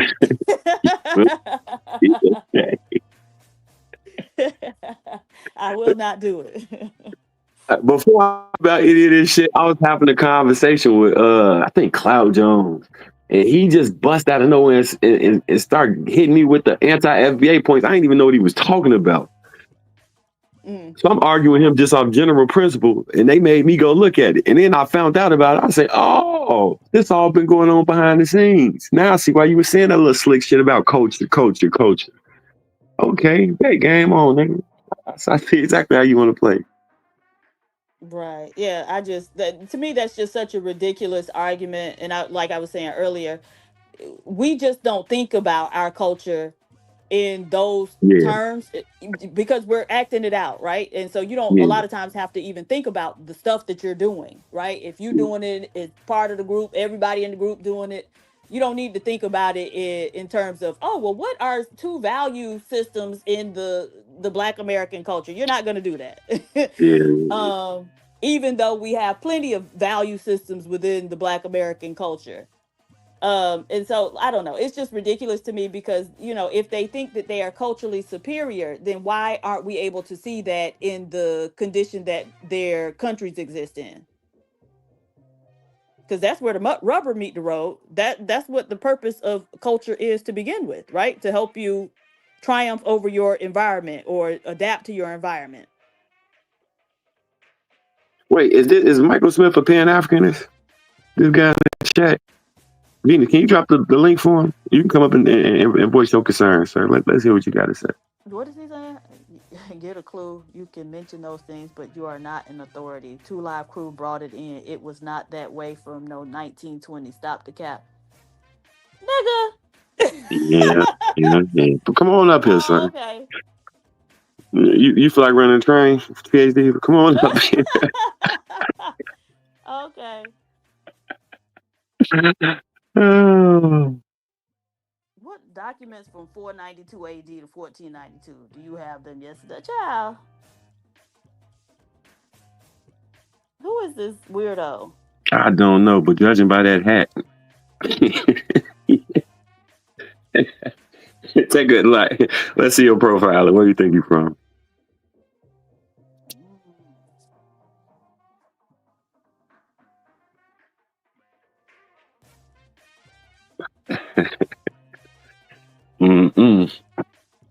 Yeah, Vina told you, I said, man, tell PhD I love her. You be put on next season all the damn time. She told me. I told her to tell you I love you too. Yeah, buddy. Yeah, buddy. Yeah, buddy. Yeah. I ain't get it at first. Nah, I get it. You gotta think, when I first met you, you know, I hadn't been on the internet. And so social media, I took like 7 years away from all like actual social media and all of that shit. So when it started getting popular, I never really got into it. So when we was on the first channel that I met you on, I was probably like 2 months or 3 months in being on social media. So it was a lot of stuff I didn't understand in the landscape. Yeah. Yeah. Yeah. But I got it now. He said, I'm on it. Yeah. Oh, I understand it. Most of it now. Yeah. Yeah. Yeah. It's The like, why funny she? thing was, oh, what happened? No, go ahead. You know, seeing, you know, they say we don't have culture, but then seeing all of them trying to co-opt the label soul food. Oh, we all got soul food. And it's like, That no, you shit's so don't. crazy. That shit's so crazy. Where you get soul food from? Did you go to your auntie? Did you go to your auntie's Caneva for that episode? Was that where you went up there? No, that's not the one I went up there for. I went up there for, it was one where it was after the Essence Festival and all the stuff that happened with there. They had this black lady with a blonde wig on there. They were like talking to her. She's a Black American content creator. So they were talking to her, and then like when she left, that's when they were trying to get somebody to come up there, but they wouldn't come up. So I hit the link. I think I seen that when she was low key cooking them. Like, she was respectfully cooking them. Like, she wasn't really like trying to fight with them. She just was setting the boundaries. That lady, she pretty thin, had kind of a blonde wig. Yeah. Her. Yeah. What'd you think of what she was saying? So I'd be dismayed that the people with the least information typically be the people out front talking. And so I just think like she didn't really know enough to be having the conversation. At least the part that I saw, because I came in actually towards the end. I didn't see from the beginning, but I was just like, you know. So I've seen people do a much worse job having that conversation than her. I'll say that. Okay. And for what they thought or was thinking, I think she provided at least enough of the difference of how far away those opinions are for them to understand that they was doing something really wrong. But I don't think they understood that, because they can't. I mean, and that's how I ended up getting blocked off their page, because I'm like, look, how do we come up in every conversation? Why is every reference a Black American reference? Don't y'all have any, you know, because this last show that they had a couple days ago, they had some UK guy, but I guess he's supposed to be some type of you know, Black revolutionary or whatever. But all he could talk about was, you know, what Black Americans had done, you know, Martin Luther King, Malcolm X, you know, and it was just like, okay, enough. What do y'all do over there? But again, like, to know a little about the history of Black people in the UK, like, that's all they've ever done is kind of watched us and then emulated what we did. So, yeah. But I just think it's weird. Like, how do you have the time to watch a group of people who ain't nowhere around you? I don't know. It's just, they're very weird in that way. The UK people, because like even on the panels, we would have a couple of them come up and try to like give input. And I remember one time being like, wait, but aren't you in the UK? And the girl was like, yeah, but it's the same. And we were like, it's absolutely not the same. And then she left and never came back. But that's Pan-African. That's the Pan-African. I was on TikTok yesterday, and this dude was talking about that all the Black women just want to be bitches and hoes and in music videos, and all the Black men just want to be gangsters and shoot up everything. I'm like, dude, where the fuck are you from? He said Germany. Say, how do you even know what's going on in our neighborhood? He said, I know. I'm informed. I cursed his ass out. Like, Yeah, bro. because that's just ridiculous. All you know is what you see on either TV or on the internet, but like people actually live here. You think the person who just get up, go to work in the morning and come home and take care of their family is on social media for you to see or on TV for you to see? Right. But Right. why are you watching to that degree? Like Right. if you watching, spending that much time watching us, how can you be living your own life? You can't. Because we don't know nothing about these people. That's why black Nothing. people was freaking out. Like, it's black people in Scotland. Yeah. And then they don't understand our language because it's black people in Scotland can mean 5 different things depending on how we tonally say it. You know what I'm saying? And it's not always literal. Right. Right. And the fact that we didn't think about their ass prior to hearing them talk all this shit, you know, I had to go back and take time out of my life to learn about these people so I could talk shit back to them. And I was thoroughly disappointed. Like Makoko and all the other stuff that I found, I said, hell no. How dare you come up here talking about culture and you got slavery still going. Man, man, quit it. To go over there and see it with your own 2 eyes, it's very eye-opening. So, yeah, they can't say nothing. Like, once you've been there to see it, there's nothing they could say. I mean, they are in such dire straits. You know, the white Germans in Namibia make up 1% of the population, but they own like 90% of the shit. Like, how do you end up in that situation? As the majority, that's kind of wild. Right. Right. By 1%, you being oppressed by 1% of the people. Yeah. When you the other, you know, 95%. Yeah.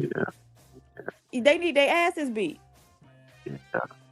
Oh, you seen that they it was a Chinese man, a businessman, I guess they say a gun dealer, who recently got busted for a slavery ring in South Africa, where he had got like 147 men, women, and kids working in this camp 24/7, and they couldn't go nowhere. Like they was full-fledged kidnap victims in a warehouse. Yeah, that's why I always like wonder, like the South Africans trying to be Roxy is just very bizarre to me, given the situation that they're in, because they are the vast majority of the population, well over 80%, and getting their asses kicked over there by any and everybody. Like it really is pathetic how they're existing, right? It. You know, because they were the main ones with the slave baby comment. And it's like, y'all were in slavery too. Y'all were in a system of forced labor. Not to into mention, the 90s. Like, right. nigga, into the 90s. Absolutely. And not to mention that, you know, because South Africa, homosexuality in Africa is certainly not mainstream. Is not, they don't view it as okay, and they criminalize it in a lot of places. But in South Africa, they got a lot of gay dudes. And where that comes from is, and you can read this, it's a book called Kafir Boy. And kafir is their equivalent to the N-word. Yeah, I know the word. Yep. I told you I've been studying these shit. Right. So they had whites working in the mines, because they got a lot of mines, diamond mines, you know, gold mines, all types of, you know, mineral mines. And all type of shit, yeah. And they would pay the young South African boys to basically be their concubines, right? They was in there cooking, cleaning, and when the man got home from work and wanted to split his asshole open, that's what he did. God damn. Right. Yeah, so this is what they won't tell you. Yeah. Yeah, I ain't know that they was paid to be concubines. I ain't find that story yet. Yeah, it's in the book. Kafir Boy, go read it. I read that shit years ago. Damn. I was talking to somebody the other day about genetic mutations and epigenetics, and they was saying, and I think it's something to this theory, that so like it was a gay dude talking about, he didn't choose to be gay, and if he could not choose, he would choose to be straight because it's just easier. He wouldn't want to go through all this, feel this way, and be treated this way and looked at this way from his father and mother and all this. And do you think it's possible that at a genetic level, once you are experiencing a victim of trauma like that, because your cells change, that it can produce somebody with that perspective strictly based off of trauma that's occurred prior to that, like prior to your birth, and it being passed on? Yeah, I don't know about that. That's a stretch to me. Just because I feel like we would see it in much larger. Well, I mean, a lot of people hide it, so. But even still, like, okay, we would see something in women, right? Like what? Because a lot of women have been traumatized, and I just don't think we see it. If it was some type of genetic mutation that's being passed down, then virtually all women would have it and be acting out that behavior. Well, I think women is kind of a hard use case, and this is all theory. I'm not saying this is 100%. I'm just playing with the idea, right? I think women kind of, it wouldn't matter because we view bisexuality in women completely different than we do in men. So Right. if 80% of women still is see more in women, right? it's a 'Cause lot of bisexual women. Most women still aren't bisexual though. That's the thing. Most women are still straight. I don't know if I agree with that. Yeah. I don't know. Like, what percentage you got in your head for it? Over 50. I think it might be at 50. Right. I don't know. And then we would, that's the thing though. If it's the result of trauma and it, creating that perspective, then these women wouldn't even be bisexual, right? If the theory works the way the theory's supposed to work. Because they done been traumatized by these men. Yeah. And so, no, they would be shunning them all together. No, so all right, when the trauma occurs, right? So like say somebody that has never had no trauma. Again, this is all a theory. I'm not saying any of this concrete. I'm just playing with the idea. So when the trauma occurs at a young age, right? It's a couple different variations of how it manifests. So like in the boys that it occurs to, it might change their sexuality completely, where they're just not attracted to women. Some might become bisexual, or some might become like asexual, where they don't want to have sex with nobody. You kind of see the same thing in women, where after they get traumatized sexually, that they might become extremely promiscuous or be asexual or bisexual. Like it seems like it makes people more extreme due to like power dynamics and a whole lot of other stuff. So I don't think, because then you got to enter in like the way gender roles and what's acceptable behavior for men and women to behave in, to kind of gauge how we view that lens. This might be jumbled, but you understand what I'm saying? I hear what you're saying, but I just think, so now we're getting into a very complex theory, right? And so one of the first things they teach you in science is parsimony, which means the simplest explanation is usually the correct explanation.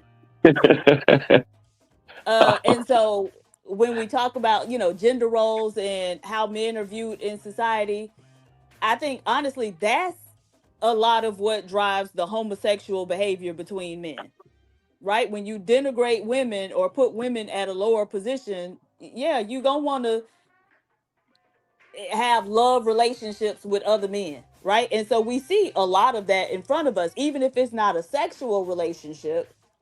It's men have love relationships with their male counterparts, right? Bros over hoes. They call it homosocial bonding. So, and you saying that's the result of rigid, like, and that what you saying that's the result of the way we, how men are socialized. or above women. They're, put above women.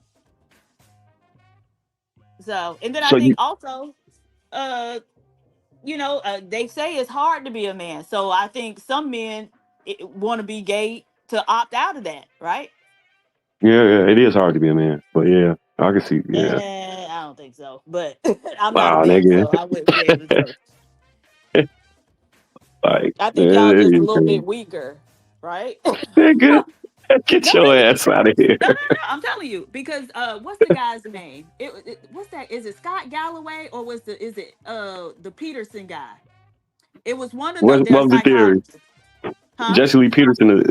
No, no, no, no, Wait, no, no, no. It's a white psychologist guy. His last name is Peterson, Jordan Peterson, I think it is. Jordan. Yeah. I was thinking of the coon Jesse Lee, but I was thinking of Jordan too. The white guy got Okay. gray hair, kind of tall, slender, It was from either him Canada. or Scott Galloway. I think that's his name. And both of them are psychologists or whatever. But whichever one of them it was, they were on one of these podcasts. It might have been the CEO one with the half black guy. Anyways, what he was saying was even when you look at research that's been done on like children in foster care who have Mm-hmm. been abused, girls are more resilient than the boys, right? So the girls could be subjected to that and still find a way to become normal adults and have normal adult outcomes, right? They can go on to get a decent job, maybe go to school, get married, have a family, and have a relatively normal life. But with those Mm-hmm. boys, they're not as resilient, and it just totally derails their life. And so mentally men are weaker. Okay, so I would agree that women would have an easier time getting over that trauma. I mean, not to diminish what trauma do to either person, right? But the reason I think it might be easier is because at some point naturally sex would be her being entered, like so a man entering another man. I think that messes a man head up way worse than it would a woman. I argue that completely. I think it's for various reasons. One, because there was no natural path that was going to occur. And then the stigma mentally, because we view it as you stole our manhood. So it's a different dynamic going on. Like we might, your autonomy as a woman might kind of get stole or other things, but I don't think you being a woman is stolen from you if you get traumatized. You know what I'm saying? Your sense of safety certainly is, but Yeah, the yes, thing yes, is yes. the research didn't limit it to sexual abuse. Oh, okay. It could have been physical abuse too. Again, y'all just Yeah, not I as don't got no resilient argument. as women. Y'all not as mentally tough as women. Y'all don't have as much grit or hardiness as women. Yeah, I disagree with that. Well, Except that's when it what the comes, research showing. And we can yeah. look, okay, now we can look in our own community, right?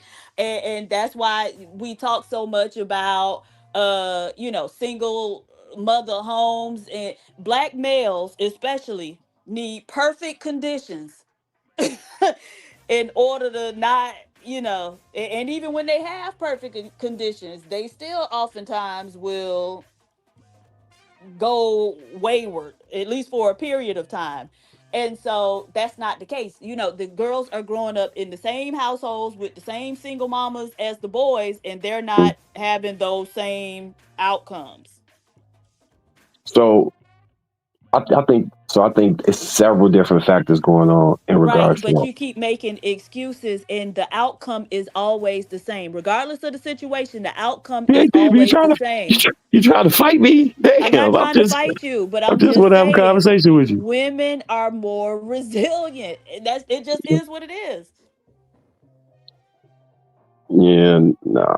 So I would give you I will give you the sexual argument, but like I say, I think it's a varying degree of factors that do that. And the point I was gonna make about the men, so you know how you were saying perfect conditions for a man to succeed. I still think the thing that men run into, because I experienced this a whole lot. I mean, I've overcome it, but it's been an issue for me in my life. As a like a larger black man, opportunities that I would have to go through other men to get become I hate the word intimidated because I just don't like how it sounds. But No, that's absolutely what it is. yeah, That's absolutely what it is. As a matter of fact, it's a black guy.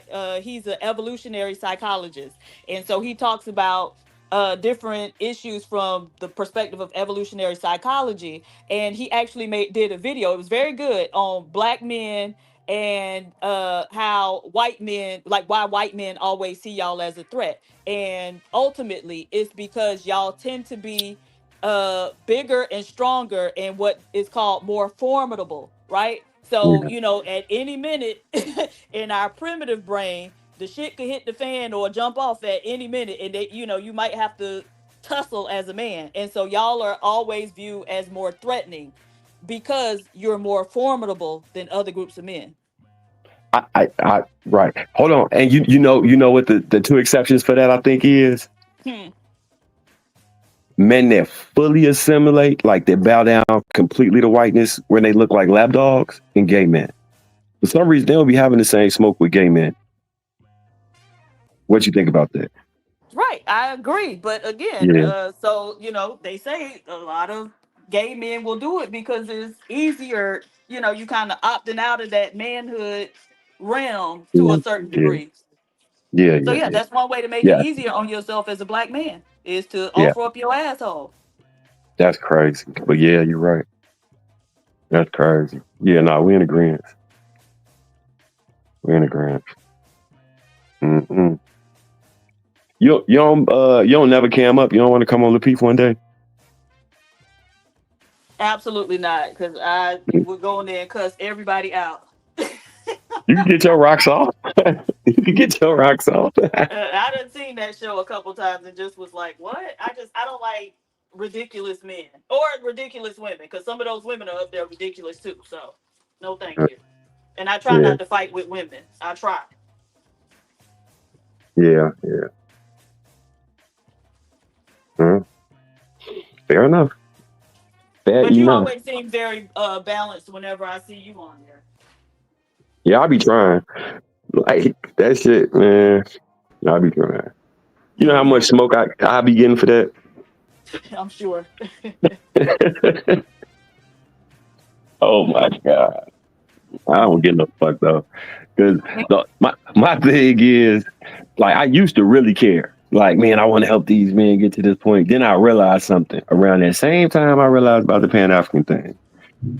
I'm not talking culturally to the same people. So the people who absolutely probably hate me culturally aren't from my community for real. So I'm not gonna be able to get them to understand what I'm saying about why we need to fuck with our women, because the relationship with the women is different. You get what I'm saying? Yeah. Yeah. Wait, can you hear me? Yeah. Who is Michael Smith? You wanna hit the panel? Because you can, because we don't really care about all the shit you're typing in the chat. And I don't. Why are you concerned about? Oh yeah, they want to debate. You sure? This might not be the two you want to, but you know, okay. Have fun. Have fun. Bring your best. Because these two are like super FBA. These are wrong too. Goddamn. He said drop the link and stop running. Okay. Wait, Brandon, that's big. You weren't the one who wanted it. Brandon, why you hit the link? Yeah, what's up, y'all? What up? Got a little dissenter down there in the comments. He thinks he can debate me about the whatever he was talking about. But we'll see if he's got the smoke today. I'm ready for him. The link is down, Smith, and we don't have all day, so you was doing all of that. Hit the link, please.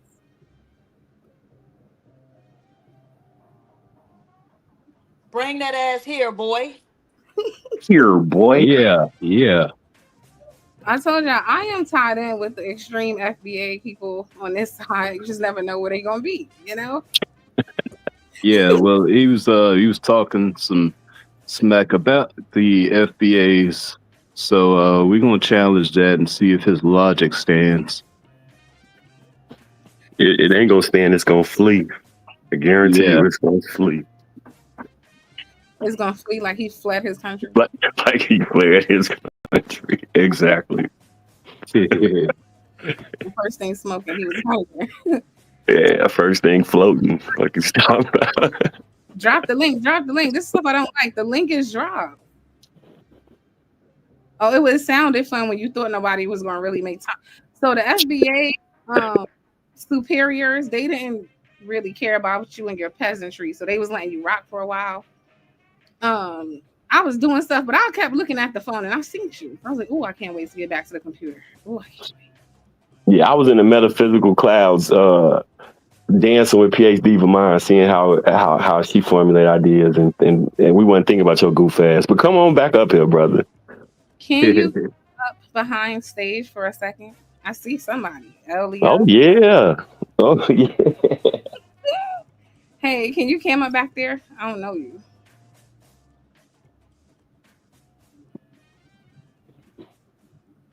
Person in the back. Oh wait, I know what I can do. If they don't want to come up. Sir, can you say something? Hello? Yes. Peace and shalom. Can anyone hear me? Yeah, we can hear you. Oh, okay. All right. Peace and shalom. To all the family, to all the black people. Now, I just want to get at it, right? Cut you off just before you. Wait. Before you start, we just want to know where you're from. And your age. You said where am I from? Yeah, like what ethnic group do you identify with and your age? I'm black, and I want to talk about the solution for black people. Hold on. Are you from? You saying hold on? I don't want y'all to run. No, we're not running, but we want to know who you are. So let's get at it then. Yeah, no, you didn't. You said black. Where are you from? And what is your age? How old are you and where are you from? No. We're not doing all that. Okay, you guys invited me up here. Venus, how much? Oh, okay. So you one of them control freaks like Donald Trump. Sir, we can't have a conversation with you if you refuse to tell us a simple thing is what your ethnicity is. A simple thing, sir. I want to debate you on what is the solution for black people. You guys don't have a solution, and I'm going to. Okay, you're not going to do what you want to do here. Thank you. Respectful. We're trying to establish where you're from because that matters for this particular conversation. That is it. Oh, man, I was going to cook his ass. You guys are running, bro. So he just, you want to talk to him, Marcus? Let's go. The barrier to entry to this conversation is telling us, the barrier to entry to this conversation is, we what? Hey, I'm from Clemson, like South Carolina. Yeah, that was easy. Look, sir, I'll help you out. I'm FBA from Chicago, by way of Mississippi. Where are you from? Where did you even get the term FBA from, bruh? Answer from my Tariq question. Nasheed, who came on YouTube. Where you get that Rastafarian hat from? Right.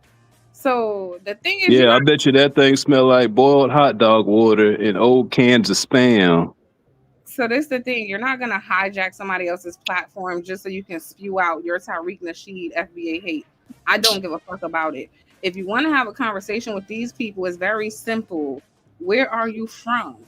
You're not going to come up here and just ramble over everybody, or you don't need to be here. We don't need you here. We were doing just fine. So if you can't be cooperative, then you don't need to be here. So we're going to try it again. About the solution to black people. He definitely a tether, because tethers be the most elusive when it comes to their ethnic background, because they don't want it addressed in the conversation when they claim. You got all this stuff from Tariq Nasheed. No, I got it from your hat, sir. And your refusal to say where you're from. I'm coming behind Tariq Nasheed, bro. Hold on, watch this, y'all. Watch this, y'all. This is how easy you kill this. Prove it. Prove that he got it from Tariq Nasheed. Let's see how your logic stands. To prove before we even get into that. No, sir. We need to know where you're from. You made the claim. You made the claim. Know where I'm from. Hold on, Brandon. In order for us to have this conversation, we need to know where he's from. Yeah. Where I want you to tell the people what is your solution. I'm going to drop him for a second. Sir, in order to even engage in this conversation, you need to tell us where you're from. We're not moving forward. You don't get to set terms and dictate. It's a simple thing. What is your ethnicity and where are you from? And then we can engage in a conversation. That's it. What It is don't the require much solution? more than Because you that. guys don't have a clue. What is the solution for black people? All right, you got 30 seconds, sir. We're going to give you 30 seconds to You tell us your tell me what ethnicity or the you getting dropped. solution for black people is, and then I will tell you my starting now. solution. Starting now. You tell us. Wait, sir. Okay. Please. Okay. Listen. Y'all not ready. Y'all are not ready. Okay, child. Okay. You from the Caribbean. You are on somebody else's platform. You do not dictate any terms here. Zero. None. You're not going to just ramble on and on about FBA and Tariq Nasheed. Not going to happen. So one last time, if you can answer the question, they don't mind talking to you. But if you can't, you can move around. Already answered.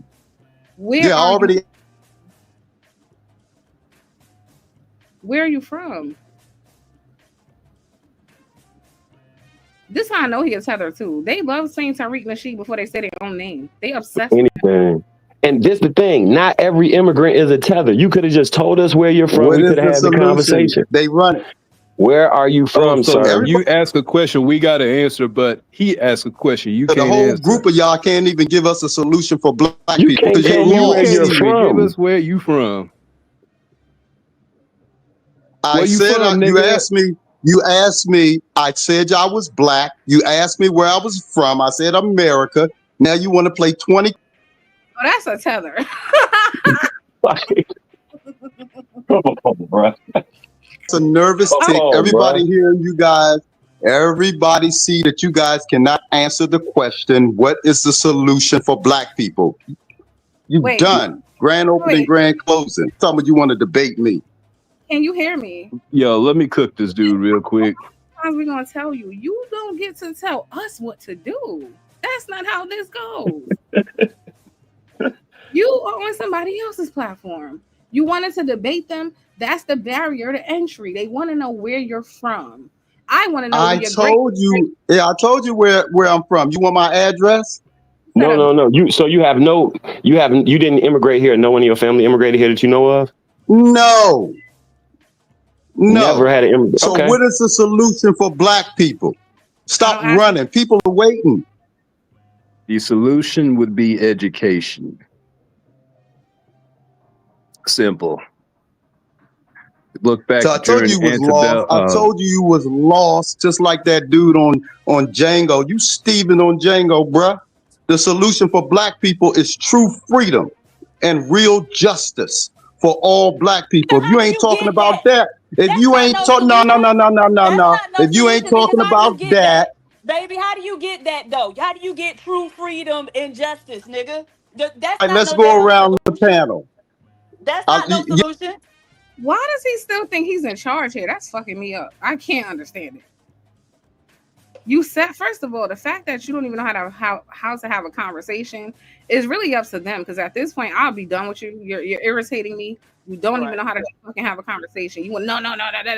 We don't. Nobody want to hear that shit. We don't.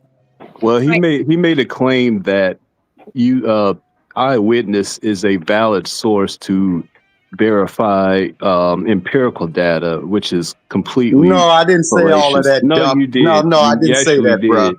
No, I did not. Let's go back to the chat. Listen, bro. Stop talking about me. I know you obsessed with me. Let's talk about the solution for black people. You're right. I'm obsessed with destroying your logic. Because you are lost, bro. Sit down and let me finish. You're lost, bro. Listen, bro. The solution for black people, right? Two things black people do not have. Listen, two things black people do not have, two things that black people need. And if once we get these two things, it will change our destinies forever. These are the two things that the CIA government does not want black people talking about. That's why you got paid influencers to make sure that we don't talk about true freedom and real justice for all black people. Now watch this. That's why you triggered. How do we get What is it first? What is it? Give me a definition. Give me your definition of true freedom and real justice for all black people. Let's go. I'm not giving you. This is this. I don't want to hear no dude. Give me your definition. You guys are clown. You guys are confounded, and every. This is your definition, stupid ass. This is your argument. So you give us the definition of what you're talking about. You need to operationalize what true freedom and whatever the hell else you justice said is. that you Don't come talking ask about. us to explain what the fuck your argument is. Dang, I That's ain't why I even got to started say laughing. nothing. That's crazy. That's like me saying, PhD, but I'm thinking of something. Tell me what's in my mind. Oh, like this. Like, what are you talking about? America. So, okay, What's so your your argument definition? is that freedom would free the black people, right? That would be a viable solution to. You don't know what his argument is. He has to flesh it out. So we need him to tell us everything that he got to say. Because I was under the impression that freedom is an entailment from something. But you got to let him define what he's talking about, because we don't really know what he's talking about. I don't think he knows what he's talking about. I just asked you a question and you say I don't know what I'm talking about. That's gaslighting 101. You sound like Trump when they asked him about Charlie Kirk. Okay. Now, he started talking actually, it would be an argument from incredulity, but yeah, go ahead. Sir, you're a Pan-African, correct? No. Give me your definition. Are you a Pan-African? Diva, didn't we say what the case in point? Why y'all why are you laughing? True freedom and real justice. Oh my God! Give me your you can't even give me a definition. You guys are done. You like America. You done. You cooked. That is your argument. So why would we define it? You tell us what you mean by I don't have an argument. I said, what is your solution for black people? Right, and the three of you and the four of you. Right, so you tell us what your solution means. You don't come up here and say this is the solution. Now you tell me what it is, nigga. Are you That's stupid? so silly. And that's the problem with you old ass niggas. Y'all want to sit there and try to act like you bobble somebody with people surrounding your feet just listening to you have story time. This is not what we doing, nigga. Not at all. And the craziest part is, bro, he ain't even said nothing but a poster. So you just want everybody to walk around and say your slogan. Is that it? Like, flesh your whole idea out, and then we'll tell you what we think of it. Bruh, I asked you a question. What is your definition of true freedom and real justice for all black people? And you guys turned into a whole clown show. You guys are done. You dismissed. Okay, bye, nigga. These Pan-Africans is wild. I don't know how we ignored this for this long. These people have mental illness. This is literally a mental illness. Mentally ill. This is crazy. I told you was obsessed with me. You focusing on me. What is your definition for true freedom and real justice for all black people? What is your solution for black people? You have none. Talking about some vague education. You guys are lost. Sir, nothing you sound like you than true freedom. What is true freedom? And now how you gonna get it, right? Because it's some a whole group of men, several groups of men standing between you and true freedom. So now what you gonna do to get it? All right. The freedom is the ability to act, speak, or without. Gotta drop you too. We are not his argument for him. We're not doing that.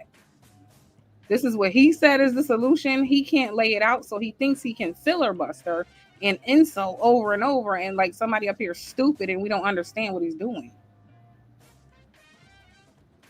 It's like a kid who just starts celebrating. You're talking about the burden of proof fallacy, which the burden of proof wouldn't logically be on him. Yeah, you're right. So let's hear it. He left. Thank God. Oh, he did? DJ, oh, man, I wanted a good debate. DJ, come up here and represent for the tethers, because you know what? Yeah, DJ ain't no tether. He's not, but he likes to fight for the tether. DJ is a tether. He's a tether. He said, why y'all trying to find a label for the man instead of having a conversation? Well, because, and when it comes to these issues, DJ, that matters. It definitely matters. We found some commonalities between the people who are typically disparaging our culture, and it's usually not us. Okay? It's usually not. And that helps us understand the mindset and the thinking. Boy. That he started out on bad faith. DJ, we want you to come up so you could tell us about the lady in Guyana, that rapper who they got shot up and who they caught trying to falsify documents saying she was HIV negative. We want you to come tell us about that. What's the latest development? Damn, I'm insulted. DJ, when I ever treat you like that? He said, come up so y'all can cut me off and drop me when I'm talking. You see this? You teetering the line, DJ, because what they be doing, they be painting narratives. You're a content. You know why we dropped him. You know why we dropped him. He would not Why stop. can't anybody just respect the platform? I mean, people up here working hard. Your favorite Tether's back. Here he is. Look. All right. Have you learned proper decorum and have a conversation or not yet? Because if you haven't, we don't want to talk to you. Okay, let's do this in decency and order. The debate title is "What is the solution for Black people?" Now, you said education, which is totally vague and confusing. I said that our okay, can I finish? You said decorum, and you're cutting off a man to miss his speech. Now, I said it's. And here you go again. You're not going to get around where you're from. That's what we want. I told you, why are you obsessed with where I'm from? It's a barrier to entry, like Marcus said. That is the barrier to entry. You asked me where I was. I said Black. You asked me where I was from. I said America. You asked me, was my parents born in? I said yes. So what is y'all problem? Listen, I blame your elder. All right, I can't do that. You said you came back up here to have a conversation. You're not going to filibuster and ramble your way through somebody else's show. I really don't give a fuck. There's no benefit for me for you being here one way or the other. I don't care. So unless you can have the conversation civilly, but you're not going to come up here and like make this the you show, because it's not.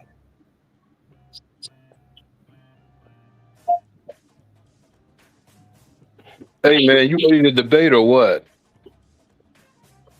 You should be asking yourself that. You guys are running. Yeah, so L Leon. All right. So assuming you told the truth and that you are not from an immigrant background, I don't believe you, but we can move forward, right? So you said truth, true justice, and freedom is the solution, no, I right? said true. No, I said true freedom.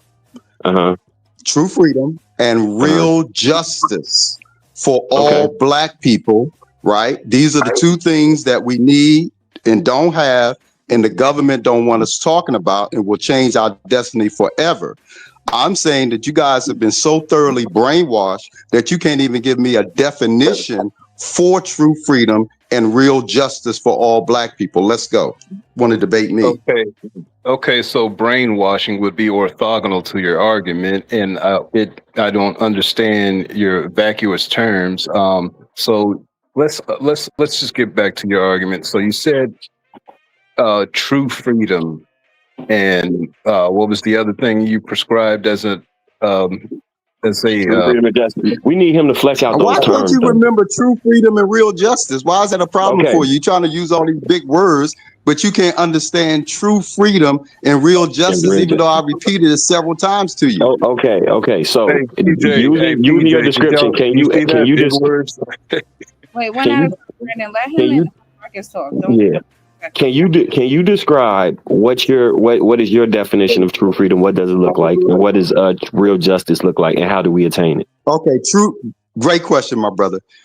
To me, true freedom and real justice equal. You brought your old ass up here. You see how disrespectful your whole ass is? You want to be disrespectful? You the hoe, nigga. You the hoe. Yeah, you the bitch, and you sell pussy. Like that. That's why I treat you like that. Yo. Come on, people. We definitely can't get no solution from your ignorant ass. No, thank you. DJ, a lot of them don't have accents. What that mean? He could just be a coon. We didn't rule that out. Are you a coon? Listen, because he asked me a question. The definition of true freedom and real justice for all black people is black worldwide domination and total rulership of this entire planet by 100% black people only. Now, are y'all down with that, or are y'all a bunch of coons? Which one? Now, say it with your chest. Put your big girl panties on and your big boy boots. You got a lot to say. What do you got to say about that? Are you married?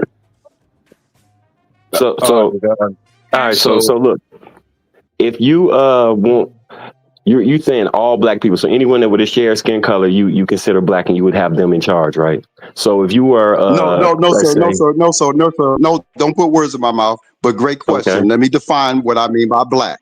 Black, as I define it, is the descendants of both the Arab and the transatlantic slave trade, scattered to the four corners of the earth via slavery and chattel slavery, right? Now, I know you guys are probably, don't interrupt me. I know you guys probably traveled.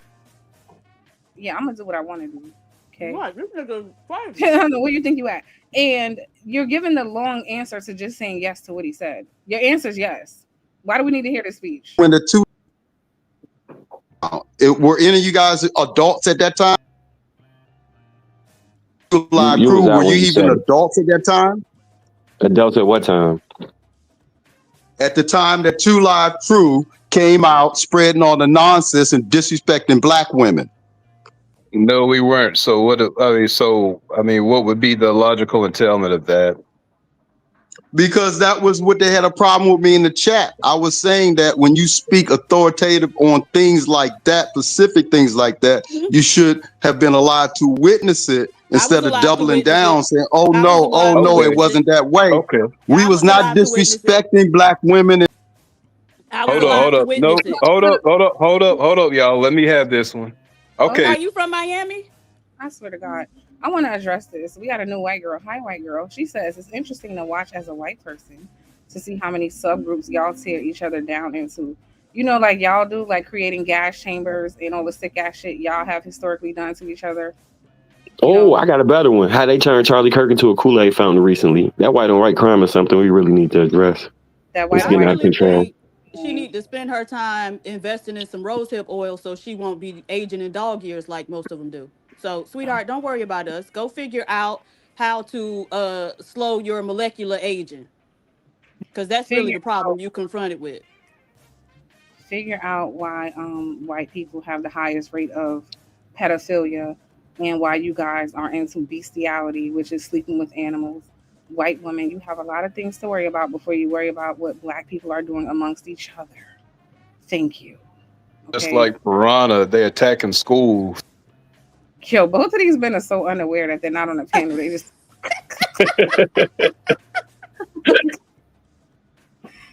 oh my God.